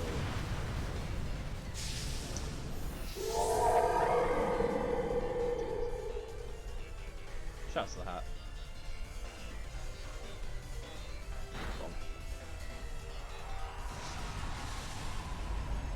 I'm always surprised there's not much damage in it. It does make sense. Specs is pretty master item. Candyfloss, you've come so far, you're level 61. Good job. I'm proud of Candyfloss. Bede, you should have Candyfloss, really.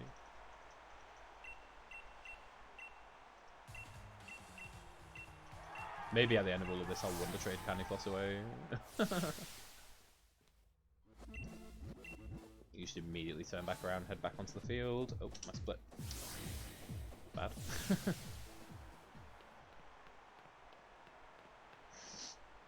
We get free heals, but doesn't matter, we got all of our health back off the Giga Drain anyway. So here against Nessa, we set up with 2 items. I don't know. I mean, obviously the guide. I'm following the guide. I don't know how often we get away with that. Isn't this thing Swords Dance and then use a bug attack maybe? I mean, I don't know. We'll find out. Actually, I think this thing double Swords Dances a lot. I can't remember what this thing does.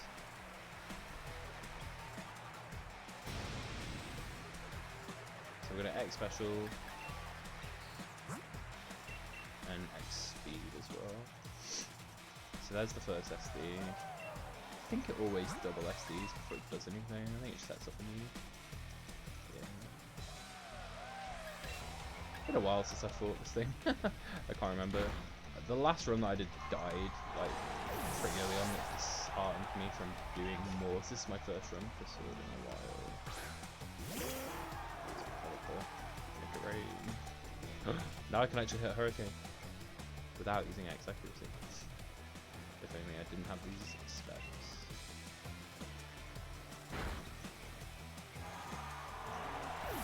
It's a bit sad that we have not Dynamax Candyfloss at any point. I would like to see Giant Candyfloss.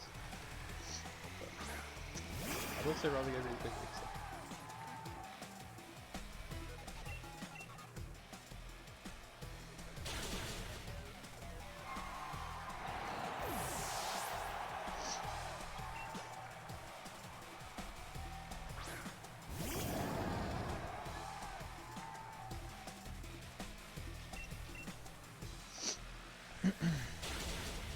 All of these fights are so simple. Candyfloss is so overpowered compared to all of our opponents' Pokemon. So just let everyone loose. Demolishes absolutely everything. Interestingly, Dreadnought, despite being a giant turtle, is Nessa's second fastest Pokemon after Barraskewda. Barraskewda is only as fast as it is as well because of its Swift Swim ability. So, I'm pretty sure without Swift Swim, Dreadnought is actually the fastest Pokemon, which is quite funny.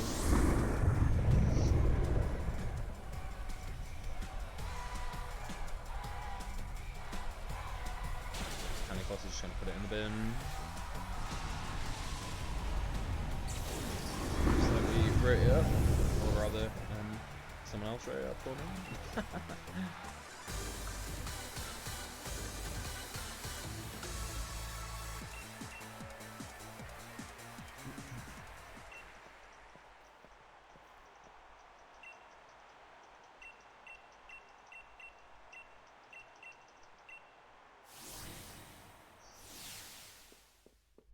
And no text or anything there. Oh, forgot my split again.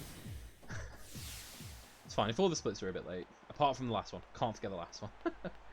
Cannot forget to stop the timer on time. But if all the splits are a bit late, then it balanced out, right? It's all good. The time will be correct. Between them. Now let's actually make sure we hit the split button at the right time this time. This is hard. I don't know how the people who like stream and stuff manage to do all of this while talking to chat. Jesus. I feel like I'm talking to chat by teaching myself basically. So again, this is another fight where we set up on the second Pokemon, which is pretty cool. Probably because it's how we jump one-shots is, because it probably has like some sick flying type move, Flying Press or something, which murders us. Actually, where neutral's Flying Press is really just the flying element of it, but I don't know what it has. Or it might have like bounce or something really annoying like that. I don't know. And we're going to set up against Grapploct. I'm pretty sure Grapploct always uses Hop to lock on turn 1 if I remember correctly. So that's the reason why we set up on this thing. Yeah. Well, I mean that's not evidence of it, but it certainly fills my theory. And now the rest of B's team goes down to Moonblast. Obviously she has this stupid Surf Edge which lets it detect and we waste our time. But it didn't do it. how smug he looks as well. That's the worst thing. He like detects and he's like, yeah, I just got you like 5 seconds. Fuck you. Damn it. Why would you do that to me?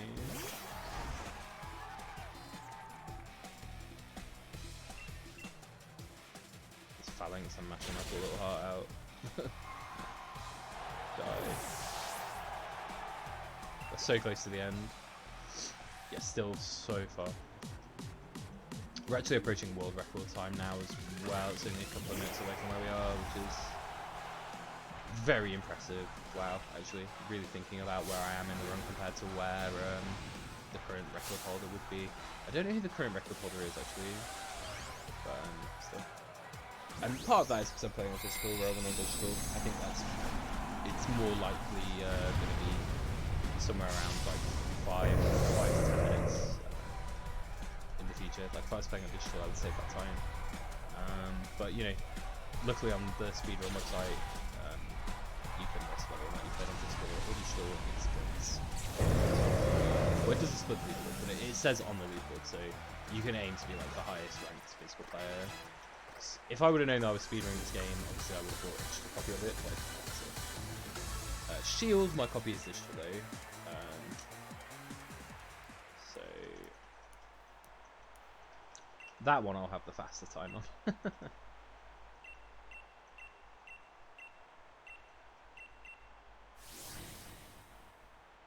I think Piers comes up and talks to us here. Yeah, so we got to skip through this text.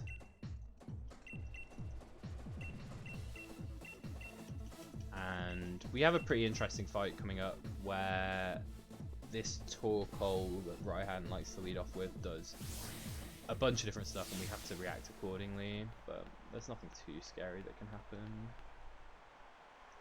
I think. Maybe there is. I hope there isn't. Oh, there is. Oh, I can die to a range here. Okay, wicked. Let's hope that doesn't happen.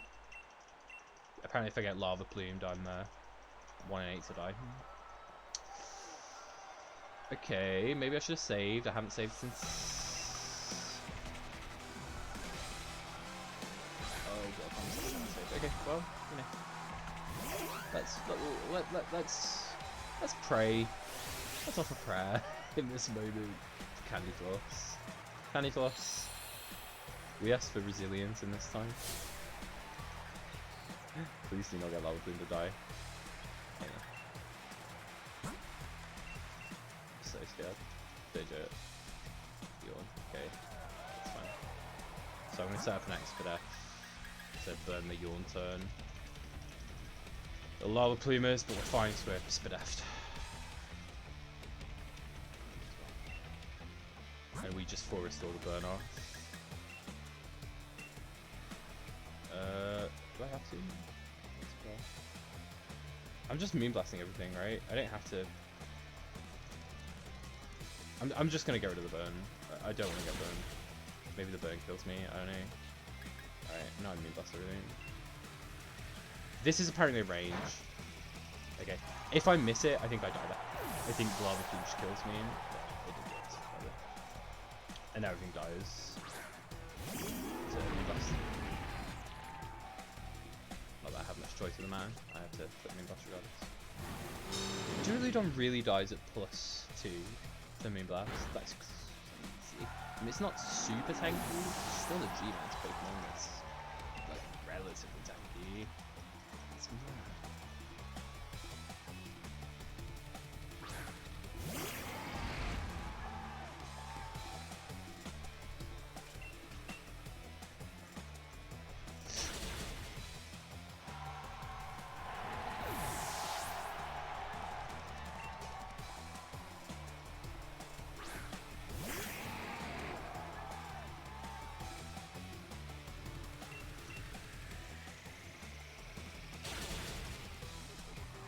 I am nervous about this Duraludon. I was nervous the first time, I was nervous about the Barbador. I just haven't done this run. I guess I'm level 64 and I'm +2 and I'm using Spexed stab move. So, a lot going for me. I'm +2. This is really one-shot G-Max Pokemon. I mean, we're gonna find out. If my camera's on, you see my head in my hands as a Put the controller down.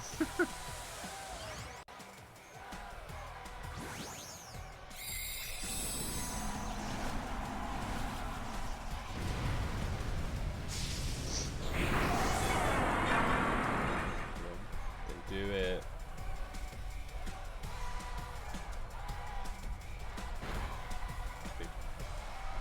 Look, it's just scary, dude.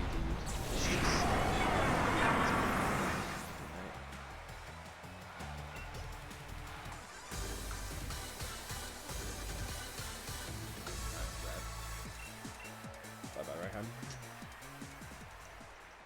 So we're like, oh, nice, we've beaten everyone. Now we get to fight the champion. No, it's got loads of stuff to do.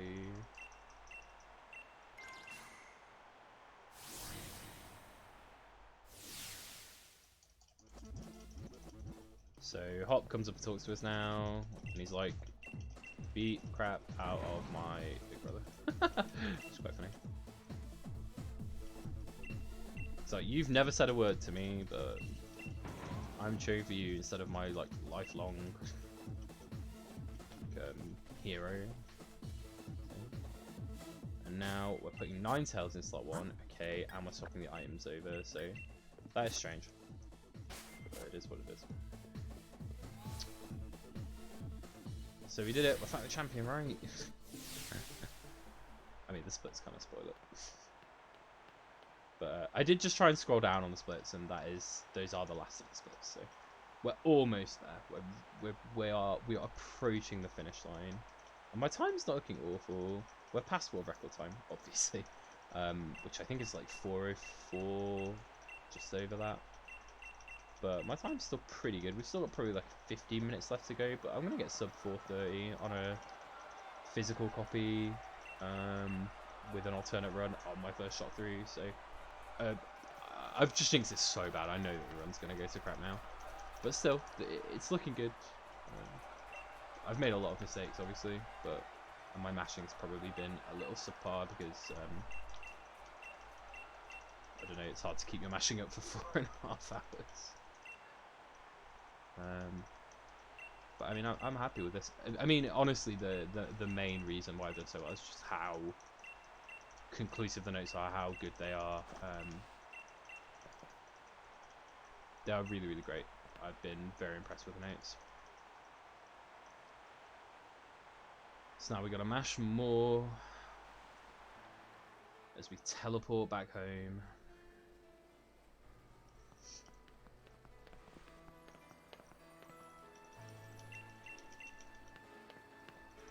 We saw the times get changed at least. That's nice. Like, the world's ending, and he's like, let me change out my uniform. Don't rush me.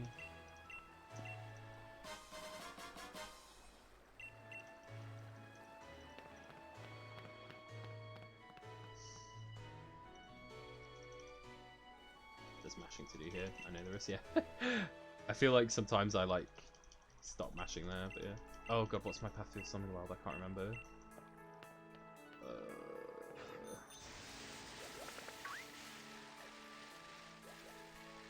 Kind of forget my path through the second part of the Swimming World.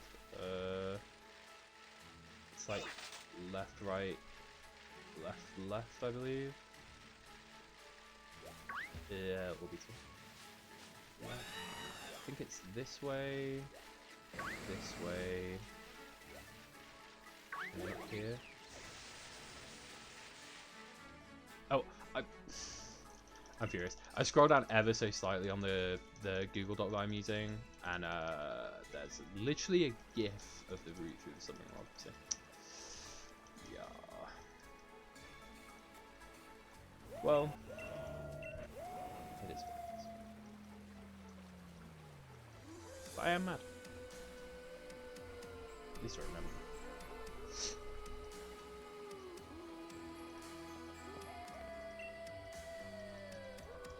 I'd be interested to watch this back and see where, like, the time saves are. There's some obvious ones.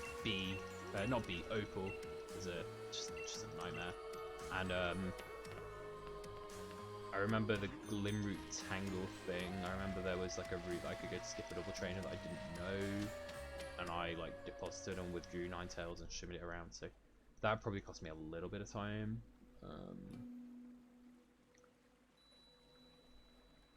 Also, my run can die still. Potentially. That would not be good.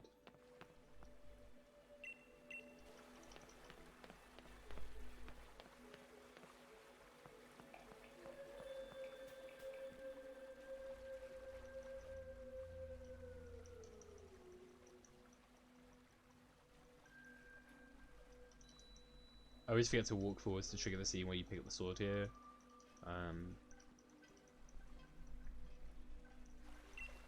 So here you've got to walk forwards and trigger that.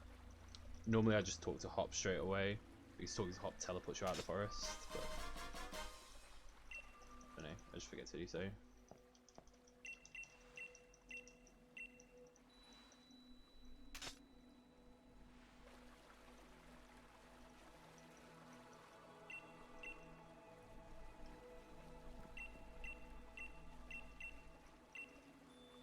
Alright, so he teleports us out.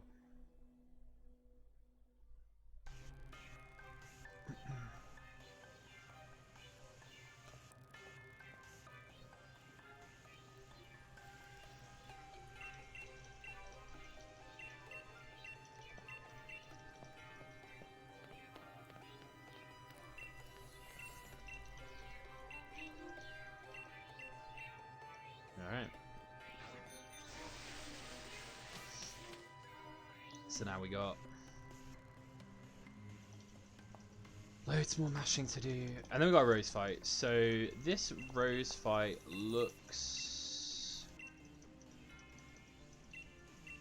interesting, and it's down to the stats of my Ninetales. Hopefully I calculated correctly here, but I will safety save beforehand because it's possible that I get like outspared, or that I need to like risk a fire blast because I've not gotten a special attack for what I want to do. So I think it's good. I'm actually weirdly confident, but yeah.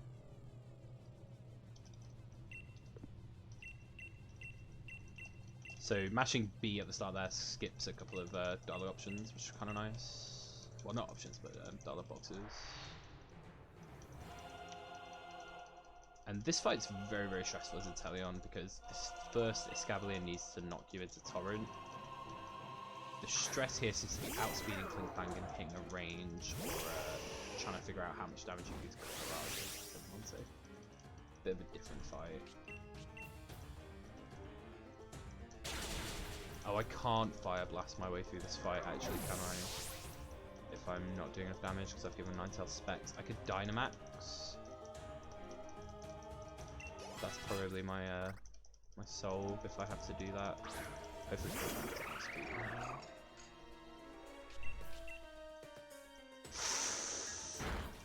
that's bad, don't paralyze me.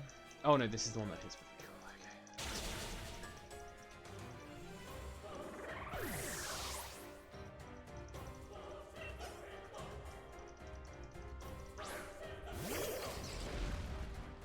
So I can set up against this thing. Body press defense that.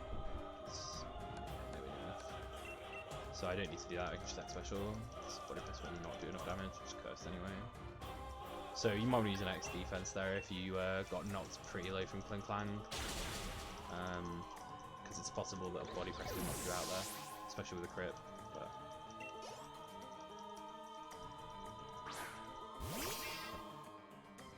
so we should keep flamethrowing. Now we gotta hit a range on this Copperager. If we don't hit it and we hit it low enough, Candyfloss can just go in and finish it off for me. But I mean, I don't know how close we're gonna get it to dead. So let's see. What level is my Ninetales? I'm not actually sure. I think it's 52.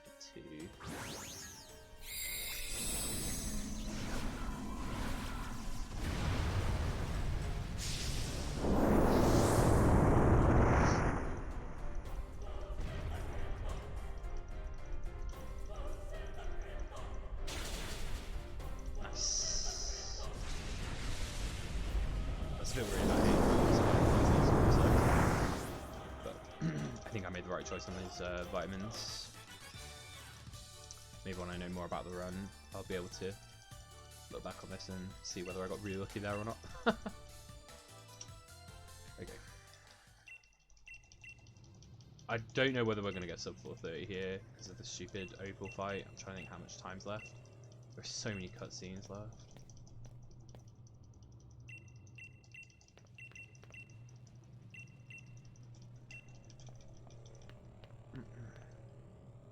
So now I need to heal everything and swap my items around and put Candyfloss in slot 1. So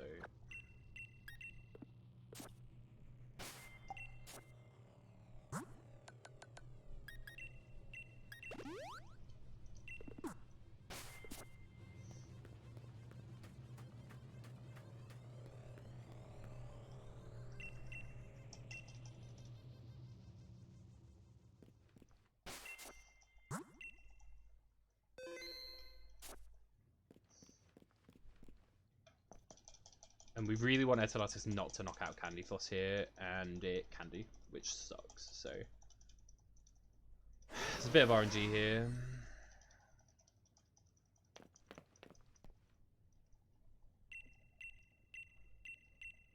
Hopefully it just tries to spam Dynamax Cannon or Dragon Pulse or whatever. I stopped mashing there without realising it. I thought we were in the cutscene. Hopefully it just tries to spam a Dragon type move, and obviously that can't connect against Fairy type. You don't want to cross poison. Cross poison really hurts.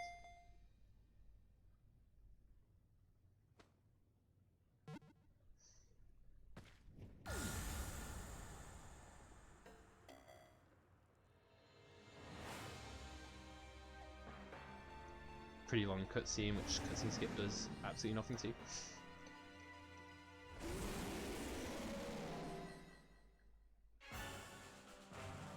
Got a couple of really long fights, which are annoying here.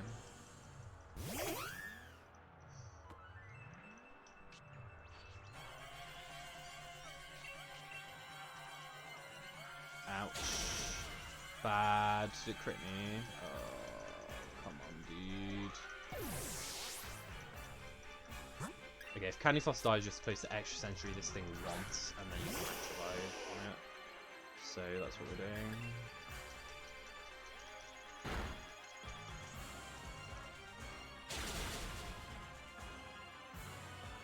Oh, I critted back. This is a very crit-filled run. Let's match that. Floss! Oh! Oh! Where does that put me in? Is it faster to reset or to fly back? I'm already doing this, so I'm gonna go back. Go away. Massive loss there. Where am I?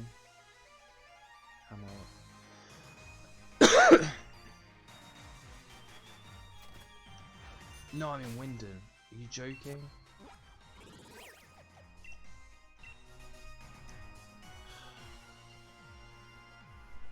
I'm pretty sure I fly back to the roof, right? Please tell me I fly to the roof.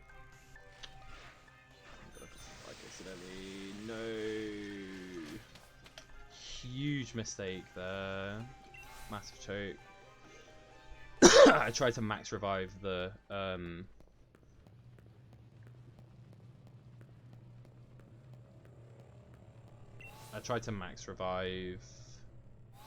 Ninetales because I missed my down input.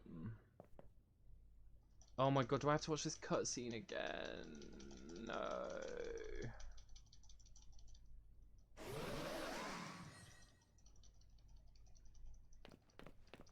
Why, dude?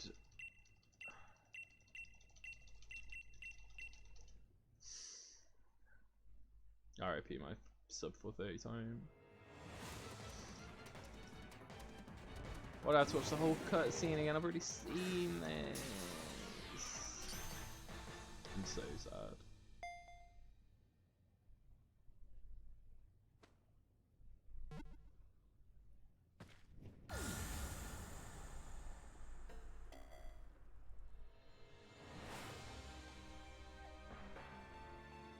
Such a stupid mistake to make as well. I can't believe that I didn't think it would even let me max revive the Ninetales. I thought it would just be like, it won't have any effects, but no. And I got crit as well. Frustrating.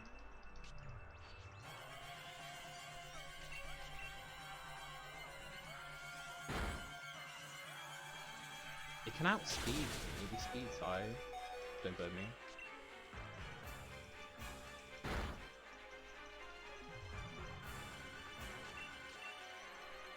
Yes. Why could it not just happen like that the first time? Oh my god. So I lost like 2 minutes there. That's very annoying. Whatever, it's my first run of this. And there is like an actual full text for what you should do on this Eternatus fight. I don't necessarily think I did much wrong, but well, apart from obviously not using max revive on the right Pokemon, but I definitely could have either gotten lucky or used max revive. This really is a run for the crits. God, and this cutscene is so long.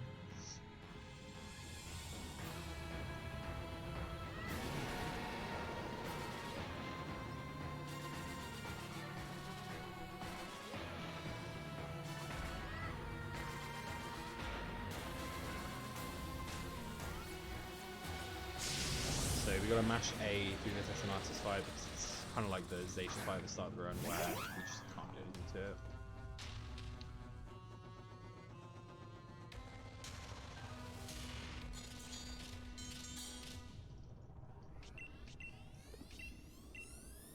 Get Beavers. I didn't expect me to have to choose what I want to hit.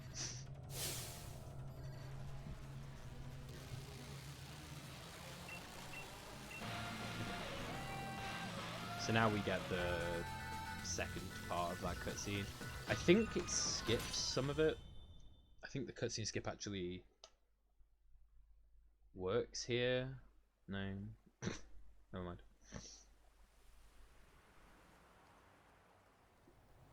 My time still might not be like awful. I've had to essentially, well, I've wiped twice. I wiped to Opal and I wiped to Eternatus, which is, I mean, it is what it is. I think it took me 3 or 4 runs to be able to actually complete a run of this game. So all I'm super concerned about with this run is completing and submitting a time. And then I'll probably do a couple more to try and get that time better. But I did really enjoy this one so far, apart from getting crit there. And using max revive on Ninetales. I did really enjoy this run. It's been really fun. Again, the notes have been.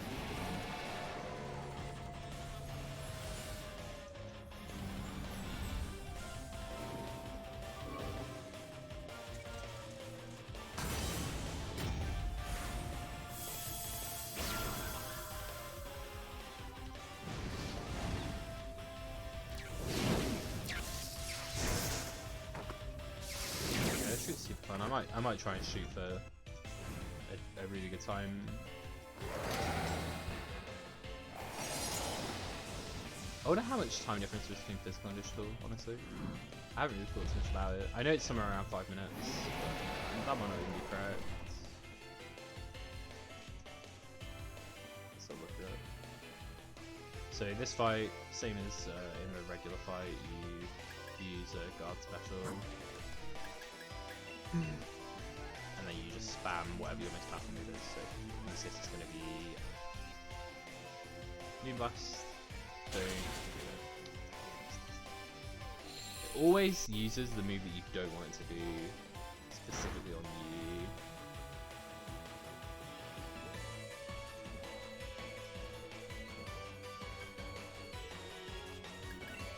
And I'm just going to spam the Moonblast, which is my most powerful move. And Zacian is Amazon to just scoop it up. They do like triple health each. Candyfloss chunks it as well. Candyfloss is a bit more than Ninetales it. I I've also noticed that this fight always seems to play out almost the exact same way. He attacks you, then it attacks Zacian, then it attacks Hop's Pokemon normally. I think Hop can kill Speedrun, actually. Yeah, definitely can. So, well, that's fine. Bit of a time waste if you watch Candyfloss's animation. I have to send Ninetales out, but this is gonna kill. So that's not bad. That's the Eternatus split. Chill, obviously. Mash A to throw a quick ball. Sometimes I throw a quick ball at it. Ranks power. Not quick, that whole critical. I think this is about where my PB is now, like 427 in the Italian run, so not too far behind. I'm probably like 5 minutes from the end now. I've got to watch text, and then we just use this freshly caught Eternatus to sweep on, which is the exact same, except in the regular run, I sometimes like to pick up Wise Glasses or a rare candy to use on the Eternatus just to make sure that I hit the range on the Charizards. If you have a Eternatus with bad nature, you cannot one-shot this Charizard sometimes, but whatever, if I don't, I'll just keep Candyfloss on the other. It's only if you have a bad nature, I'm pretty sure, that you can fail the Dynamax Cannon on Charizard. I was just matching for like 2 minutes for absolutely no reason there. I was charging up. I was ready. I'm ready for this to be done.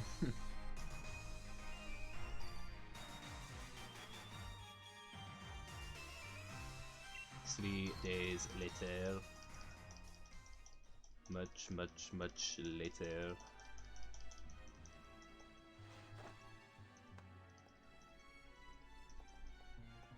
Matt's sweeping his clothes off as if he's ever wanted anything else his entire life.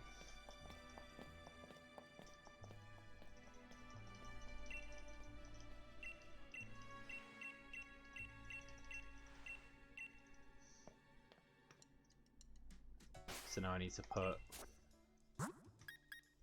Eternatus in slot 1. I should have done that outside to save a bit of menuing there, because I'm going to take a flying taxi to the stadium. Yeah. Bit of time waste, only a couple of seconds.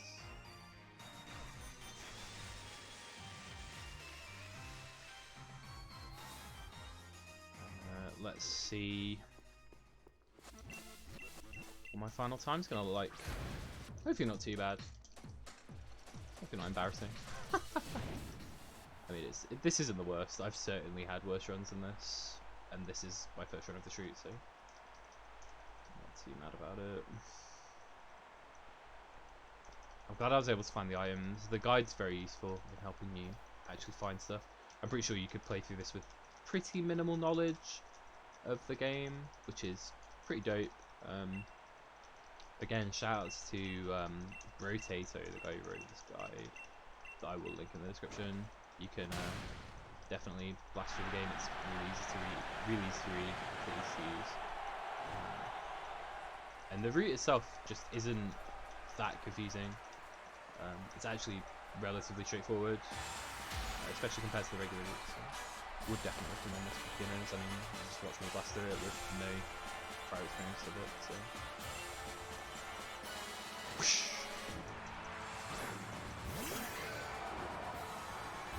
We want to see this Shadow Ballers.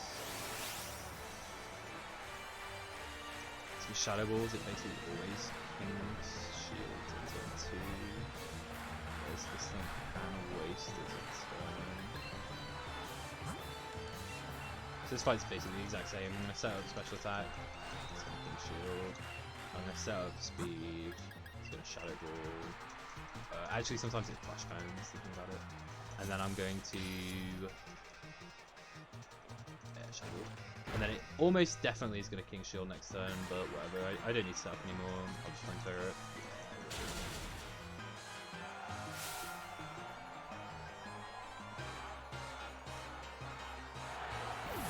Gonna guess my end time at 4:33, maybe just under 4:33.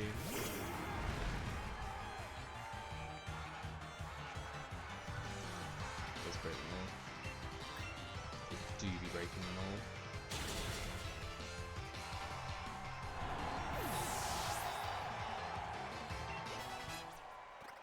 Oh, Candyfloss wasting his last little bit of time by leveling up, but that's fine. We will be Candyfloss.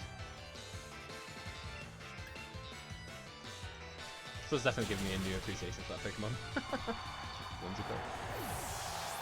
Kind of just using it to set like Tailwind and stuff in competitive. But it's a pretty sweet name.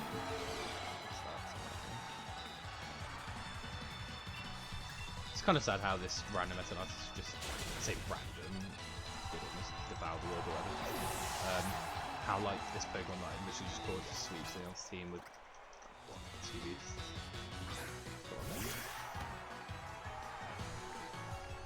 Whoa. Intellion, on my side. So here's the range. This Charizard will not die if I have a bad special attack nature. I think. God, I hope. I'm praying that I could definitely check my special attack when I leveled up there. I am praying that this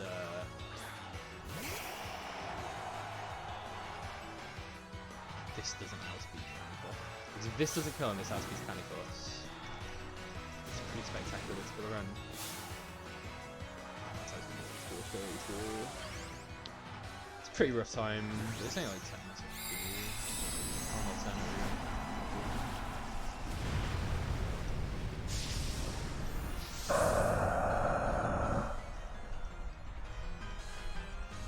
Come on.